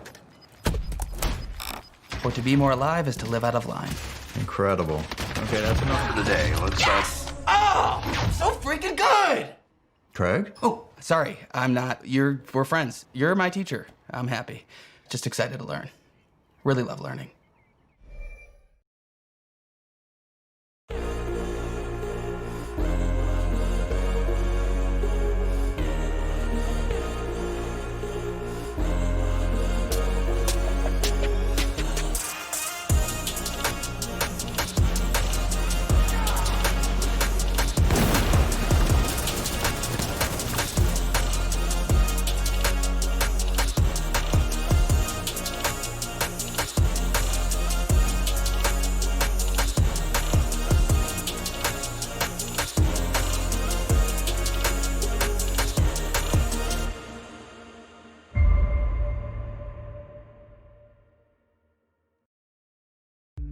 My name is Stephanie Hawkins, and I took the UCEI Esports Management Program. I am a Partnerships Account Exec at Immortals LLC. I enrolled in UCEI's Esports Management Program because I wanted to learn a little bit more about the business side of esports. I wasn't sure what kind of business experience I could use in my own background to get a job in esports, and I also just wanted something to add to my resume that might hype it up a little bit. I think that this is a really good way to kind of set yourself up, figure out where you belong in the industry, and create a network of either friends or potential colleagues or potential opportunities. So I would definitely recommend the UCEI Esports program to help you do that.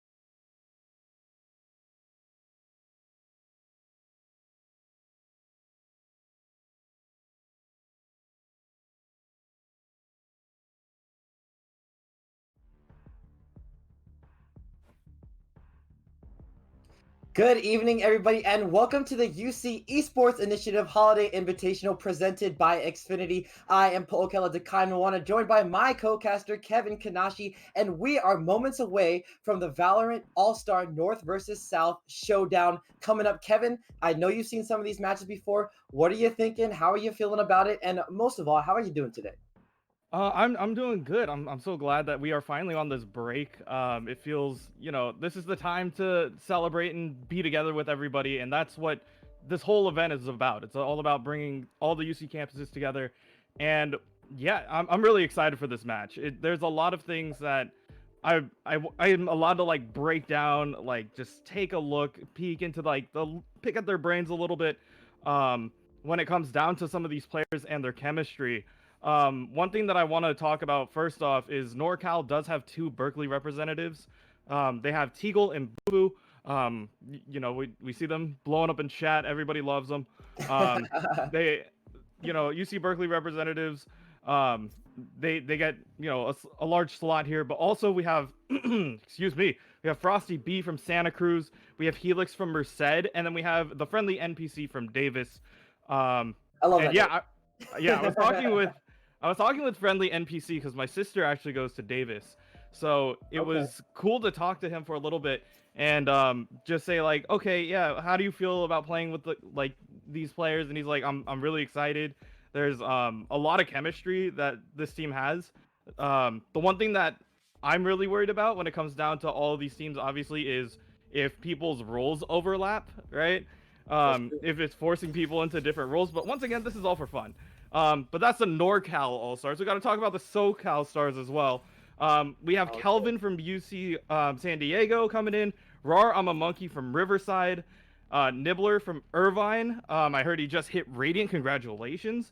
We have Turles and La Mochia. So all these guys are working and doing really great. And if you look at like the actual like numbers, if it comes down to like a numbers game, the SoCal All-Stars have more Radiant players, but the NorCal players have a little bit of synergy already by playing together.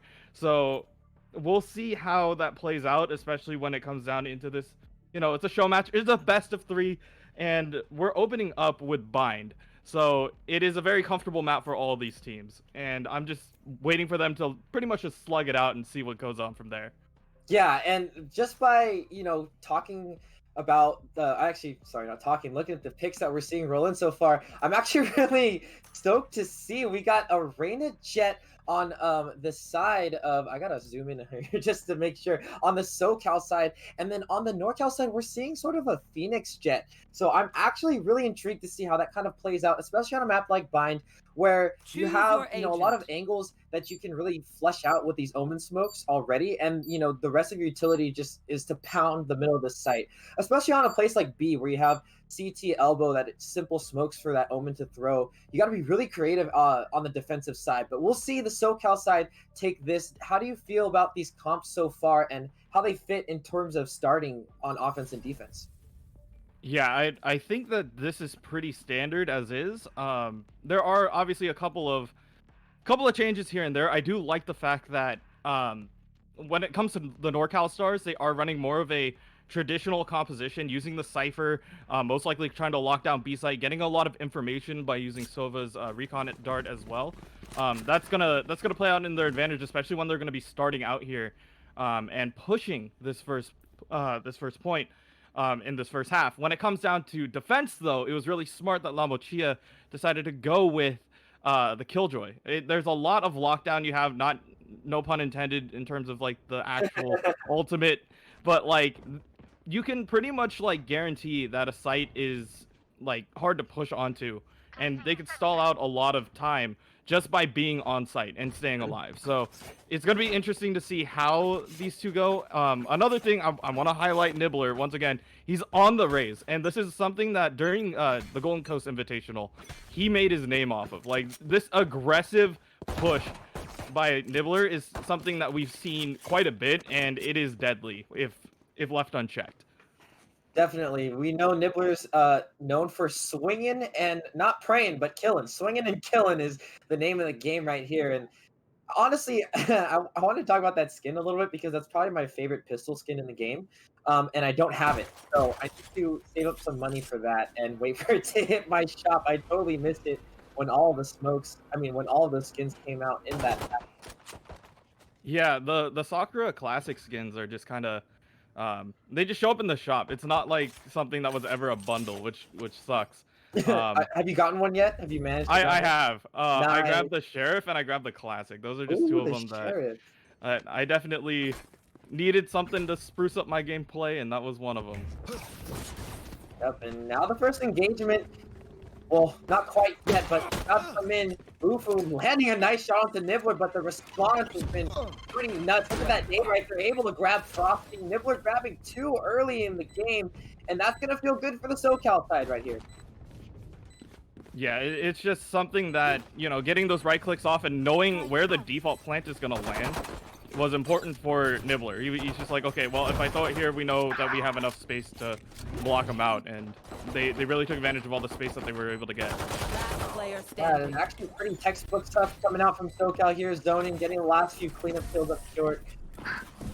I guess, you know, what happened there, Kevin? Why did it take so long for the push? Were they defaulting and just not getting enough info, or what? They had the right initiative push. Like, they decided to take lamps as quickly as they could. They tried to put down the bomb. They got the plant down, and then at the point that they already lost 2 from Nibbler, like, the rest of the team is just going to swing in and find the picks where they need to. So, once again, this is the reason why these guys are, like, the representatives for each team. They know exactly what they're doing. They know how they want to play it. So, once again, it's going to be an interesting first push coming out. Or technically second round, but it depends on if they bought up and whatnot. So, yep, and we have the classic 5-up hookah here. Rari Monkey read it very well. Got that nice early, so now he's still alive for the rest of this round. Oh my goodness, with the name, Nibbler just showing what he got and representing SoCal very well that round. yeah. Don't push when Nibbler's got a nade, okay? Like, don't. Hookah is not safe. But yeah, that was one of just a very simple round for SoCal to take. NorCal understood. Yeah, we have to push this site quick. We're saving here, so we'll see how that plays out. Lambochia trying to get a stinger. Yep. Okay, so this is gonna be an interesting round. NorCal on paper should be winning this because they have the gun advantage, but you never know. The trades could be coming out left and right as we see Nibbler getting 2 already with a stinger, giving him numbers advantage.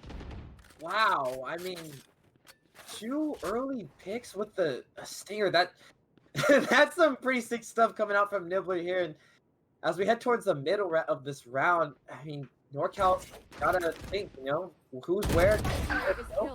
They do manage to find one, although it's an unfortunate trade for the NorCal side. Nibbler creeping up right here. Fox again gets a 3rd for the round, and now there's one lonely Sova left. Frosty B trying to figure out who's rotated where as this round has progressed on, but I don't think he has the read on La Mochila here. Oh no, La Mochila, don't do it to him. Don't do it to him. Oh, he goes for the sweep. La Mochila goes down. Frosty B getting a little bit of luck there in the last second. Enemy remaining. And now it's a 1v1. Nibbler, who's been on fire the entire game, is gonna have to figure out what to do. Frosty B setting up for a area. What's the read, Kevin? 30 seconds so the plan's just gonna come down here. Now, the one thing that I like to watch Sovas do specifically is if he has a lineup. It looks like he's setting up towards elbow, trying to find the pick. Oh, they're gonna get very close here.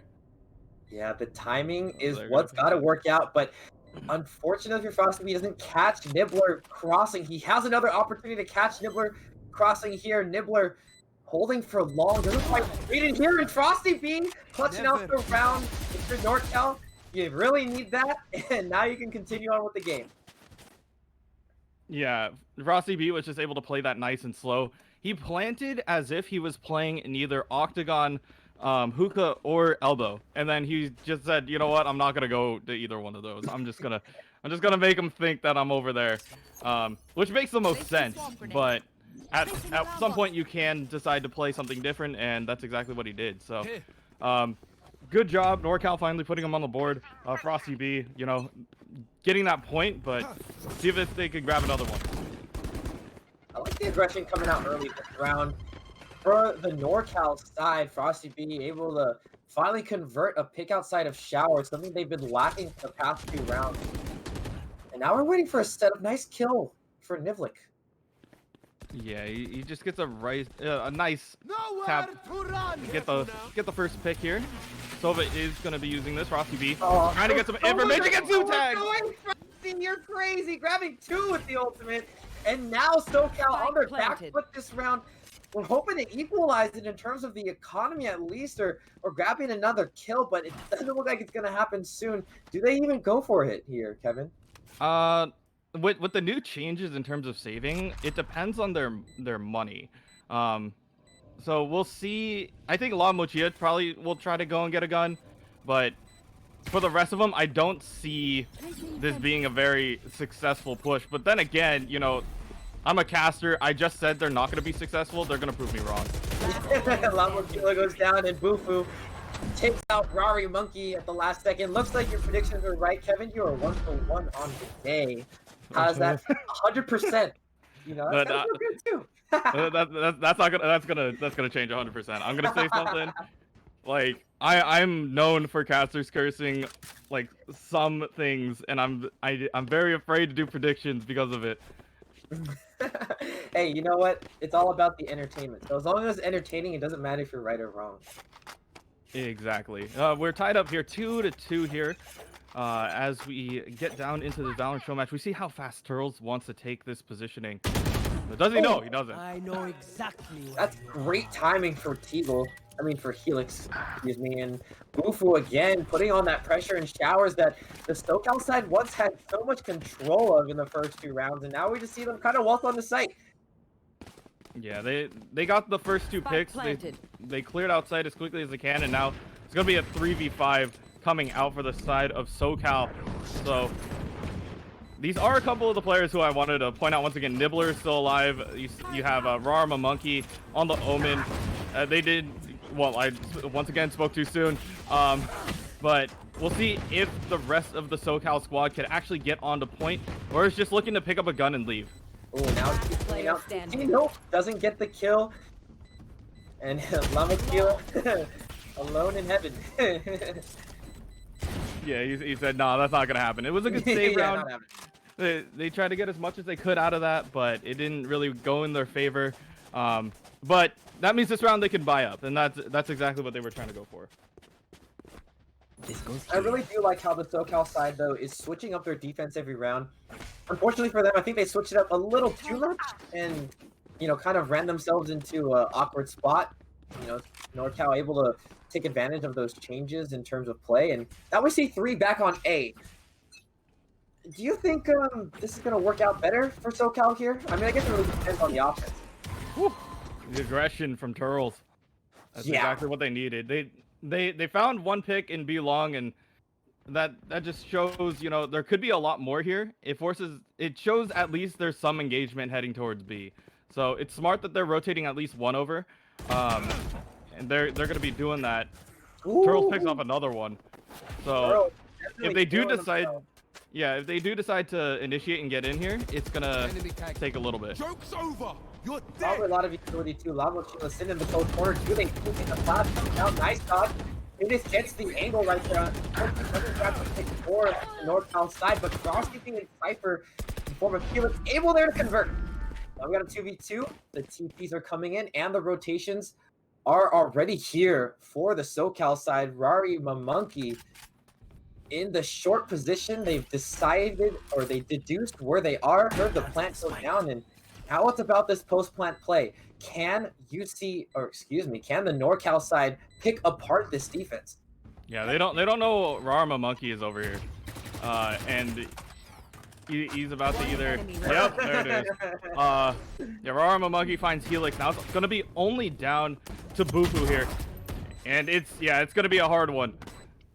Man, these teams are so fundamentally sound, Kevin. It's really hard to expect anything super crazy to happen once you see them get into these positions. It's just like, you know, it's gonna be whoever plays it right, and both teams have shown their fundamentals off so well.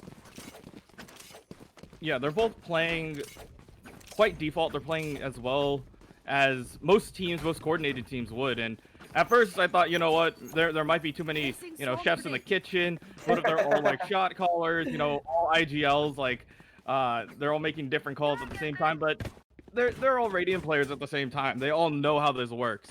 So we'll see how they decide to play this out as they go into a round that is going to decide who's going to be taking the lead here in that. Ooh, Bufu almost got picked off right there. That timing was almost extremely unfortunate. We see people poised out of short A on the NorCal side right here. Rari Monkey unfortunately going down. And that's going to be 2 solid picks for the NorCal team. And as we say, it's fundamental Valorant from here, but Mamochila might have the play, the timing. Spike He planted. walked out into the middle of back of sight. Yeah, NorCal quite unaware. It seems pretty safe. It just depends on where Pearl's going. He is gonna find Frosty B, get himself some more HP. That's a plus of having a Reyna on the squad. But now it's gonna be all about this retake. Yeah, Lamochia didn't even see that coming, and the UC Berkeley duo is gonna be able to close out that round there. So 3-4 going towards NorCal, but still pretty dead even. Yeah, I mean, this economy is looking to be shaping up better for NorCal as the rounds have gone on. I mean, check it out. We got a... Oh, are we going to buy? Are we going to life buy? It's going to be interesting if SoCal kind of does a mixed buy here. Yeah, I think this might be a force round. They might try to force as much as they can and then go in with the rest of it. Yeah, that's the call here. So, see what they decide to get and if they get anything. I mean... If you do decide to get a pick, you take whatever guns they had, so that's the benefit of that. And I like the read that NorCal has made right here, actually. They know where the map control is in terms of what SoCal has, and now they're trying to re-poise themselves so they can take the weaker side, which is this Jet-Raze duo. On P, but Nibbler times that peak so well, playing so good this game, and now we see NorCal going back towards A. They want to execute now. They have the control in showers though to really pull this off. No, they don't. Rari Monkey gets the kill, and that should be the rest of this round. Kind of. And Nibbler finishing things off with the right click from U-Haul. No charges left. Unfortunately for NorCal, unable to convert that round, and SoCal forcing the win and getting what they really wanted from that. Yeah, that was it was a right move by NorCal.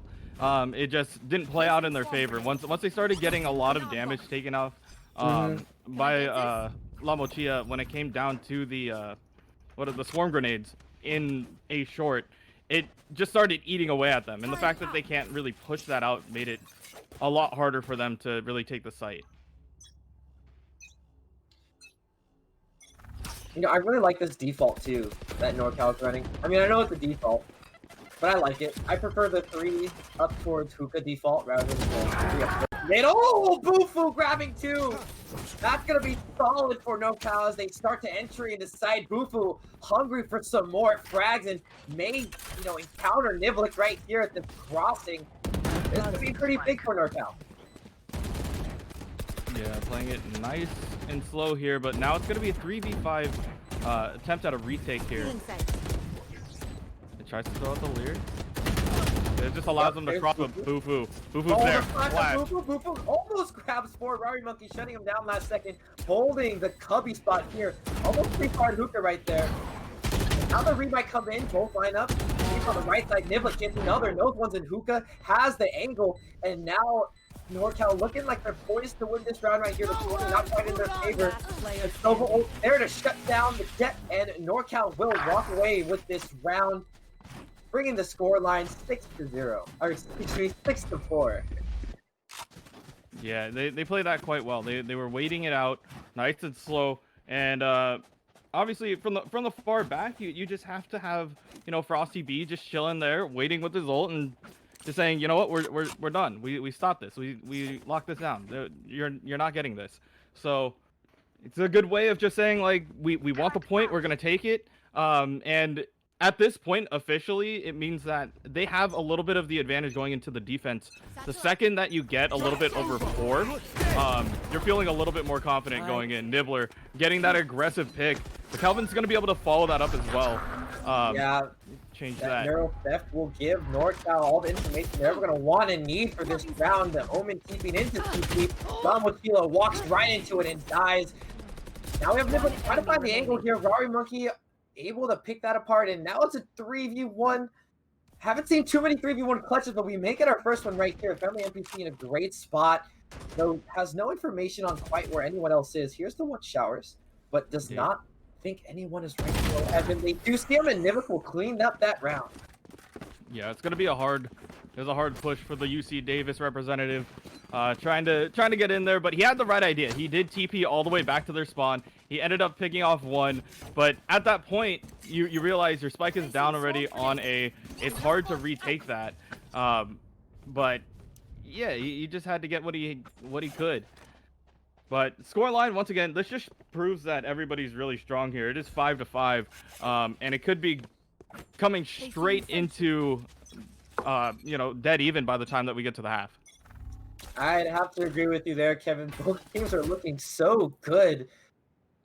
And, the mental is really, really great from all these teams. Even if you get shut down early round, they come back next round just throwing punches as strong as the first round.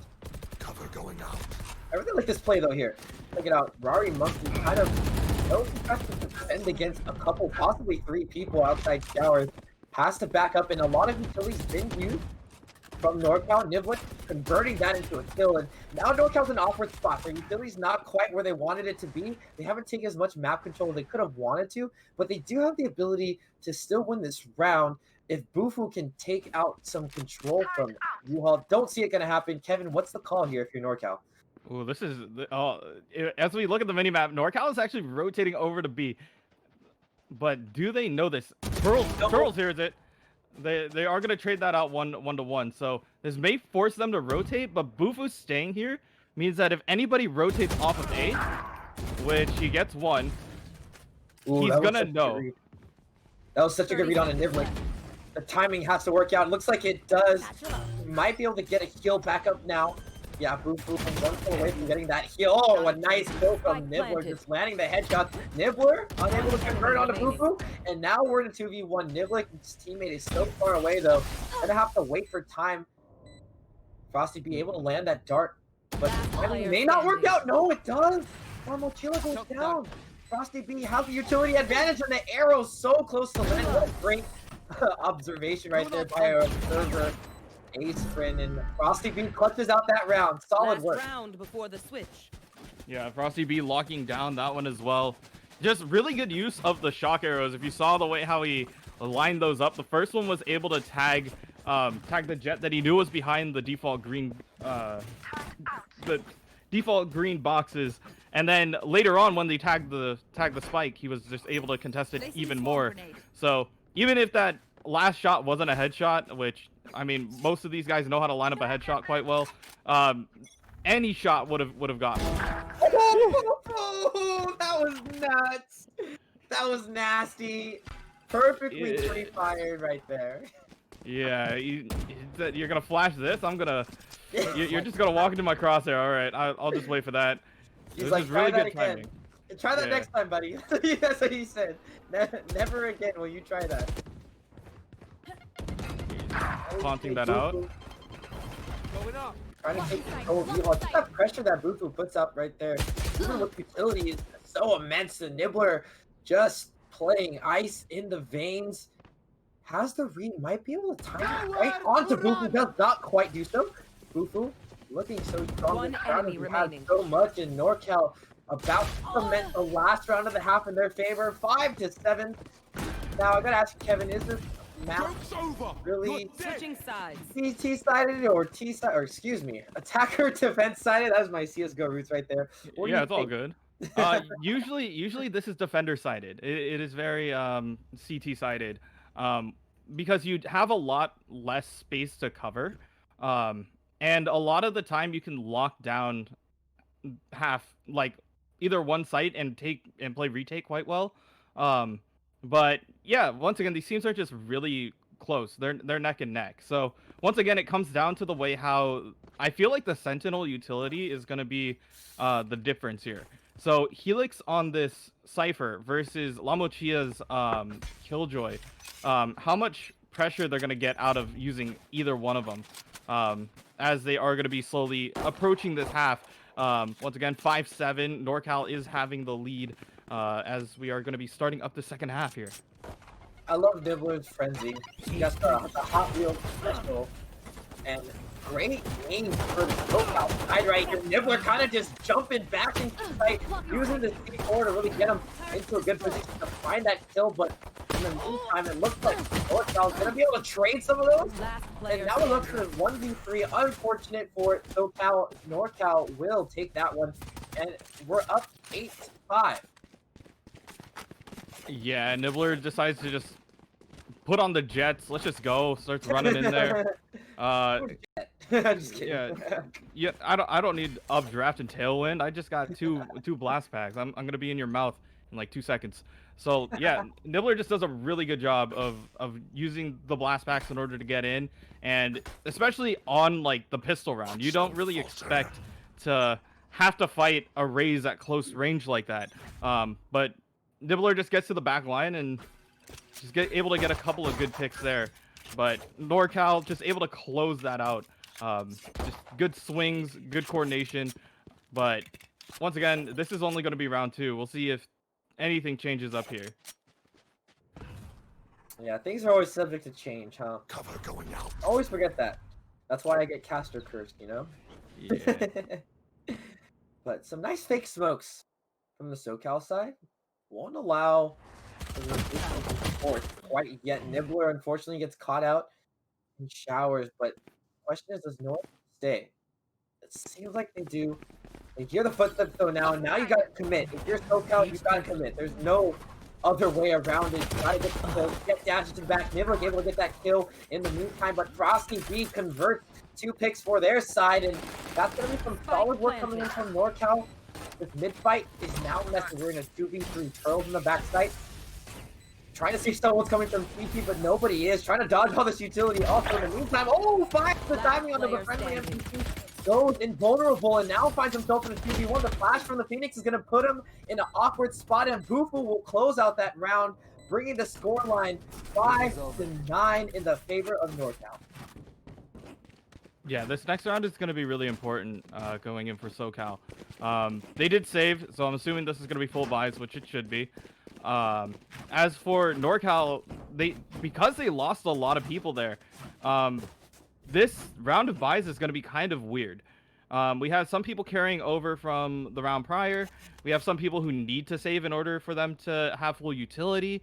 So a lot of these players that we're going to see are not going to have the best weapons or the weapons that they could have had going into a round 3. But that's what you get for trying to lock down that. You lock down that second round, you guarantee that second round win. But if you lose a lot of players in the process, you do break your own economy, which is kind of sad. It's never ideal. Never getting the pick with the judge. Bufu does get pressure out of here. Doesn't really know Nibbler's behind him. Nibbler able to grab that kill right there. But yeah, as you said, economy is so important. Me, a fellow gold player, can't quite always manage mine so well, but it is what it is. Got to learn from the good ones. Exactly. This is the joy of watching good collegiate action here. You just see who does what and just say, okay, I want to try that. Frosty B trying to be the hero.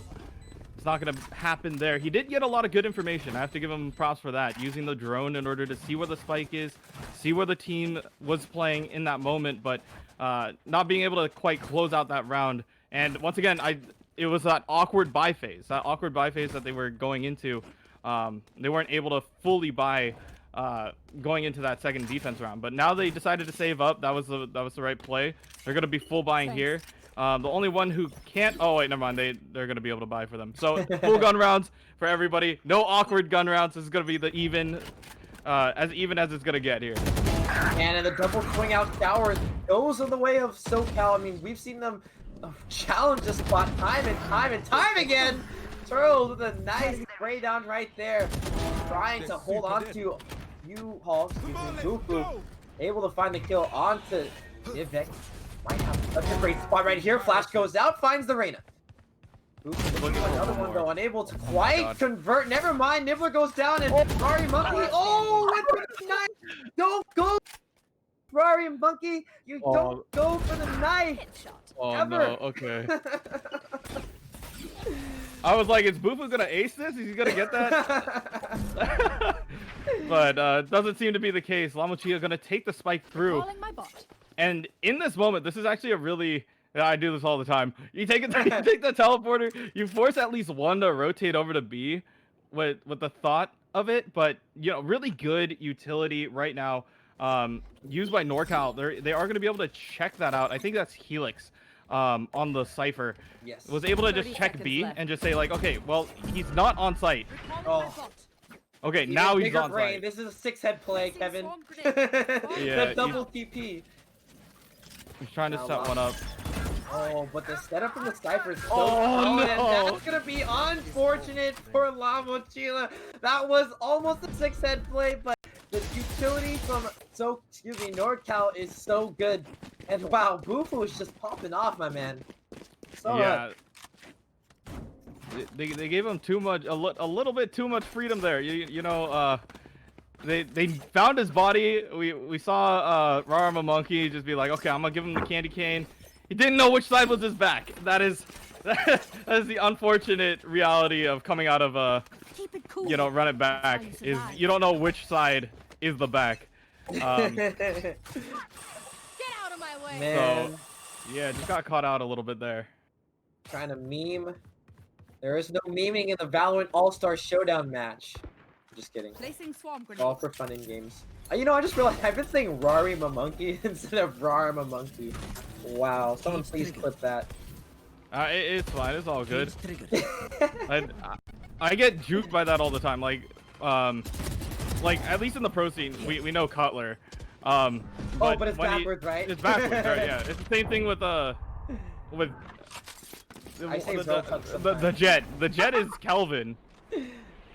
It's just backwards. I just got juked so hard by that. Oh. Give me those back. Ah. Well, now his head is backwards because there's a couple knives in there. But Nibbler's going to be able to switch that around. He's going to be the last one. Going to pop the ultimate. It does tag out Bufu a little bit. The flash around the corner. Yeah, just applying a little bit of pressure. Gets him through the crate. Now it's going to be up to Frosty B. Nibbler, Frosty B. Where is he? Oh, below heaven. He was underneath them. He saw his toes, hit him with a candy cane. It'd be like that sometimes. I like that bounced nade though. That's something that you really wouldn't expect if you're playing backside. Throws off the timing, and then plus the nade going even higher in the air off that corner just gives a lot more area of effect for that nade. So I really like that. I like the stuff I'm seeing Nibbler pull out here, but Frosty B definitely coming out better, or coming out on the other end better. Played that better. Let's see how SoCal responds though. We are 6-11. Yeah, it's really interesting. I know that Nibbler is really comfortable with playing Raze, especially on this map. So we'll see how crazy it is. It's friendly NPC just taking up the top. He's like, this is my truck. You're not allowed here. Such a beautiful flash. Oh, friendly NPC. But man, what is he with such a great spot? We have one on truck and one CT. Turtles trying to figure out who to pressure first. He's getting spammed. Finds the kill on the friendly NPC, and it's a 1v1. Finding his way around the side, and he gets the kill first. Picking up the 7th round for the SoCal side. Yeah, no. Sometimes you just gotta remember utility puts you in a very vulnerable spot. But the second that he clipped friendly NPC, use the dismiss in order to just get in. And also being an Empress, you know, that does make you invisible. So Turtles was just able to use that, be able to get around the site and find Frosty B on the back end. Yeah, that's gonna put you in the running, especially for that MVP candidate when we're gonna all be voting on that later on. But yeah, we'll see how aggressive Bufu. So aggressive. Picking off Nibbler early is gonna be unfortunate for SoCal. They don't have quite the inventory they would want, and Bufu, so consistent, able to get these kills with aggression while peeking at the right time, like literally every time. But PP grabs this one right here, though, doesn't actually manage to find that. You know, if you're SoCal here, Kevin, what do you do? Like, how do you play against a Bufu that's so aggressive? You don't let him lace up the Nikes. You just take away. Yeah, just you gotta hope that you don't get pushed that way. Oh my God! Wait, No, this is not good. Turles, don't do it. Don't do it. Don't. Oh, okay. So he gets one from the wall. Can he get the second? I stand corrected. Turles does find the kill, but Bufu there to trade, and NorCal in a great spot right here. Coming out of hookah. They have to get bombed down. Oh, never mind. Rar, I'm a monkey. Goodness gracious. 30 seconds left. Rama Monkey is going to be able to get that down, but now Lamochia planting. Okay. Now it's going to be all down to Bufu. Spike planted. I mean, he's got 4 already, though. If you're SoCal, I can imagine right now, they're just like, don't give him the ace. Don't give him the ace. Don't give him the ace. Because Bufu is on a tear with 4 kills in a 1v1. The thing that I like the positioning coming out from the Killjoy right now. They can ult to stall. La Mochia can do it. Oh, he was just waiting in CT. He's going to tap it. He's looking in bathrooms. Oh, yeah, no, La Mochila might have found the perfect timing.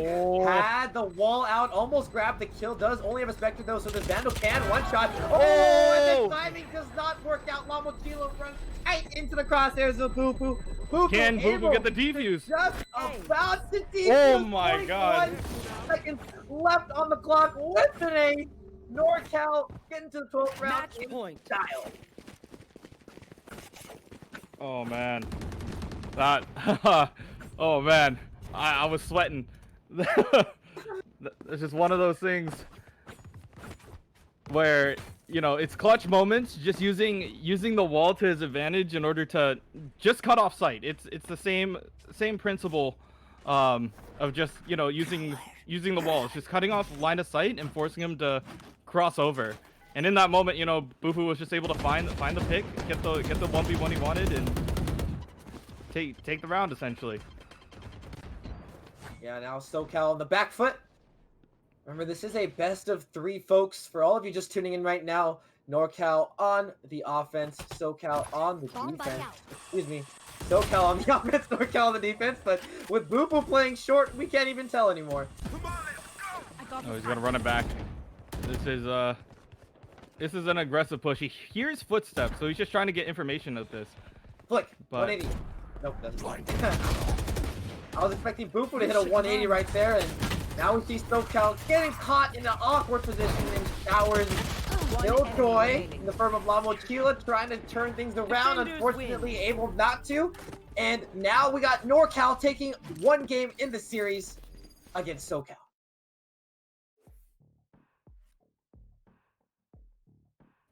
Yeah, I'm just completing out my notes here. Here we go. Yeah, what you got written down, Kevin? All I wrote down is just like a couple of names. Obviously, like Nibbler is just able to push with such aggression that we saw coming out from the SoCal side. And same thing with Turles having that ace. Really vitalized the team a little bit. They were saying, okay, well, we get this win. We're allowed to push off a little bit more. And yeah, they did what they could, but NorCal just coming out and swinging hard. Top of the leaderboard is Bufu and Frosty B. Frosty B had a couple of really great shutdowns. If you want to talk about round 3, taking the 1v1 and being able to lock that down completely. When it came down to you know, that last round where it was just him and let me get this down. Yet Helix with the Helix had the trap wire that revealed it, and then he was just like, okay, I'm just gonna ult from here.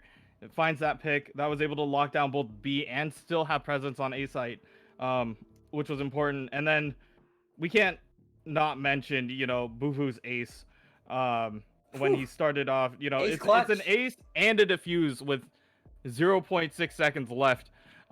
Lucky for us, we get a little bit of a delay on the stream, so for me, I get to watch it live again. But it is just moments like that where this is the reason why these guys are the representative. It was 0.16 seconds remaining left on that defuse, and he was just able to clutch that out. Totally. And I want to talk a little bit about the comp picks because I mean I saw a Twitch chat popping off about it, but what do you think about that Killjoy versus Cypher pick? I feel like a lot of pro teams, I know they run both, but there's just this overall consensus that Cypher is just hard to keep away from being strong and in the meta. What do you think about that playing out in terms of this map and this game? Yeah, it really depends on the way how the teams want to play around it. If you want to play more, more aggressively, I do like the utility that Cypher gives. Even with just the camera, you're allowed to see a lot more, and information is half of the game when it comes down to Valorant. When it comes to surveying and locking down a site, Killjoy is a lot better at that. But obviously the changes that happened, the hidden nerfs as we called them, that happened a couple patch notes ago, where you can't recall your utility and save it for the round after. You recall a trap wire, you don't get to keep it. You don't get to save it for the next round. It's that hurts a lot of the Sentinels, as we saw throughout this game. But yeah, we're waiting on the next pick. As we saw, the first map was Bind. The second map is going to be SoCal's pick. So we'll see what they decide to go with. With what I saw and what I remember, I think if we are going the same meta-wise, we should see a more comfortable map. So I think it's either going to be... I think it's going to be Haven. I feel like Haven is a very comfortable map for these college teams. I don't think Split is like one of them, or Ascent. So it's either Haven or Ascent is what I'm speculating here. We were trying to chat for everyone that's seeing us kind of be like, we're reading the chat right now, seeing what they're trying to decide. We got some spicy, I guess, not disagreements, but some spicy picks and some interesting, not arguments, but interesting choices going along in chat right now. But yeah, I would be surprised if we didn't see one of those maps. Although, SoCal might try and, go a little Nibbler style and just go for something that the other team wasn't expecting, try and be aggressive. In terms of map picks, we might see Icebox come out, although can't really tell. There's a lot of discourse going on. Nonetheless, what do you think about, the tempos of these two teams? How does that affected this past game? Are they different? What's it like between Bufu being the most aggressive entry fragger versus Nibbler? Yeah, the Bufu versus Nibbler thing, I've been watching throughout the last tournament that I was able to catch him on. When you have Bufu and Teagle on the same team, they tend to they entry frag in different ways.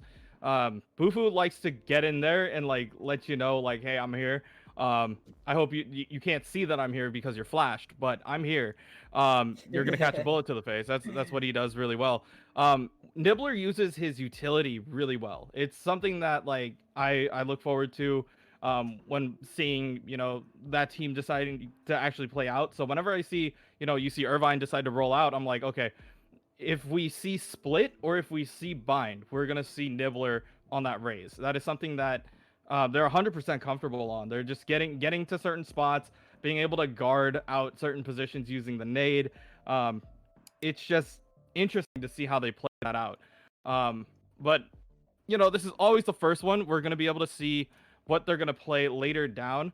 But yeah, we'll see how what they decide to pick and how well they want to play.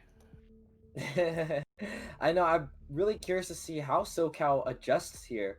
I honestly think they might go towards something that tries to support Nibbler a little bit more. So we saw a Killjoy, but I mean, I would like to see a Breach. Get a Breach out there for your Raze who's jumping around everywhere. Toss out that Tremor or excuse me, that Fault Line, and let Nibbler just kind of bounce around in the air from those blast packs and really go off that. I would like to see something along those lines because, like you said, that cohesion between the two Berkeley players is really paying dividends in a lot of these rounds. The communication seems to be there and a lot more cohesive than between the SoCal players. Yeah, it's going to be really interesting to see this play out once again. I like the way how both of these teams are playing. And once again, like, this is the first game. They're just feeling out each other. They're just trying to figure out, you know, how does each person play. But at the same time, like, I'm just ready to see this next match. I think they've decided that the next map is going to be split. Okay. Caster curse enabled. I'm just kidding. No, I mean, that's fine. I mean, like, when it came down to, you know, maps, it's either a very comfortable map or another, like, scrims map. But a lot of teams are just like, you know, we scrim Ascent, we scrim Haven, we scrim, you know, Bind. It's like, maybe split.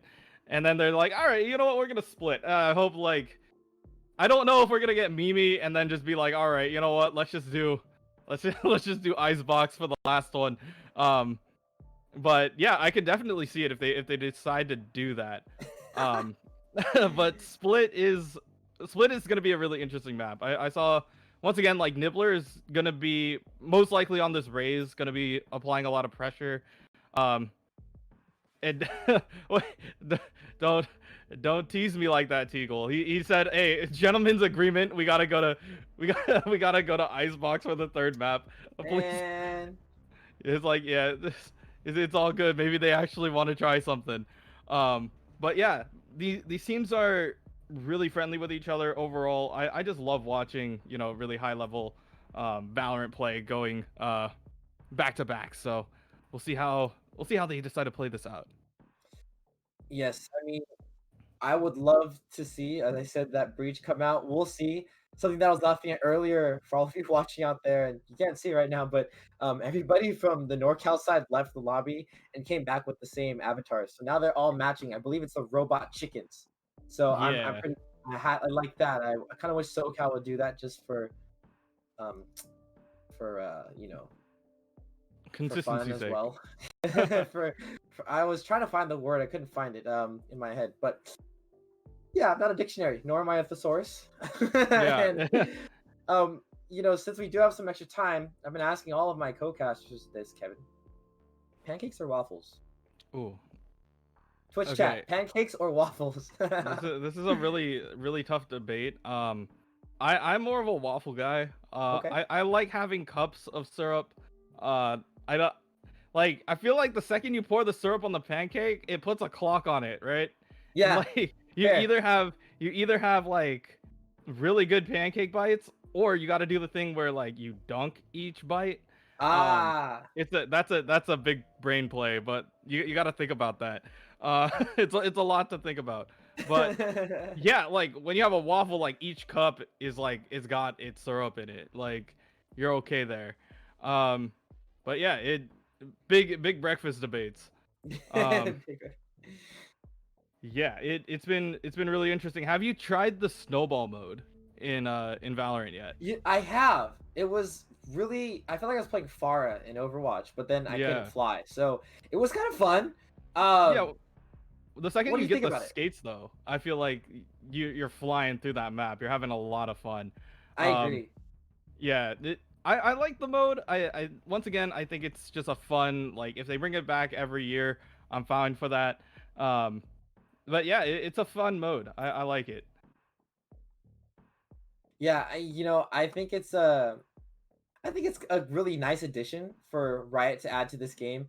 It really allows the community to play something that's, you know, themed for the season, get a little bit of variety in there, because for the longest time it felt so, not stagnant, but, you know, only having casual at that time when the beta just came out was kind of like, man, and then they had ranked and you're like, okay, and then you're just like, I want DM, and now they came out with Spike Rush and Snowball Fire. I think they're doing a really good job at keeping everybody, you know, excited and something to do. And now we finally hit Split. We have NorCal, I believe, on the, I gotta switch screens. We got NorCal on the defending side, on the attacking side, sorry, and we have SoCal on the defending side now. Kevin, what do you think this is poising out to be? Because it seems like they're gonna pick the same things. Yeah. It looks like the same thing, and this time, like, I mean, the first thing that we saw is, like, insta-lock Nibbler Raze. Like, that is some confidence pick. But I mean, he had it. He wanted it really bad. it's gonna be interesting to see what the other people decide to pick up. It looks like Kelvin and Turles are actually going to be swapping characters this time. So Okay. yeah, Kelvin's going to be on the Reyna, and Turles is going to be on that the Jet.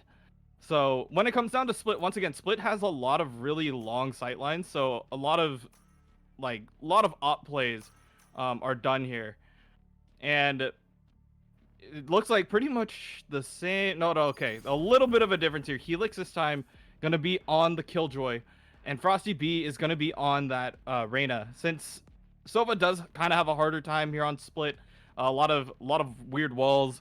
A lot of different spots. Like sometimes you can't force the character into the map, right? Like you're not gonna be running, like in Overwatch, you're not gonna be running a death ball instantly on Watchpoint Gibraltar, okay? Like that's just not, you don't do that. you play dive.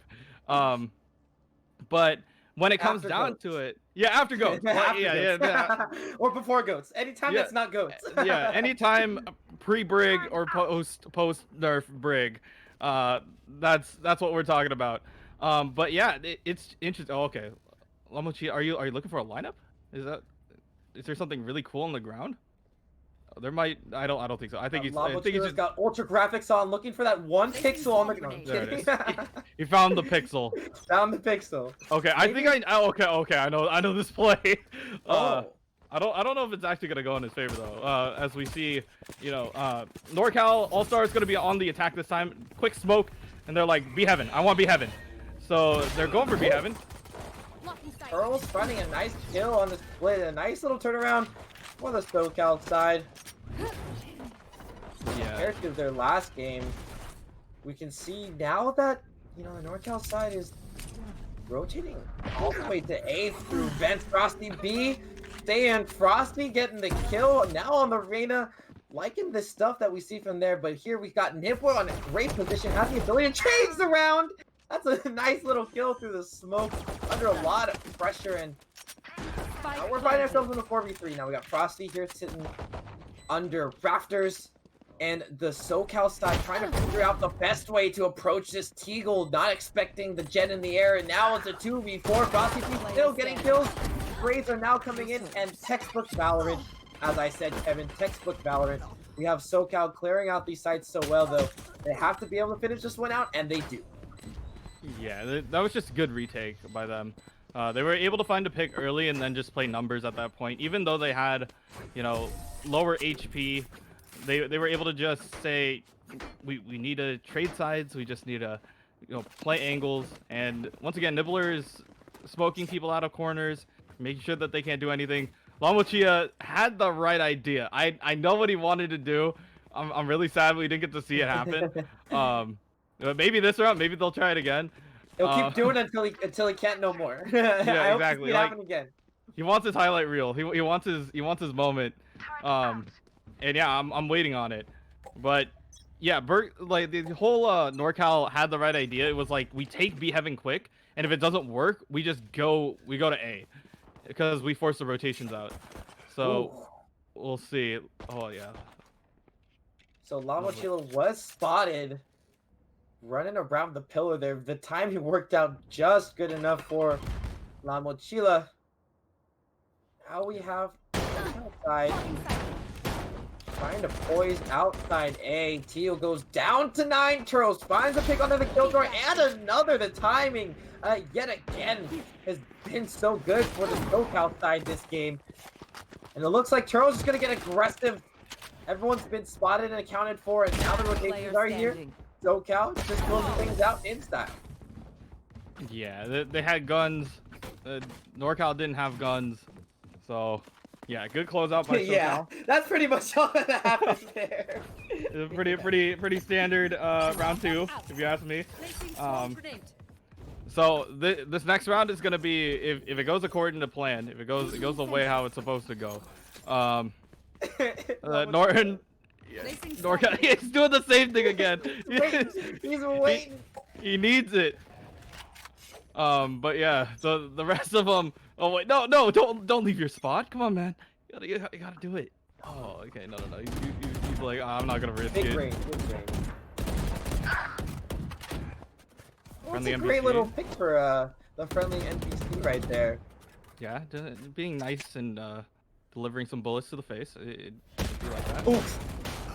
Oh, Nibbler finds one. Sorry, I'm going a little bit monkey here. He's just able to get that pick. Rama Monkey getting chipped away. Is he gonna be able to get out? He's gonna go to elbow. And they're looking at it. Yeah, most of these games right here are just mind games of players just thinking like, where are they? I have no idea. Where are they? You can just tell no one quite knows where anybody is, but now the execute's coming in from NorCal side. The read is in. Nibbler finds the timing onto the pick, gets damaged by the molly. Oh, had such a good one-way, but it wasn't quite enough. Teagle peeked and got the kill. Planted. And now we find ourselves in a 2-on-2. We have control of heaven and greens for the SoCal side. Niblik right here, look, elbow, doesn't find anyone there, so now they can kind of guess where they are. They know one is blue box, but do they know one is deep left? Niblik's gotta find the timing, gotta find the right angle to push. Looks to the left, spot the killjoy, doesn't quite get it, but now that opens up the entire thing. Teagle though finishes things off. La Mochila goes down, and we got 2-1 with the tactical squatting to finish up that round. Gotta give it to them. Tactical crouching.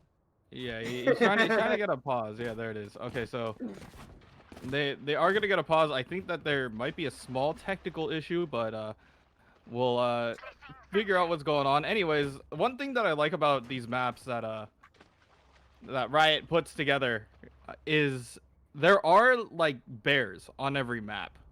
There are like these tactical bears that are hidden on all of the maps, and I have a friend who is an observer as well, and like we spend like a whole day just trying to find these weird like little Easter eggs that they have on every map as we continue on and try to figure out where they live. On Split, there's one in I think it's in CT spawn. Yeah, you can see our observers like, all right. Yeah, he's like, I gotta go over there. Yeah, he's running. It's on the right side. It's on the okay. Yeah. You'll find it. Okay, so yeah, if you're right there, right where the jet is, and you go above her head, and then you look to your left. In that window, in that little like bridge there. Yeah, he's right there. Oh, he lives there. Oh wait, they can't see it. Oh, the audience can't see it, but yeah, now we know the future. Yeah, he's just chilling. He lives there. There's a couple of them on this map as well. There's another one in B Heaven. If you slide on over there, there will be one in the window, and I think those are the only two on Split. If you do do like do a 180 from this point, and he's in that bottom, like look down. The bottom right corner. He's right dead center of your screen there. On your, just a little bit lower. He's peeking. He's like right above. There it is. Yeah, he lives there. There's a couple of these per map. You just gotta look around and find them. Thank you for our producer to switching over to that right there. That was solid. Just giving us some fun bear cam. Yeah. Obviously, the glitch pop shop, when they announced that set, when it was in before the CT shop on the left side was nothing, but once they announced the glitch pop set, they were like, okay, we'll put that in. And then also they had the shoe shop that was on this one, on towards A side on attackers. Killjoy's silhouette used to be in there. Before she was announced as a character. So now that they took it out, I don't know if we're gonna have any other little hints here and there of other new characters coming out later down the line. What do you think about the new agent that we've kind of data mined out of the code? Yeah, look at this train. Look at this NorCal train. They're coming through. They're ready. Plays Thomas the train music. They gotta close the gap a little bit. There they go. So, this is actually pretty funny. This takes a lot of coordination. It's just following one person. Just following Helix. Helix train coming through. But yeah, they're doing a good job. Like, if anything, this is highly coordinated. I didn't. Now they're rotating. Backwards. They're spinning in the middle. Okay. But yeah. Okay, you got the offbeat. I see you. I see you. I'm waiting on. Obviously, I want to wait till like the character comes out in the actual game, and then we can figure out how they want to play it. Like, how does it interact with other people? What maps are gonna be good on? I feel like that's gonna be a little bit okay. They're like, okay, yeah, no more fun. We gotta get back to our positions before we unpause. Everybody ready? Okay, good. We were pretty funny. Yeah, so now we gotta wait. They're just like, okay, yeah, give me a sec. We're ready. We're good. We're good. Okay. So another extra couple of seconds. Oh, we're gonna get an op. Finally. So yeah, it's playing an op. Aggressive A Raptor op. Side. Trying to copy how aggressive? Tens. The tens play. Oh, right in the crosshair. Oh. Charles gets damaged pretty bad though, and now the push up from mid is really aggressive. From NorCal here, we see the Reyna in mail room, but now no one's making a move. They're trying to get some more information. Yeah, they're just taking real estate. No, that's what they wanted to do. They're pushing it up. Frosty B says, "Okay, now's the time to go. Let's figure out what we can do here." Yes, my time is now. Frosty B gets picked, unfortunately though, and now the push from the side of NorCal gets shut down.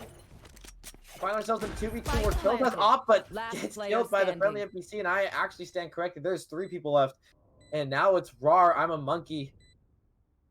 Trying to get the right timing on these positions. This can work though. All of these positions are able to be killed one by one, but Warhammer Monkey's got to work a little bit faster. Doesn't really know if there's anyone mid. I don't quite know if Warhammer Monkey thinks anyone is there. Lots of Killjoy, gets the kill. Looking for 2, can't find one quite yet though, so this is getting really awkward. Knows the Phoenix is here. Mufu goes down, and now he might just stick here. Knows the last person's behind him and decides to go for it. The timing has to work out.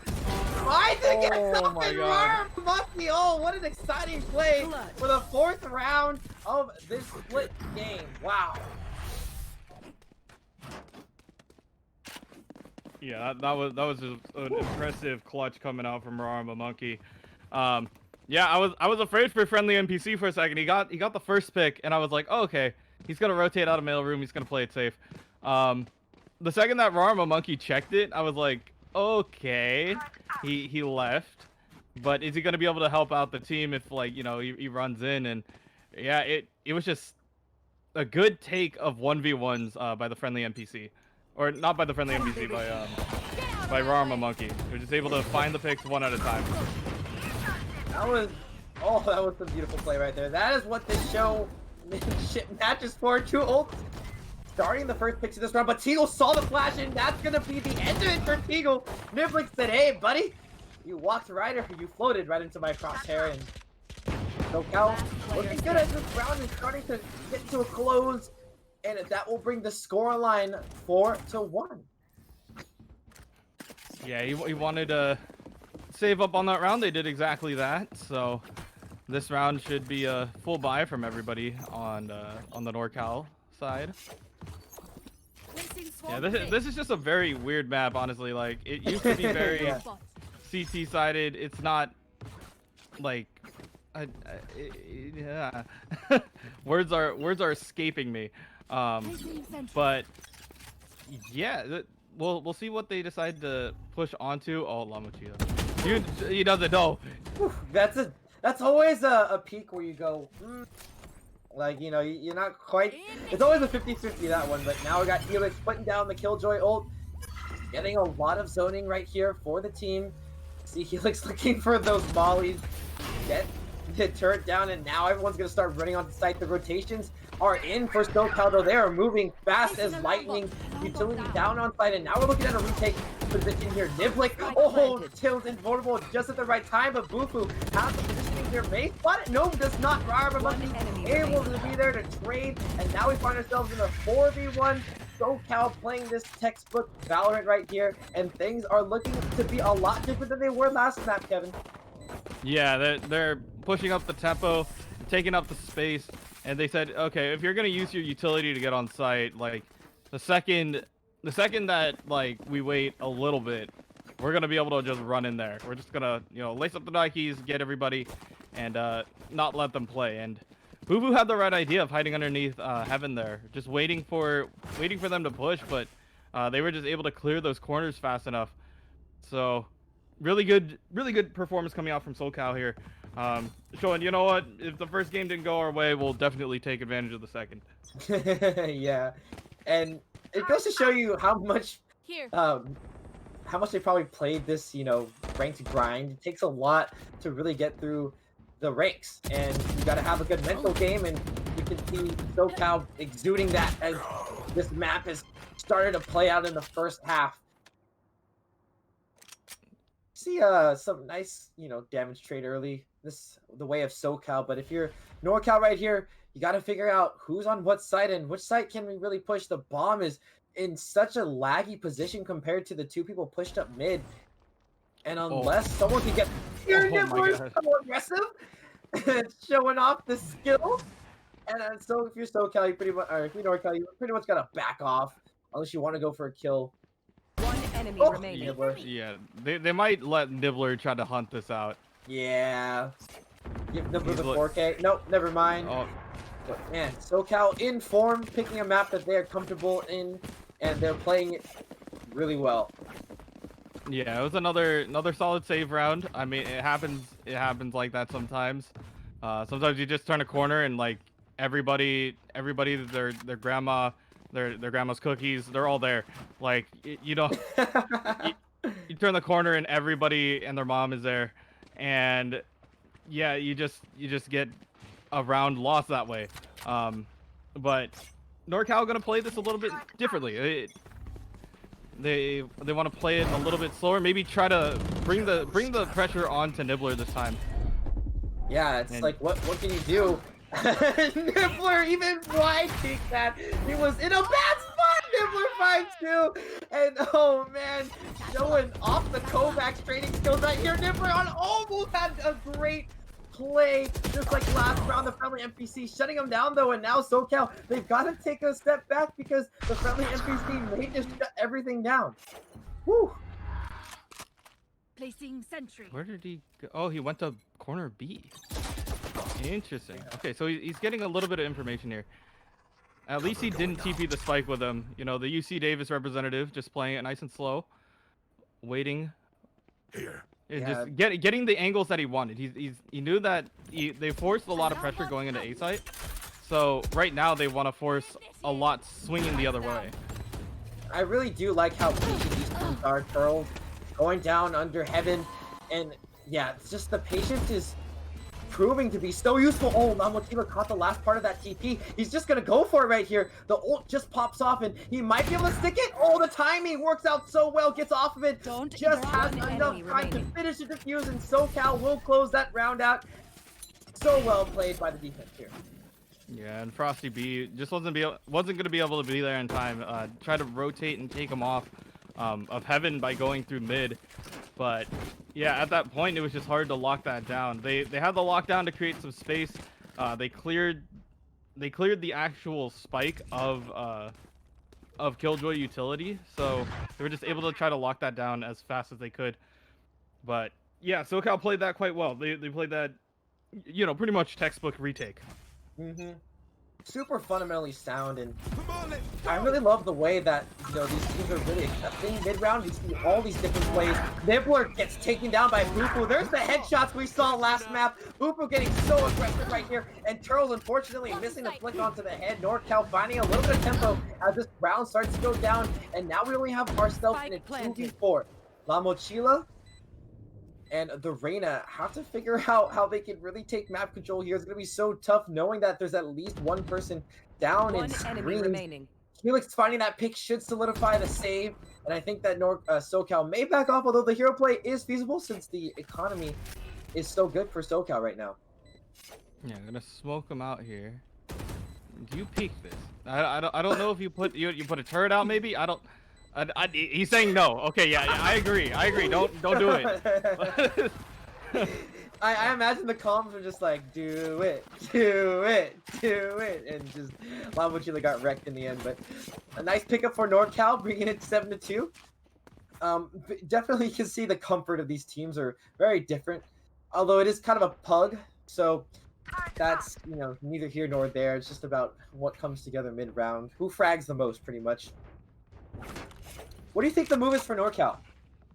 I like the way how they were playing it more in default, but they haven't been doing that recently. Just being able to take a lot of sites, forcing a lot of pressure, and forcing over rotates is something that I like to see out of the NorCal side. Oh, you see? Okay, I like this. I like this a lot. So they're using the lockdown only here, and so what it's doing is you see the heavy rotation coming out from one side. Oh. And so now they're gonna start smoking off, and now they're gonna run it to B, or they're gonna run it to A. They're just gonna take this site. So they get 2 players detained. They're trying to bait them in and say like, oh, okay, well maybe if we get detained here, maybe somebody will show themselves. But Teagle is gonna say, no, I'm just gonna chill here. I'm gonna wait. So they put the Killjoy down. They put the ult down, making him think that they want to initiate there. And then just take the opposite site. Man, I'm just gonna say, you can see that Omen just trying to rotate as fast as possible at the end right there, trying to get there in time. Nibbler did a couple picks before going down, and you were so right there. That was such a good play from NorCal. A great call, a great force to rotate, and now that brings them at 7-3. Now, if you're NorCal right here and you can grab the next 2 rounds, you're not looking any worse or better than last game, pretty much. Your 7-5 is a solid attacking side, especially on split. Yeah, if you get 4, you're actually really confident or really comfortable because you could assume that like you could play defense. Like that's considered a good side because like if the map is CT sided, which it for split it's kind of up in the air, but the more even you can make it, the better.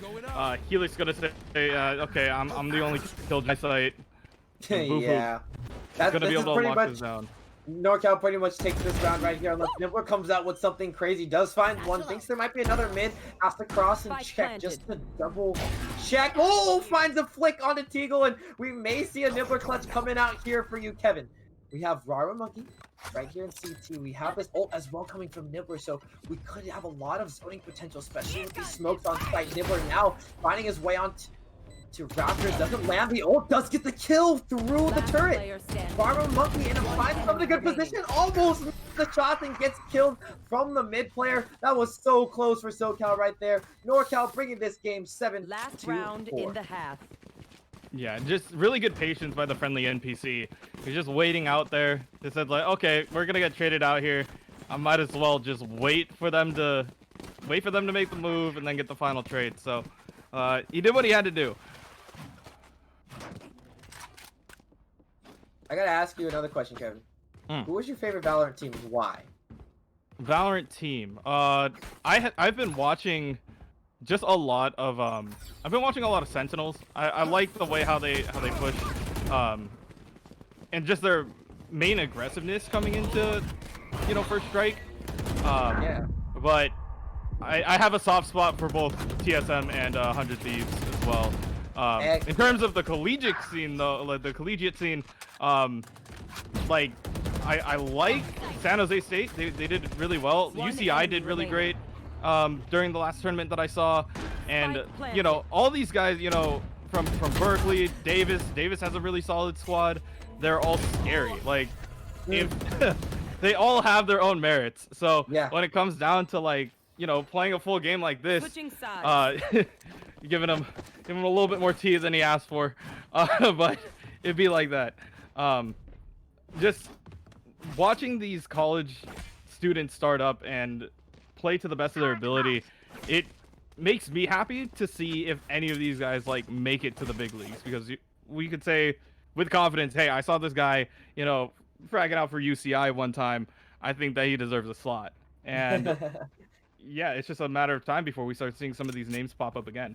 Yeah, the NA Valorant scene is really exciting, especially when you consider all these college prospects that are trying to burst their way into the scene right now. And they get so much good play since all the teams are really solid. Exactly like you said, you get some high-level play between teams and with players that are early on in their careers. And it's super, super, it's just an exciting prospect. In the meantime, we have a push. Seems like it's going to be on to A. Yeah, So they trade the 1-for-1. Yeah, they trade the 1-for-1. Now they're just gonna try to even up the scoreline if they can. They're gonna get that right click on. And yeah, now they're gonna have numbers advantage going into here. So SoCal locking down the site. We'll see if they could keep Bufu and Frosty B off of the actual site here. Flash and run. Flashes himself, but it's worth it. Oh, this is such an awful spot for Bufu to be in, especially to deal with that Killjoy utility. Frosty B managing to sneak out right out of there. 48 HP, has 2 potential kills, but has to find a kill first. Gets slowed by that turret. Tagging feels awful in this game, Kevin. Yeah, it does. Like, you get shot in your big toe, and then you can't, like, walk for like 10 seconds or something like that. You think that's how it it feels should be like. nerfed a little bit? How do you feel about the tagging? I feel like it's okay. It's like if you get caught out of position, you shouldn't have been there in the first place. But at the same time, it does feel kind of bad that you're like, like you got a lead foot on the brake. So, well, yeah, it's just pressure. You feel it. And that's just like, you know, another element of the game. Yeah, forces you to really play this game carefully. And we see the friendly NPC getting caught out of position right there. Didn't expect 4 SoCal players to run right into his face. And man, Nibbler loves the double blast packs. I can't deny that. Okay. I know this play. This is a NorCal I have no money special. they had two. No money, no problem. NorCal out of heaven. They're getting all the kills they need. That's 2 for them right now. A beautiful flash though may shut things down for the NorCal squad, but it's not gonna be enough. And oh man, that play worked out so well, Kevin. So well for the NorCal squad. It's one of those scenes where you hate to see it if you're SoCal, but if you're NorCal, you're fine with those trades. You take those. Essentially, what they did is that they bought, like, most of them didn't buy anything. They just probably bought armor. The friendly NPC did a shorty, played in that corner. Another one played a shorty. I think it was Teagle, who was also playing a shorty. And they were just waiting on corners. And they're saying, okay, well, if I get traded here, like, I at least trade 1. And then you just go for the trades and hope that all of them go in your favor. So Careful now. we'll see what they decide to do. Bufu gonna throw down that molly to start, just create a little bit of space and not let them get the tempo that they want. And yes, we have it again. SoCal just running out. Pearls finds a pick into the player below heaven.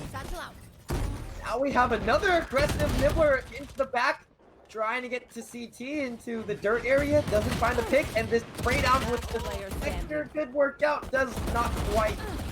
And the rest of this should be all she wrote for SoCal. That is going to be 8-7. NorCal, you know, grinding out 2 solid rounds right there.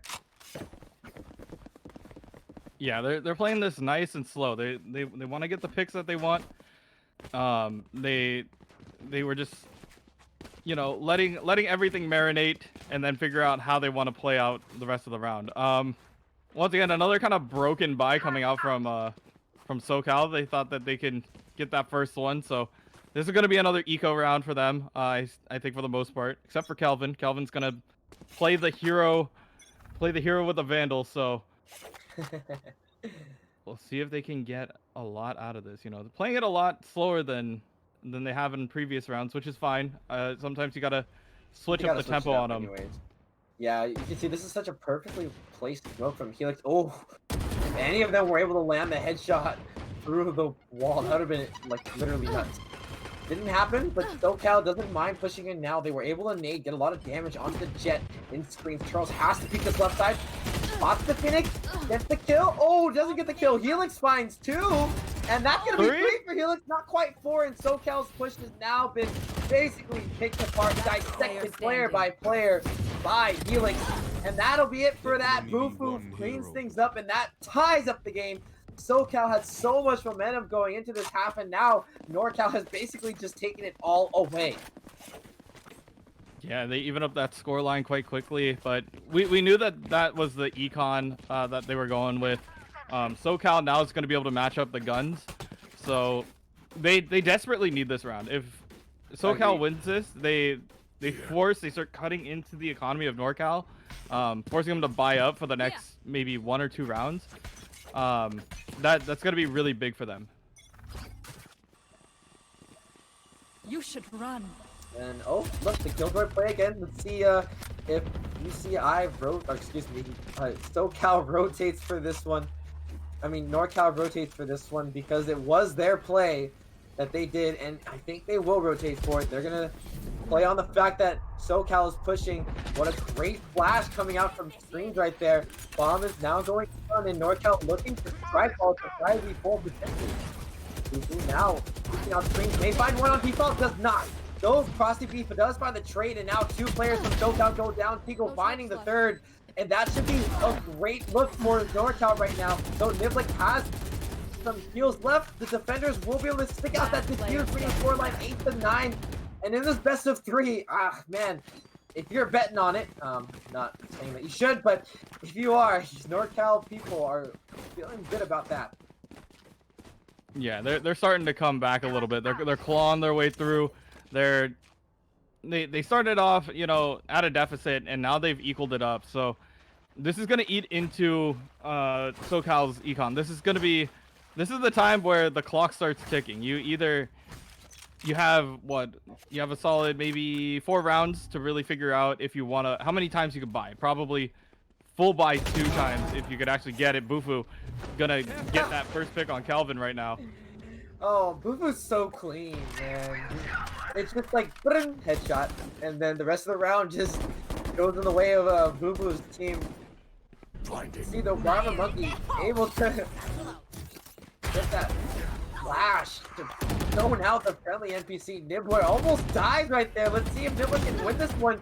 Higo gets smoked off, does no read this one. Nibbler just presses W through the smoke, and in a 3v1, the SoCal team has read the position, and that will be another round for them. They finally got a round back. It was such a drought. They were in like a 4-0 run, I believe. Man, good stuff though. Yeah, it be like that. They closed that out. They were able to. The most important thing is that they're starting to cut into that econ lead. They're now forcing NorCal to buy quite a bit. If they lose this next one, I think they might actually have to save up or force out some buys from other teammates. So we'll see what they decide to do. This is gonna get really aggressive out from Bufu. Yeah, I was waiting for something like that all game. Turtles managing to grab that pick down. I think SoCal's gonna want some tempo here. Nibbler trying to see if anyone's holding these angles, but when you got the person advantage, you really want to take advantage of it. You see 3 people now starting to push back into mid. Brahma Monkey trying to find that perfect peak, that perfect timing onto the person playing Be Heaven. Oh, there's someone holding close. Chico goes low. Trade is successful. And the call may have gone in. No! Oh, so unfortunate for SoCal. I guess the move is towards A, right, Kevin? Yeah, it's gonna be even. Literally, same personnel, same abilities. We'll just see how each team decides to use it. They now know they have the information. Oh, friendly NPC. This is so aggressive. I like the play, but okay. SoCal saying, okay, well, they just committed the TP here, so they're not gonna be here. Just kidding. Frosty B. 30 seconds left. Yeah, the SoCal team. I want to say UC for every team, but every player is from UC. The SoCal team definitely realized the tempo was what they needed to get onto site. I don't know if they quite read that the friendly NPC was in that position, but it worked out for them nonetheless. Helix now in a great position in CT, just next to the calendar, trying to read the dates. Maybe they got their plans written on it. Probably not. Yeah, Frosty B grabbing the kill. And it looks like the defense is feeling more confident about this retake right here. The 2v3, you've got to play this well. The flash successful or NorCal right here, but the friendly NPC able to clean things out. And the defense from NorCal has been so solid. Man, like they're just unfaltering in some of these rounds that seem like they're down. Yeah, they're playing this quite well. They find the pick, they find the picks, they force the rotations, and SoCal had the right idea. It's like, we got to take it to the other side now. We know that the Killjoy is set up here. We know that she's close because of the alarm bot going off. So where do you play now? But now that it's in SoCal's court, essentially, this is going to be a very... They should be buying up, I believe, in order to try to tie up the game again. But yeah, well, we'll see how well they push in or if they are. Wow, that was really aggressive by La Mochila. Just to run and jump through the cross. Let's see what SoCal does, though. Turtles doesn't mind getting aggressive. I think they've realized that You should run. from the NorCal side, Bufu just waiting to see if he can get the right timing on this flash. Here's the Omen. Now has to back up and respect this ultimate. SoCal's got to work quick, though, because if they don't, things are not going to go in their way. Rara Monkey now on site, able to plant default, and looks like SoCal got the site control that they wanted. Turtles in a great spot right here, and man, you got to wonder what's the play from NorCal. They got to use an ultimate here. They got to get some sort of control, but time is ticking away. Frosty B managing to grab that pick is really important. I don't know if they're ready for two players in CT, and the timing works out so well. Robert Monkey does find the swing, and wow, the triple kill from Mochila goes ham. Great stuff from SoCal, and the game is now tied 10-10. Yeah, that could have been anyone's game at that point. Like, they got the plant, they got the push. La Mochila with the ultimate in order to create some space was really important for them. And at that point, after a certain point, you have full control of the site. And they did that quite well. They set up in spots that they needed to, and NorCal tried to swing and, you know, trade out the same kills, but they're forcing them to do different things this time. Oh, I love just a little how... bit. Go ahead. A little bit of damage going out both ways, though, in that first initial push. But yeah, we'll see how they respond back. Yeah, I was gonna say, I love how they're playing aggressive on defense. Frosty B caught Nibbler sleeping. Nibbler did not think it was gonna be the Bufu going crazy with those one taps right there. Almost looked like a CS:GO moment. Frosty B finding that pick now. And, you know, these rounds are just kind of who can rotate fastest. Rama Monkey giving SoCal the opportunity to be on B. Kevin, what's your read here? Yeah, this is going to be pretty standard. It is a 3v3. It depends on who finds the pick. Well, there we go. We know who found the picks. So now it's going to be all up to Bufu. If he can get onto site, maybe find a couple here. He finds one. But Turtles was already pretty low. He's got to find... Okay, he has an idea. Oh, that near sight is going to kill him. Or it should have killed him. Not if you can't land the shots. Bufu feeling pretty lucky about that one. Good the peek onto the Omen. Now has the ability to heal while diffusing. The timing has to work out, though. Is Killjoy going to get there in time? He's sticking it. You got to peek now. And La Mochila gets the third kill of the round and brings it 11-10. SoCal ahead by just one. Yes. We're starting to get into those these closer to overtime rounds now. But yeah, that was just well played.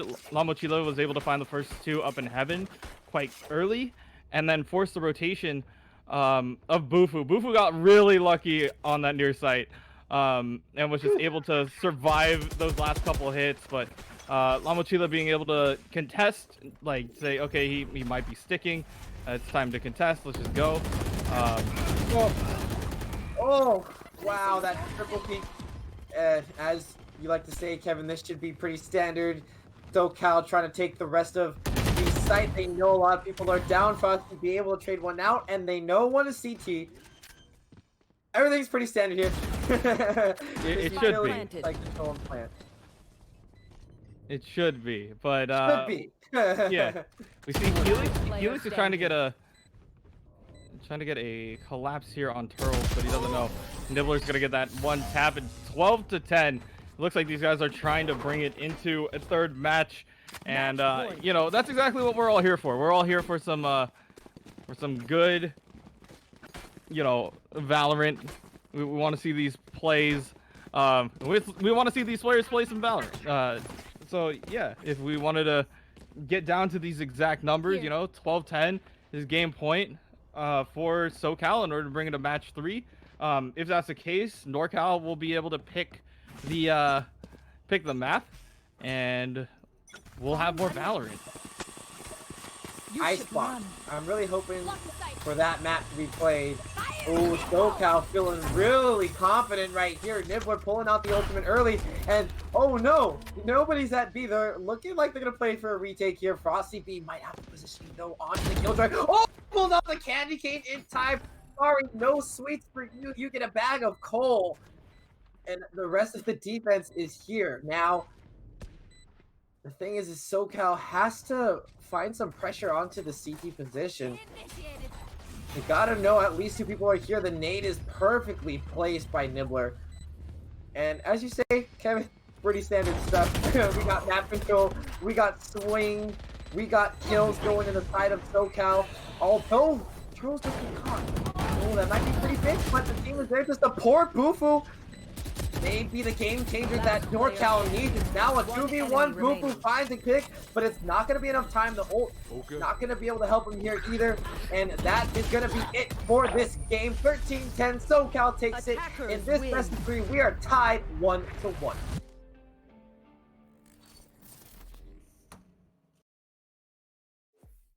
Can see you're writing your notes, Kevin. Yeah, I gotta finish this up real quick. No this was, problem. I can only imagine the bajillion big brain things going through your mind. I'm only the one that yells at the screen and sees flashing colors.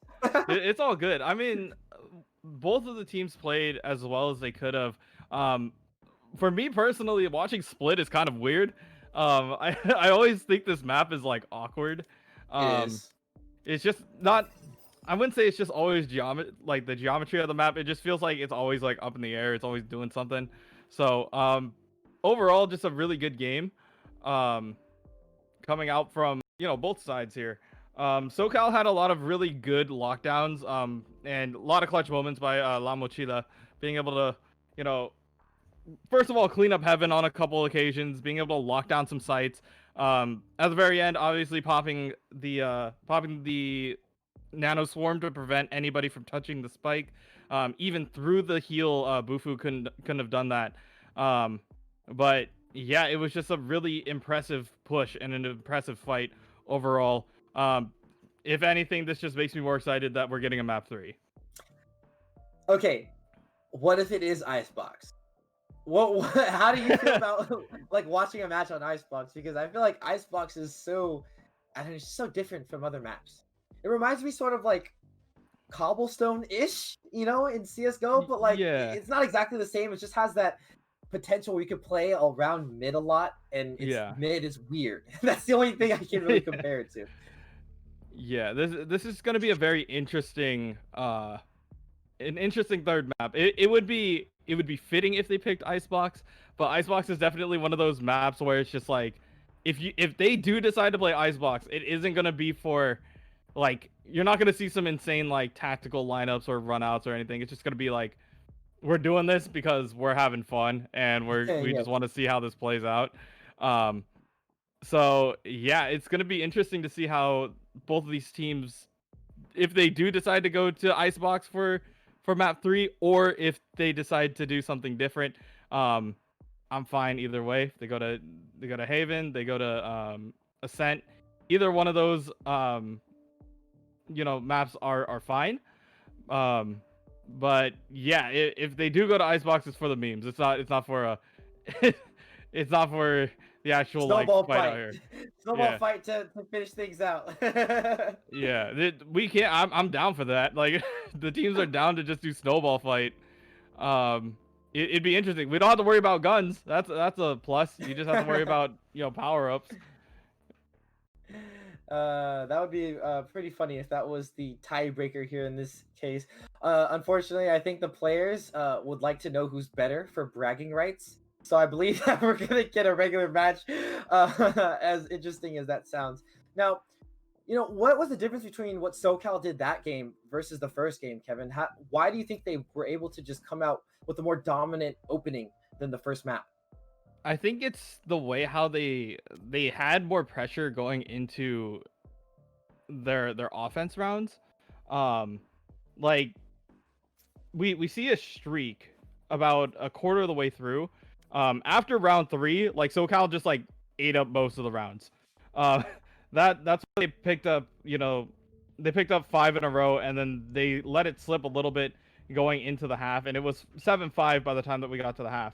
It was closer, but SoCal's initial defense, the fact that they were allowed to play around Lamochia's Killjoy and being able to play around that, they did quite well. They were playing retake, and just for the most part, it was like they didn't let NorCal really push or do anything that they wanted to. On defense, NorCal returned the favor. They just said, like, you know what, you're playing at our tempo. We're gonna even on save rounds that they should have lost with just classics and shorties. They're just saying, like, okay, you walk into my crosshair, I'm gonna trade you. Like, that's fine. If I get a trade, that's worth it. And they did that for a lot of the rounds, and it wasn't until SoCal started to apply a lot more offensive pressure that they were able to take that away from them. So really good job by SoCal in order to bring that up. Make sure that we do get a competitive round or match 3. I don't know what that's gonna be. If it's gonna be if it's gonna be Icebox, if it's gonna be Haven, or if it's gonna be Ascent, we'll see. I'm actually a big fan of Icebox. I think in terms of how I like to play, the map really suits me. There's a lot of long angles that it can attack a lot of different places. So I think for someone like me that plays like Omen and likes to really use cover creatively, I think that Icebox offers that ability for playstyle. You can be someone that is kind of pinched into a corner, but work your way out because of the way that the crates sit, or the way that the crates affect the geometry around them. But I mean, that's just my personal opinion. How do you feel about Icebox as in terms of like angles and the way it's played? Is it really aggressive map, defensive map? What's your opinion? Don't let them have mid. that's my whole mentality. I'm also a controller player. I play a lot of. I used to play a ton of Viper, but now I only play around Bind. So I'm a Omen guy on majority of the maps that I play. But when it comes down to this, the one thing that took me a lot of time to like get used to, in terms of the actual gameplay and how it worked out, was the difference in elevation. That's one of the things that you have to keep in mind when you're in on Icebox. It's like there are multiple places where they could peak, but there's also different heights that you have to aim at. So, for example, if you're on B, and you're trying to take that, you have to worry about the ones that come out of kitchen, out of the backside of, out of the back part of the site, as well as any of them who could peek around the crates that happen to be on B. And then on A, you have both the high ground, the balcony on the back end, as well as like the billion of type ropes that they have going around the entire A site. It just got weird. So yeah, it's different, and it's like it's awkward, but it worked out well enough. It looks like they are trying to swap sides. They got to do it one at a time, which is kind of awkward. But that means for the first time, I believe SoCal is going to be on the attacking side first. Okay, that'll be interesting because we saw them come out so strong on the defensive side. Let's see if this difference in starting will allow them to feel more confident, or maybe less confident, because I know I prefer to play defense first. I mean, excuse me, offense first, because you have that defensive side later. And as someone that plays a controller, playing a defensive side in the second half of the map feels a lot more comfortable, especially in a pug setting, when you're just kind of playing games together. I would like to see if there's a character change again. I think that if they can pick a agent that supports Nibbler a lot more, we might see a little bit more, value from the aggression that Nibbler has. Nibbler is being really aggressive and getting kills, don't get me wrong, but when you have not enough utility to support that, sometimes you let Nibbler kind of just blast back into Nibbler's death. But hey, it is a pug. It is a showdown match. It's for fun. So we'll see what comes out here. And now on a map like Icebox, how does Breach feel? Like, does Breach work here? In your opinion, I think it's hit or miss. Yeah, Breach works well if you're trying to take A and mid. There are enough walls for you to throw your flashes at so that they go through. For B, it's kind of awkward just because, like, when you're trying to take B long, like, yeah, you can land your flashes there, but it's just such a long corridor and it's hard to do anything, especially if you don't have, like controllers or anybody who could really smoke off the long. So yeah, it's gonna be interesting to see how they decide to play that. For me, I like to be the weird guy during save rounds where you put up a smoke super close to B, but you like leave the orb outside, and then you just sit there with a shorty and you're like, all right, come on. I know there's an orb right here. Never Come go on, buddy. toward you, so then you have to go retake and you lose. I'm just kidding. Yeah, you That have to happens to me all the retake time, A. bro. Yeah, you have to retake A with a shorty, and it just never goes your way. You just gotta lace up the Nikes and run. But yeah, I think they're trying to flip sides. They're figuring out, okay, where are we going? Are we going okay, so it's they're flipping sides. They're flipping sides. That's what they're doing. I guess while we have this extra time, I do have another question for you, Kevin. Yeah. Okay. If you had to give up one thing the rest of your life, would it be chocolate or would it be cheese? Twitch chat, I also want to know what you think. I saw a lot of pancake people. I'm willing to make a definitive chocolate here. Nah, man. I'm sorry, cheese is too good. Yes. Cheese is so versatile. Like, you can't think about all the food you can't have because you can't have cheese. Yeah, chocolate is good at all, but yeah, cheese is where it's at. I had a friend who was talking to me about this, and he was telling me, he's like, man, like, what the most overpowered like food in the world is? And I was like, bananas? And he was like, no, man, it's beans. And I was like, what do you mean beans? And he was like, you can make coffee out of beans, you can make chocolate out of beans, you can make like tacos, or not tacos, but you can make like, beans out of beans. I don't know. He was saying, he was going on a long rant. And I was thinking about, I was like, it's so right. Like, beans are so, like, I guess OP in gamer terms are pretty pog. You can do vanilla. Nonetheless, we finally hopped into map, everybody. We are headed into Icebox according to the quote-unquote gentleman's agreement. I don't know if you can quite make an agreement over in-game chat, but it happened, and now we're here. Kevin, what's your take? Vipers. Viper. Viper. Oh, Viper. 2 Vipers. This is okay. I'm not very confident in this, but okay. I mean, I'm the weirdo who sits in a custom lobby for like hours trying to find my lineup. Tactical bears. Lineup. Okay. So I want to see. I mean, I do the bears too. On Icebox in particular. There's a lot more. There's snowmen and penguins on this map, as well as bears. There's a lot of bears here too. But yeah, this is really interesting to me. I did not think that we would see 2 Vipers. I mean, I guess the cutoff is the good part, the recontest, the mollies, but yeah, I just want to see what they decide to roll out here. Like, is this gonna be a like out of the lineups? I'm not a big brain player like these guys. I play Viper, but my brain small. I just want to see what they Viper do. in beta. I wanted to be a Viper main so bad.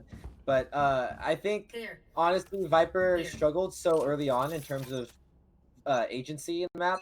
or in the in the game, and so I kind of just stopped learning her. And now I think she's pretty good, but still not as strong as someone like Omen who can move his utility around. Now we're finally getting the round we've been waiting for. We got double Viper walls here, lots of poison mollies, and I think it's gonna get pretty messy. We have utility up on the map. Mochila getting that plant down, and now SoCal looking to get aggressive onto the back of the site. Niblik gets 1 kill, Niblik gets 2. This is gonna be some pretty standard stuff, I think. Bufu trying to clear up the rest of it. Oh, Bufu, you get the right click. Never mind, standard, it's a 2v2. Bufu now able to kill, but Nibbler getting that kill. They turn things away around it. Bufu does not quite get the clutch in. Rara Monkey, woo, closing things out for SoCal right there, bringing the score 1-0. Yeah, that was just a really solid execute. I mean, I understand now why visibly this would be very hard to watch. Just there's mollies all over the floor here because this is like a ton of Viper walls. It's like there's not much to see but the color green. Yeah, I hope like our viewers can actually see the color green or not. Oh, I mean, this is gonna be very, very weird once again. There's just like going up. Yeah, it's like how many walls can you put on a site? You'll see people when you see people, okay? Like yeah, it's all about timing and sound cues. I mean, I feel like it's really nice for someone like SoCal because you can just kind of run around and shoot people. Very Apex-like here, and we get clean rounds like this where it's just chaos. Yeah, you're able to cut off so many lines of sight with both Omen and Viper on the same team, but like they're using it to apply so much pressure. Like the wall that La Mochila is setting up early, that prevents the retake from happening when they inevitably just start with the initial wall. And Frosty B's wall on this side is just used to cut off a lot of early sight lines. It cuts off that mid, makes it harder for them. And oh, okay, yeah, they're like, okay. Yeah, Frosty B said, I had enough of this stuff. I'm sick of you guys. Oh my god. Running into sight, and man, I've never seen a Finch get destroyed by mollies before, but yet here we are seeing that now. Did Nibbler just? No, Nibbler got a kill. Okay, I was gonna say, did Nibbler just spawn into the game? He's playing sentry turret mode. He's just waiting on it. He's playing Killjoy turret. Yeah. Roll. I've seen that happen before, where like you just have one person chill, but I guess that's how it is. They're playing it nice and slow. They're executing on a B. The spike is planted there, but Frosty B gonna be able to find one on A site, and now it's just gonna be a matter of if NorCal can get this retake. It's really tough to rotate on a map like this and not give it away, because now you see this position here, though. We see Rhyme Monkey almost able to clutch out that round, but it's just so obvious, for the defensive team. Like, hey, they haven't been here for 3 seconds. Okay, let's just go to the other site, it's tough. It's also like, once again, it's a matter of conditioning. They're just like saying, oh, we set up the wall on A, we're going A, or we threw like so much stuff on A, we're trying to initiate here. They threw run it back, they threw their wall towards that direction, they committed a smoke, they had a flash, so like they're trying to take A as quickly as they can. But yeah, at that point when everybody's rotated over, they're just like, okay, well, we'll just go B then. It's okay. It's gonna be I think it's gonna play a little bit like Bind, especially with the Viper utility having to commit. It's kind of like you either commit or you don't. I don't know. This is really chaotic. We'll see how this goes. Nibbler though, ooh, doesn't know the Omen is right below him. Does he spot it? No, but Turtles is there for the swing, and now we got SoCal trying to execute onto B site. That bomb plant goes down. Everyone knows it goes down. I'm surprised no one has sprayed it yet, but now here we are in a 4v5. Yeah, it's hard to play that retake at that point. But Bufu wants to just start it off here. Helix is going to go down to Turtles. But just seeing those Viper walls pull off on the opposite sites when no one is there is so hilarious. Turtles though with 4 kills. Man, sorry I had cut you off. It's hilarious. No, sometimes you just gotta make the call. You gotta. So, yeah, Bufu gets tagged up. Oh my god, they are so close to each other. Does not find it. La Mochila, the backpack, taking out the school book. That didn't make any sense. Apologies for everyone that had to hear that. It'd be like that sometimes. It do. Doobie. As we are going to be moving on into this 5th round here, they're trying to find the correct angle to attack. They always set up this wall. In A. I always have this issue with Viper. I was trying to test this out as well. It's like, what wall lineups are good? Like, yeah, this cuts off mid. It gives you the option to rotate in. Oh, they're just leaning heavily towards B, and they're leaving Bufu here this time. In a cubby Bufu with a classic. Yeah, I He think hears Bufu gets footsteps. swung on here. Oh, the kill! Oh, He does. That's actually pretty unfortunate. Poor SoCal. I mean, they win the trade. Nibbler picks up 2, but economy-wise, that's gotta feel bad, and ego-wise, that's definitely gotta feel bad. You never like to get right-clicked by classic. Yeah, like, yeah, you get the pick, but you might not get the round, which is okay. Like, you took a gun away, which is enough. Yeah, I think SoCal definitely starting to show their confidence. I mean, how does this differ? You know, what are they doing differently than that first game? I know the comps and maps are so different, but I guess, are they more, in sync? Are they timing things better? What do you think, Kevin? I feel like SoCal is just saying we can outgun you if you can't see us from distance. So that's why they're throwing everything. They're throwing the kitchen sink. They're like smoking off things. They're just like, okay, if you can't see where we're at, we will win off of the uses here. Yeah, I like this. I like this ult here coming out from Frosty B. This is gonna make taking A really difficult. Because if you ult from the high ground, it like oozes over the side, which is kind of weird. But it's nice that it does now, because before it used to not, and it felt pretty bad. you still have that glitch for bind though. Like, if you ult in bathrooms, it doesn't go outside of bathrooms. Like, nice. Yeah. We love code that doesn't work. Yeah, so you just kind of get stuck there, and you can't like take sight. But yeah, it looks like SoCal. Okay. What? No. NorCal is. Play here. Oh, have the gun pulling out. Unfortunate for Garmin Monkey. Didn't try to get that position.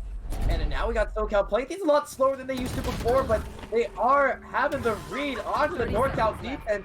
Turles is popping off. Oh my goodness, Turles. Who are you madman? And that's going to be it for this round. Everybody just playing so well together for SoCal. Fundamentally, they should close this round out unless we get some crazy clutch from friendly NPC. Let's go. They find 2. He does, but the Viper is there in the form of La Mochila. And that will be 5-1 for the SoCal side. I was like, I was waiting for a 4K there. The retake is gonna happen, but just a solid effort by friendly NPC. Like, good blind, got the two picks that he wanted, and then couldn't quite convert on the last ones. But like, with your back against the wall, you take 2 when you can. When it comes down to this, I feel like the defense is just a lot harder to manage. This is very attacker-sided friendly, just because there is so much space you have to cover. It's the same like mentality behind like Haven, where you can just run to a site and take it, and then it just takes forever for the defense to get back. So Nibbler's gonna find the opening pick on Bufu and then try to go from there. Nibbler, that was dirty. That was so dirty, man. Oh, through the box, but Sneagle with the great positioning finds the kill with the Spectre. And now, excuse me, Stinger, not the Spectre. Spike planted. Now we're positioned. Last player standing. Nibbler finding the 4th kill of the round.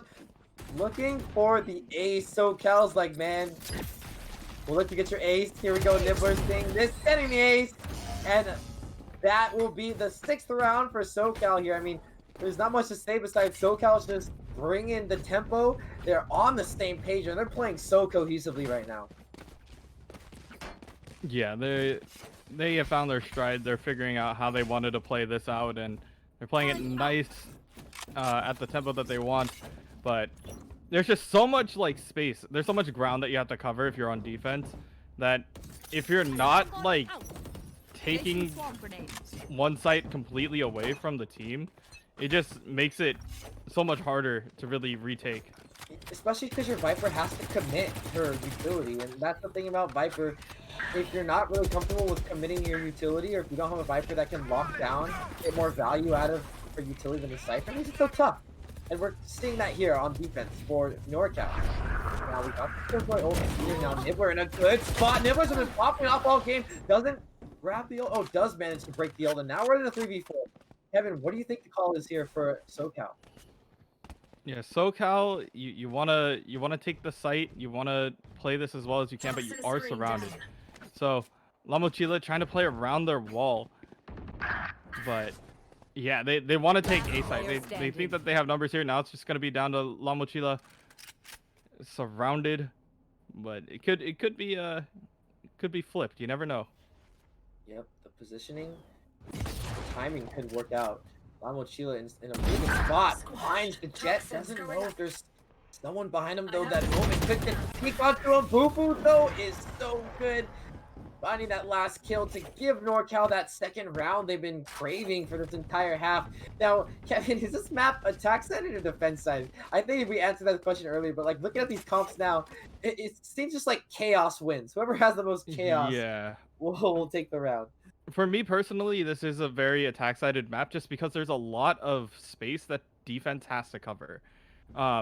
Like, if an entire team commits to one site, they have enough time to really just take advantage of all of the space and set up before the other team has time to rotate over and play full defense. So, yeah, they do get a trade 1-for-1 here. I like friendly NPC's positioning here. I don't know if they check this. They do check it. Ooh, they do check it. These are fundamentally sound players. They do check it. they do check that. But yeah, they are going to be setting up here, and as I stated once again, like the A players have to rotate all the way over here, and this always takes forever. So we'll see if they can get to a site without getting picked. They are spotted. Last player standing. Helix is going to go down. Yep. That's going to be really tough for this lonely Viper. Frankie B unable to really pull it out, getting that kill from that little spot you can see through the kitchen.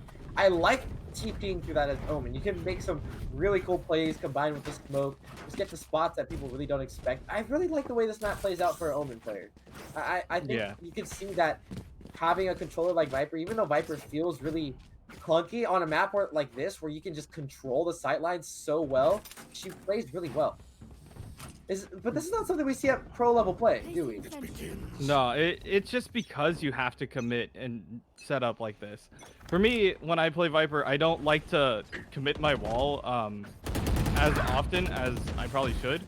I usually like to save it for retake, or if we are on offense, I like to save it for later. Oh, good one tap by Teagle. Gonna be able to take that off. They are on a save round here, so we'll see what they decide to peek. Does friendly NPC peek this? No, he's not. Kelvin just waiting there. Flashes around the corner, trying to see if anybody else is coming from A. But and Teagle finds himself in a position where you could make some impact economically, but so low. It's gonna be really tough. Yeah, Nivlik able to have the Vandal advantage. Are you a Vandal player or a Phantom player? I am a. I'm gonna wait till this play is over. Oh yeah, trying to find the right click onto the Helix, but unable to convert. Frosty B now running around the side. Could close things out here, but has to kick. Kills quickly. Does she know? It's on the left. Nope, does not. SoCal finishes the round. Back to you, Kevin. Are you a Vandal player or a Phantom player? Yeah, that one was really close, but unfortunately, SoCal is gonna be able to take that. I am personally a Phantom player. This is just because when I play my controllers, I like to push. It's on occasion, like I will. It depends on the map as well, but for the most part, like if I am waiting on a smoke, I want to be able to spray if they decide to swing out on me. Can't do that with a Vandal. But if I am going for like longer range engagements, you take that Vandal over the Phantom. But I'm more comfortable with the Phantom. Any hopping? You like Oh hopping? no, I'm a tank player in Overwatch. You really think I can aim? Oh, okay. Like, Are you a Reinhardt player? Yeah, I played Reinhardt player. I played Ryan. Actually, I played all the tanks for the most part, but mostly like Ryan, Winston. You know, your main tanks. Nice, very nice. Look, yeah. So SoCal's just playing the game so fundamentally sound. They get the entry pick, get off the site fast. And pretty much zoned the NorCal defense out of any useful positions. Although this week, no, NorCal unable to convert, and now we bring the score line 9-2. This half is just about to be over. It's the last round before the half. Yeah, this is the attack side it is showing through here. But NorCal wants to play it a little bit slower. They want to figure out what weapons can they afford to play on defense. And then yeah, just force up the last round anyways. Might as well just try to take what you can while you can. And yeah, we'll see how they decide to play this out.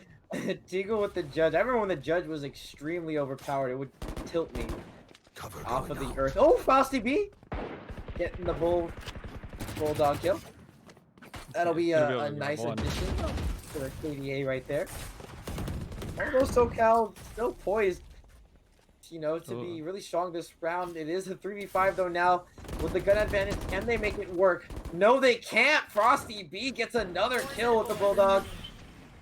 I don't think they know that he's there. Like, he's just hiding away for like most of the round. Okay, now it's gonna be Rarma Monkey. That does not feel fun. Rarma Monkey lost one less, but yeah, that half definitely goes all the way over to SoCal 9-3. Can NorCal pull it out? Can they? I don't know. Yeah, no, I don't know if this is doable. But I mean, it is very attack sided. We'll see if they decide to run that up tempo game, and if they do, how well will it work out in their favor? I don't know if Frosty B or La Mochila knows about like the lineups that, you know, in order to execute on the site, in order to take everything. It does take a long time to set up, but like I would like to see, you know, one of those crazy zone out plays where it's just like, you know, 1v4 gets the stall long enough, but we will see as we go into the rest of this. Yep, new round, new life. Pretend the game is 0-0 even though it's not. And we'll see what happened. Oh, Niblik! Oh, that's dirty. It's an early kill. Niblik getting free. Nibbler able to follow up right there. And now we're in a 1v3. Rarma Monkey has the read. Friendly NPC almost no health. They know he's one shot.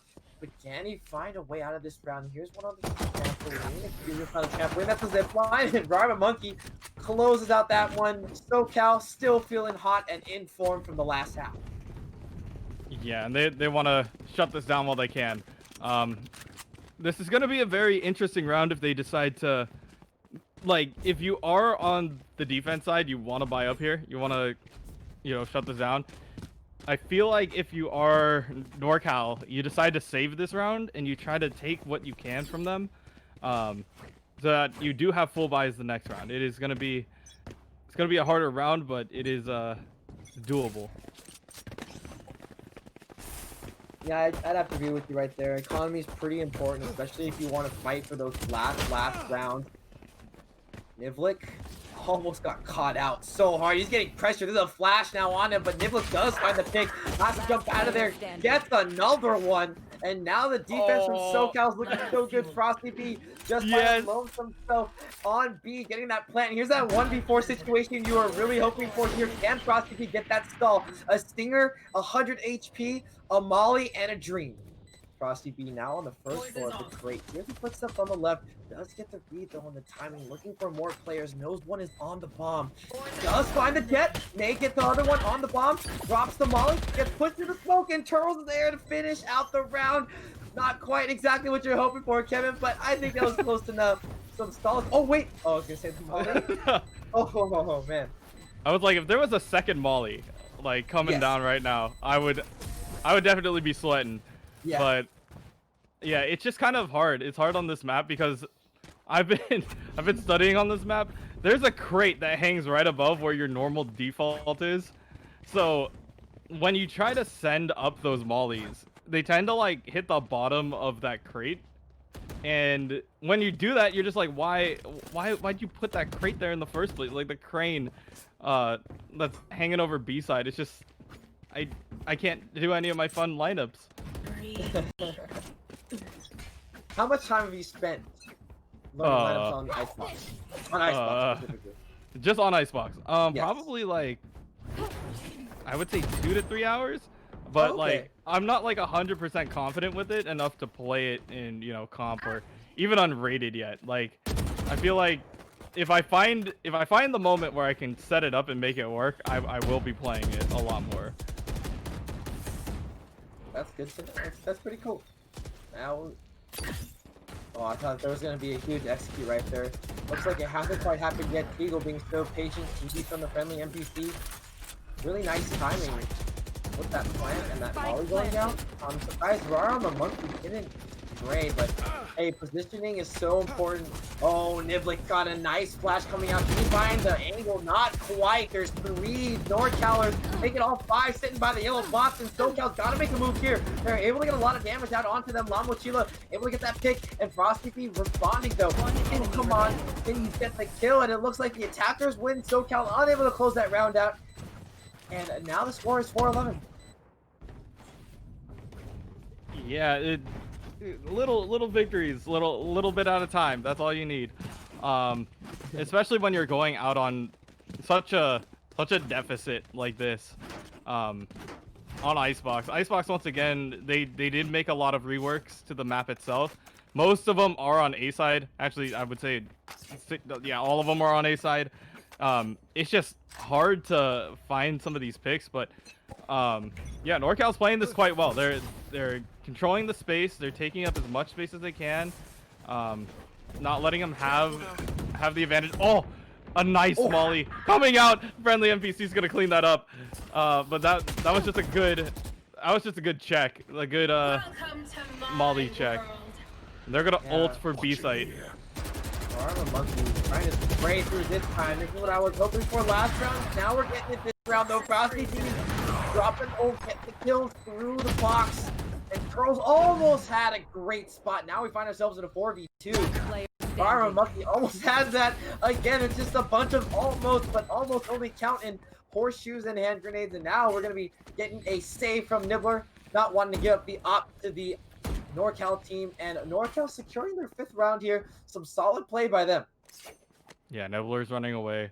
He's trying to save his op, make sure that he doesn't die. Oh, he's just trying to give himself some space here. He's getting spotted by Helix, and Helix is gonna take away that op. Is he trying to recover it too? He's not gonna be able to make it. That's gotta feel bad if you're Nibbler right now, because now you only got 2K in the bank. And you're forced to save here. Here. Yeah, this is a little bit of a shift in tide.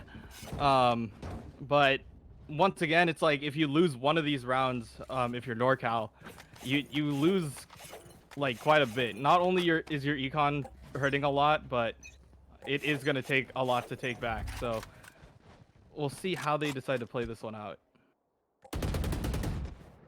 Yeah, a little quiet from the NorCal side now.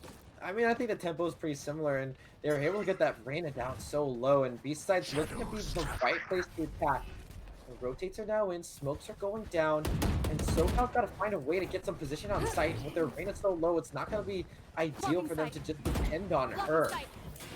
And so many smokes, oh my goodness, it's going to be chaotic again. Now you still got Viper here on the shorty. Nibbler play doesn't quite get the kill, but the defense does stop the plant. And Nibbler, holding on to his life. Has to just chill here and wait for someone to push him. Bufu trying to go for the plant. Maybe they can get something out of it. Nibbler able to pick up a Vandal out of that one though. But the kill goes from Teagle on to Nibbler. And now it's a 2v4. The NorCal side able to really clean things up and simplify the game, making the scoreline 6-11. Man, Kevin, I think we're going to see a lapse from the SoCal team like we did in the last map.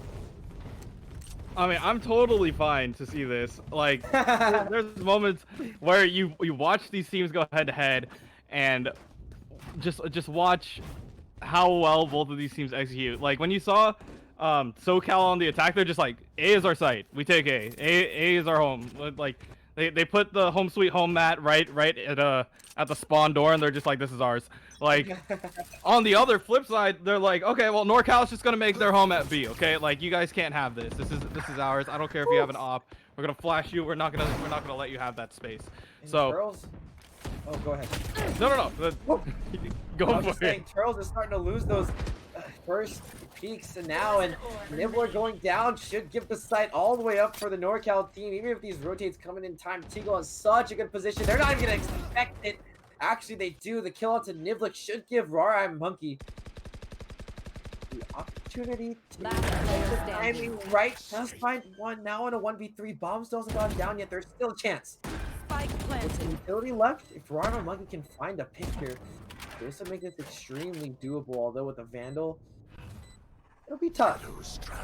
Smoke now goes down, still has another one. TPs and Flash still available, though Rara Monkey has to find the read onto them. Sees one yellow box, and only imagine there's another one there. The repeak is there, and now Rara Monkey goes down, bringing the 7th win for the NorCal team, and the lapse for the SoCal squad continues. Yeah, if you say that this map is not attacker sided, I don't know what game you're looking at right now. I have to agree with you. It is definitely attacker sided, especially when you have Viper and Omen. Yeah, there's so much control, so much space that they're allowed to control here. So yeah, it's just gonna be really interesting to see how all these teams come together and either close this out, especially NorCal now having a little bit of momentum here. They want to keep the ball rolling, they want to take up the space, but they're playing it a lot slower. I like this. Yeah, and I think SoCal realizes they have to play a lot slower too. They're kind of running into their own deaths on defense, really isolated from each other, unable to quite support each other in terms of spacing and trades. And there you go, Nibbler still on fire. Getting that kill early should give them the read on this play. I think they know everyone's poised right outside of B. I mean, they've got the first pick. La Mochila able to get a nice value from that frenzy. This Omen TP now should be on to A, and the read is it. Oh, it gets canceled. Hurt by the Reyna. Curls gets the kill. And even though the bomb is still in the hands of the SoCal team, or the NorCal team, this push might go in the way of SoCal. Yeah, they're gonna try to figure this out. Rara Monkey gonna be the saving grace. If he could get this, oh, he's gonna get swung off Frosty B. He'll be able to lock that down. Spike planted. Doing a lot of work here for Santa Cruz, just being able to lock this down, representing NorCal. They are gonna put down the Killjoy ult. They're gonna stall out as much time as they can. As Nibbler gonna get on the aggressive side. He wants to push this, but Helix gonna shut him down. That's all gonna be up to Kelvin. He's gonna be able to find the first pick, but Frosty gonna be able to clean that up. It's gonna be 8-11. NorCal played that so well. It really looked like they were gonna lose. Like, honestly, I thought they were gonna totally lose that round right there, but wow, so well played. Able to get those refrags when necessary, and everything just ended up working out for them. Good, good job by NorCal. Yeah, both of these schools are just doing amazingly. We saw, the initial push, the taking advantage of the attacker-sided map and just pushing fast. And then same thing on the other side. Like, we see NorCal playing this at a very weird tempo, taking what they can. And this time they're just like, okay, yeah, no, we're not gonna let you have that. So, good answer here by La Mochila to just say like, okay, yeah, we're gonna ult this site. You can't have this right now. Try a different route. If you want it, you can't have it. So yeah, they're gonna try this out. Friendly NPC gonna get out of there. I'm honestly surprised that the defense isn't really trying to take mid more. I think that... Oh! The friendly NPC finds the perfect timing as the smoke falls off the Nibbler. Up now out of the hands of the SoCal defense should give the NorCal squad the opportunity to now press W and aggressive fight through. If you're looking for a kill, doesn't find it, but Frosty trades the ult, and SoCal's defense is falling apart. The gap between rounds is starting to close, and it begs the question, will NorCal come back from this? I mean, this is about ego, Kevin. Whoever wins this match can say NorCal or SoCal is better. A lot is on the line for every student at the UCs. I'm just kidding, but kind of. Not really. Exactly. I mean, I feel like, once again, like our desk itself is pretty split too. I'm from NorCal, and I'm pretty sure Dekine is on, you know, Team SoCal here. So that's funny. I live in NorCal, but I go to school in SoCal, so it's like, yeah, you gotta rep. You can't be saying that and then expect your school to accept you back next semester. Like, you're right. I have to commit. I'm committing. So yeah, honestly, like this is just a very good game overall. Like, we just see both of these teams playing, executing. I am equally as surprised though that neither team is trying to get mid control as much as we are used to seeing. Yeah. I think it speaks to the fact that Viper forces you to commit, and so you really can't take too much mid control without losing value late round for his utility. Able to get an early kill. Nibbler with low health, finding the kill with the classic, and now it's a 3v2. SoCal down in people, but up in health overall. Rarma Monkey goes low, but finds one. Now it's one high health, one low health. Ramochila. Another 2v1, but Helix is really clutched with the positioning. Well played, and NorCal bringing it within a 1-round difference. We fought ourselves a third game nail biter. I hope you folks are still tuned in to this game in a best-of-3 series versus Nor and SoCal. Yeah, both of these teams just, you know, rocking back. You look at the score line here. It's just like a full streak going one way, maybe a couple stragglers here and there. But yeah, this game is definitely going down to the wire. There's a lot of difficult like holds there, and this time Nibbler and La Mochila are going to be trying to hold this down as quickly as they can, but Nibbler going to be zoned out here a little bit. Ooh, Nibbler able to click on to the kill by Helix, giving his team just enough time to call the rotate and get into good positions. Now they gotta hold on to be really tightly, though. The question is if you're NorCal, do you want to commit here? You have a good position, but you don't know exactly where everyone is. There goes the fake plant to try and fade out this phrase and get more information on who is where and what. But Turles is there to get the kills. They don't expect Turles to be from backside. Turles gets Rarma Monkey gets another kill, and now it's a 1v3. Bufu, who's clutched so many times, cannot quite do it again. And NorCal streak of rounds has now come to an end, bringing the game 10-12 down to the wire, as you said, Kevin. Yeah, it is coming down to the wire. Difference between going home the champions for SoCal is 1 round. They just gotta lock this down. Meanwhile, NorCal has a little bit. They have a little bit of momentum. This is the only time that they've lost in, I believe it's 7 rounds. So yeah, they just have to. They have to find a little bit of a string again. Just remember, you know, that's just 1 round. We got the rest of it. So they do commit the wall down this time onto A site. So this may play a little bit more differently than the last couple. I have to agree with you. This round seems to be a lot more methodical than we've seen in the past. A lot of fakes, a lot of position changing, a lot of trying to get info where you can. Nibbler getting on the aggression right there, able to find an early kill for the SoCal defense. Eagle trying to find the angle, does not get it. La Mochila gets the kill, and now the bomb is going down. SoCal looking to retake here. They have more utility of this NorCal team, so I think they're feeling comfortable, but You gotta go through Bufu. You gotta kill him, and you gotta get out. That flash is perfect. La Mochila there, watching the right angle, bringing it down to a 3v2. SoCal looking to close out the series, but unable to. Niblik gets flashed, and NorCal pulls it out of their magical hat, bringing the game 11-12. We might just go to overtime here, Kevin. We have more game. No, more game at this point. More game. Yeah, we're. I hope we get around 25. I mean, I'm not asking a team to throw here, but yeah, if we get more overtime, that's probably what the people want. But yeah, this game is just down to the wire. I'm really excited, honestly. Like, for me personally, I like the Viper play. I like the control that both teams are doing here. I just want to know how much pressure they're gonna allow. And you know, games like these, it comes down to your mental. How tired are you from thinking this whole time 100%?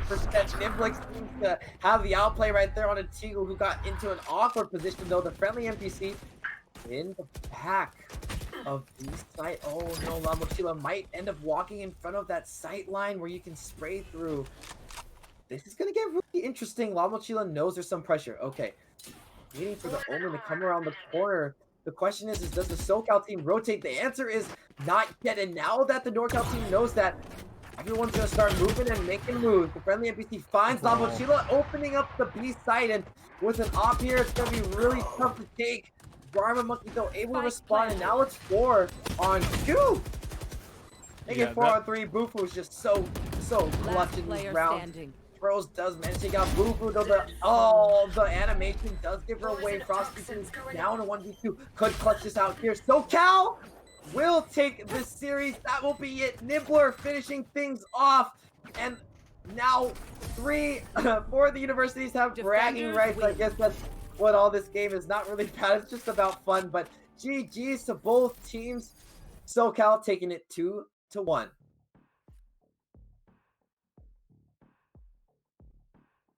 Yeah, that game was intense to say the least. But yeah, we no overtime. Glad we wrapped that up at around 24 instead of having to go, the full distance. They did exactly what they needed to do. Both of these teams, congrats to everybody who participated. It was just a really fun round to watch. Just a really good match overall. And yeah, I mean, usually I don't get to see Vipers. I'm glad that I got to see 2 Vipers today. I just saw the note from our spectator. He's like, 2 Vipers is painful to spectate, and I'm like, yeah, it's hard to see. If you don't like the color green, you're not gonna like 2 Vipers on the map. I mean, especially if you don't have like the colorblind on, it just makes it an extremely awkward experience. Nonetheless, that will do it for us today, folks. For all of you that stuck it out through the long haul, whether you just joined at the beginning of this or whether you joined during the League of Legends series, thank you for tuning in to the UC Esports Initiative Holiday Invitational presented by Xfinity. For the entire stream, that will do it for us, folks. I, as always, am Po'okela Dekai Moana, joined by my co-caster, Kevin Kinashi. Did I mess that up? That's all good. Okay, I'm sorry. It's all good. No, dude. It's all good. We're still waiting on the MVP. We are waiting on the MVP. Never mind.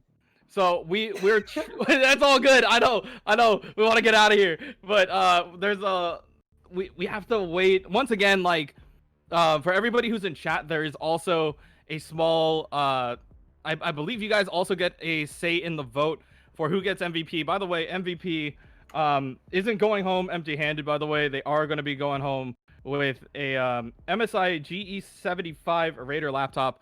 So your votes matter a lot here. One of these guys is going to be going home with a cool laptop. Yeah, I personally do use a gaming laptop, and I've really enjoyed. What's the laptop model again? One more time. It is the GE75 Raider. Oh, I've heard a lot of good things about that laptop. That's one of the laptops I was considering on getting. I ended up getting an MSI, but I did like the way the Raider, really fit my work style and gaming lifestyle as well. Do you use gaming laptops, Kevin? I do not. I have full desktops. I am Oh, I'm he's got locked the to the liquid desk guy. cooling, double PC, string PC, mic on the table set. I'm just kidding. Don't want to be called out like that. Just kidding. No, I have one PC for this, and I have another one just for like consoles, so I don't have to like cross-breed all my stuff. I've had that issue before, so I'm glad that like this is just for this one's for Valorant and Overwatch gaming only, and the other one is just you know over there for the PS4 streams. I don't have a PS5 Oh, yet, please. oh, Don't hurt me. PS4 streams. Oh, I see you. Since we are waiting for the MVP though votes to come in, who was your MVP, Kevin? Yeah, this is a really hard toss up for me personally. Um, I'm tossed up between both Bufu and Nibbler. They both did really well in their performances overall. Honorable mention has to go to Frosty B. Just like really clutch plays coming out from the Sova on Bind. That was really good. And then later on we had quite a bit coming down the line as we saw all these players just finding picks left and right. Like this is not just like this is more than just a chill game. There was a lot of like really cool frags and trade outs. So yeah, I gotta fill out that sheet real quick. We actually have a say in the MVP as well. So Oh, we do. That is very true. I we think I'd do. have to agree with you. It would be a toss up between Bufu and Nibbler for me as well.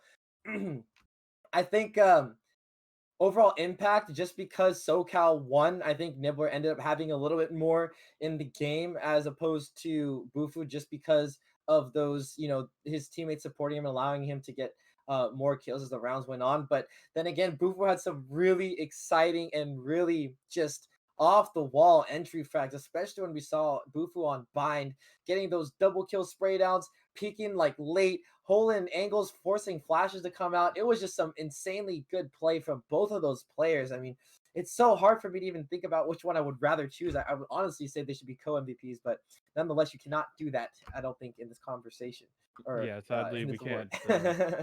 can't chainsaw the PC in half. We have to give it a one or the other, but they both did amazingly. And also, just big shout out to everybody who participated. Teagle, Bufu, Frosty B, Helix, and the friendly NPC, all representing NorCal. And SoCal, we had Kelvin, Rarma, Monkey, Nibbler, Turles, and Lamochia. They all did really great. Coming straight off the bench, just being able to not even the bench. There's no bench. Everybody sits. Like Everybody sits. You're that's all on the that's bench. how Valorant works. Play. But like everybody played well. I don't think there was any like one person who was like falling asleep halfway through the game. Everybody picked up their weight. Everybody did what they needed to do, and it wasn't just a throwaway match. Like there was a lot of like really close games. I'd have to agree with you. I also think that the Sentinel players definitely go unsung, especially since they're not the fraggers of the game. But we saw so many great utility plays from those Sentinels, whether it was Helix locking down late site rotations or late round rotations from the other team with the cam and the smokes coming out at the right time. Like those like well-timed smokes are so important to the way these rounds play out, especially with the Viper walls, especially with the Omen flashes as well. Like those things are round changing, and these teams consistently attacked each other in such a way that was at a high level and consistent. And I mean, man, it just spoke to the way that these players were able to come back when it seemed like they were down 10-1 and they were going to lose, right? So yeah, just great mental from both teams. And yeah, I totally have to agree with on all the points you mentioned, Kevin. Yeah, when it comes down to like, mental fortitude and playing through all these playing through these games, like you have to forget like sometimes the first game, okay, the first game was the first game. Like yeah, maybe it didn't work out that way, or even especially in on Icebox, you just have to be like, all right, the first half was the first half, all right, they had us then. Okay, like we have the chance to bring it back. Can't lie, they had us in the first half. Yeah. So I'm glad that they're able to really lock that down, just being able to push through and keep everything going. But yeah, once again, this whole holiday invitational was great. Like just being able to bring all together all of the UC campuses, all the gaming peeps. I've been lucky enough to like meet a couple of you guys up in the NorCal area, just because like I help out with a lot of productions. But yeah, just watching the games, watching you know, meeting familiar faces again. It's glad that to see Rarma Monkey and Nibbler back again. Um, and yeah, for NorCal, the Berkeley kids, the Davis, friendly NPC. It's just fun to like read up on a little bit of their background from what I had from the last tournament. Apparently, Rarma Monkey is like super ripped. He could bench. He could bench Dang. 2.2 size. 2.2 times his own body weight. Uh, did not know that. Literally, Wow. yeah. Really? He may be carrying all of us IRL. Um, we wouldn't know. Um, but yeah, Teagle's on the marching band team. Really cool to know like these little facts. Frosty B is a competitive swimmer. Was a competitive swimmer. So we get to see him. Working out that work literally like swimming in the blood of his enemies. We've seen that multiple times. Swimming through the venom, through the viper toxins. Like it just works out in his favor. Uh, it's fun to watch. Fun to watch this chat go off. We kind of have a lot of votes. There's a lot of people watching, and thank everybody for tuning in on a Monday to watch this invitational. It is just great talent and great showcasing that we have going on here. Oh man. So we have the votes in. Now, Kevin, would you like to do the honors? I feel like you might want to do the honors. I don't know. Up to you. Let me make sure that I have the same envelope. I don't want to read the wrong thing, I don't want to, I don't want to Grab La the La napkin. Land. Here's the envelope. Yeah. Whoops. So yeah, they're currently tallying a little bit. They're waiting on the rest of our votes coming from the team members as well. Like everybody who was in the game are going to be able to everybody who played today is also has a vote on who was MVP. So we will see. Okay, yeah. Oh, I understand. Okay, never mind. Yeah, we just had to Okay. yeah, give it a sec. Like I had a vote, Dekine had a vote, everybody else who was on the team had a vote. I forgot to We have press to send. yeah. It's just one of those days. We just have to wait It on is that. a Monday. Don't forget that, people. It is a Monday. We If may I not say have anything school. wrong, it's because it's a Monday, not because I'm not on top of it. It's because it's a Monday. It's always Yeah, I exactly. always blame it on Monday. If it's tomorrow, then it's because it's a Tuesday, Yeah, there we go. It's not a Man. Friday. I can't focus if it's not, the last day. But yeah, honestly, like these games were great. Watching everybody play once again, it's just fun to watch all these teams. So hopefully the next time we get to see these teams go head to head, it'll be on opposite sides. Um, we got to see everybody play against each other, but it's cool to know that like everybody's able to be on the same page and do what they need to do when it comes down to playing the game. It really speaks to the level that these players have achieved. And what's so exciting about at least the NA Valorant scene in colleges, like the players are at such a high level that they're all able to just cohesively play a game. And I know this wasn't like insanely like well thought out strats, but like they, with the little bit of time that these teams really had, they came together and played some really, really good Valorant. Like you saw crazy well-timed smokes, flashes, plays from all these teams, the timing from the peaks, the support, the spacing of the players. It's literally just so cool to watch. Wow, like that's all I can really say about the overall like level that these players are just playing at. It's just a wow. I mean, you have 5 Radiants in this server, and most of them are really close in Immortal, right? So it's just like, it's crazy. So yeah, it's just amazing to watch all these plays, and all these players, especially when they're eventually like, if we have more we are gonna have more collegiate, matches. They're gonna be on opposite ends, but we at least know who to look out for. Like we see Teagle and Bufu on Berkeley. We're gonna see them later. We're looking at, Nibbler, Rarma, Monkey. They both did really great.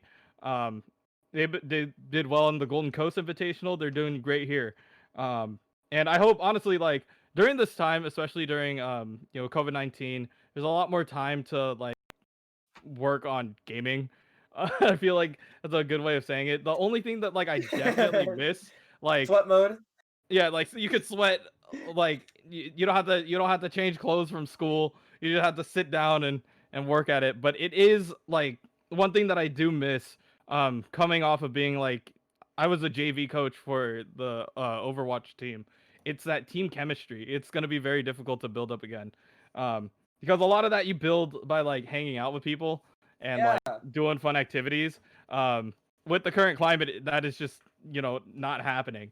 Um, it's tough. but we should still stay together. It's always important to stay together with your not only your like esports community, but like everybody else in the in the college scene. Like if you want to hang out in other school servers and like get to know them, do that. Um, for me personally, I didn't graduate from a UC. I came from a full like an art school. I went from the Academy of Art, and for the most part, we focused on like production and all that stuff. And then it wasn't until we actually got a team together that we actually worked towards that. So I'm glad that you guys invited me. Thank you for bringing me in. I've had a great time casting with you, Kevin. It's been an awesome time. It's been a great production overall. And yeah, this match overall, we're still waiting on the MVP. We're waiting on, I think, one more vote. I don't know who it is, but Yeah, one more vote. somebody's got to hit send. Uh, hopefully soon.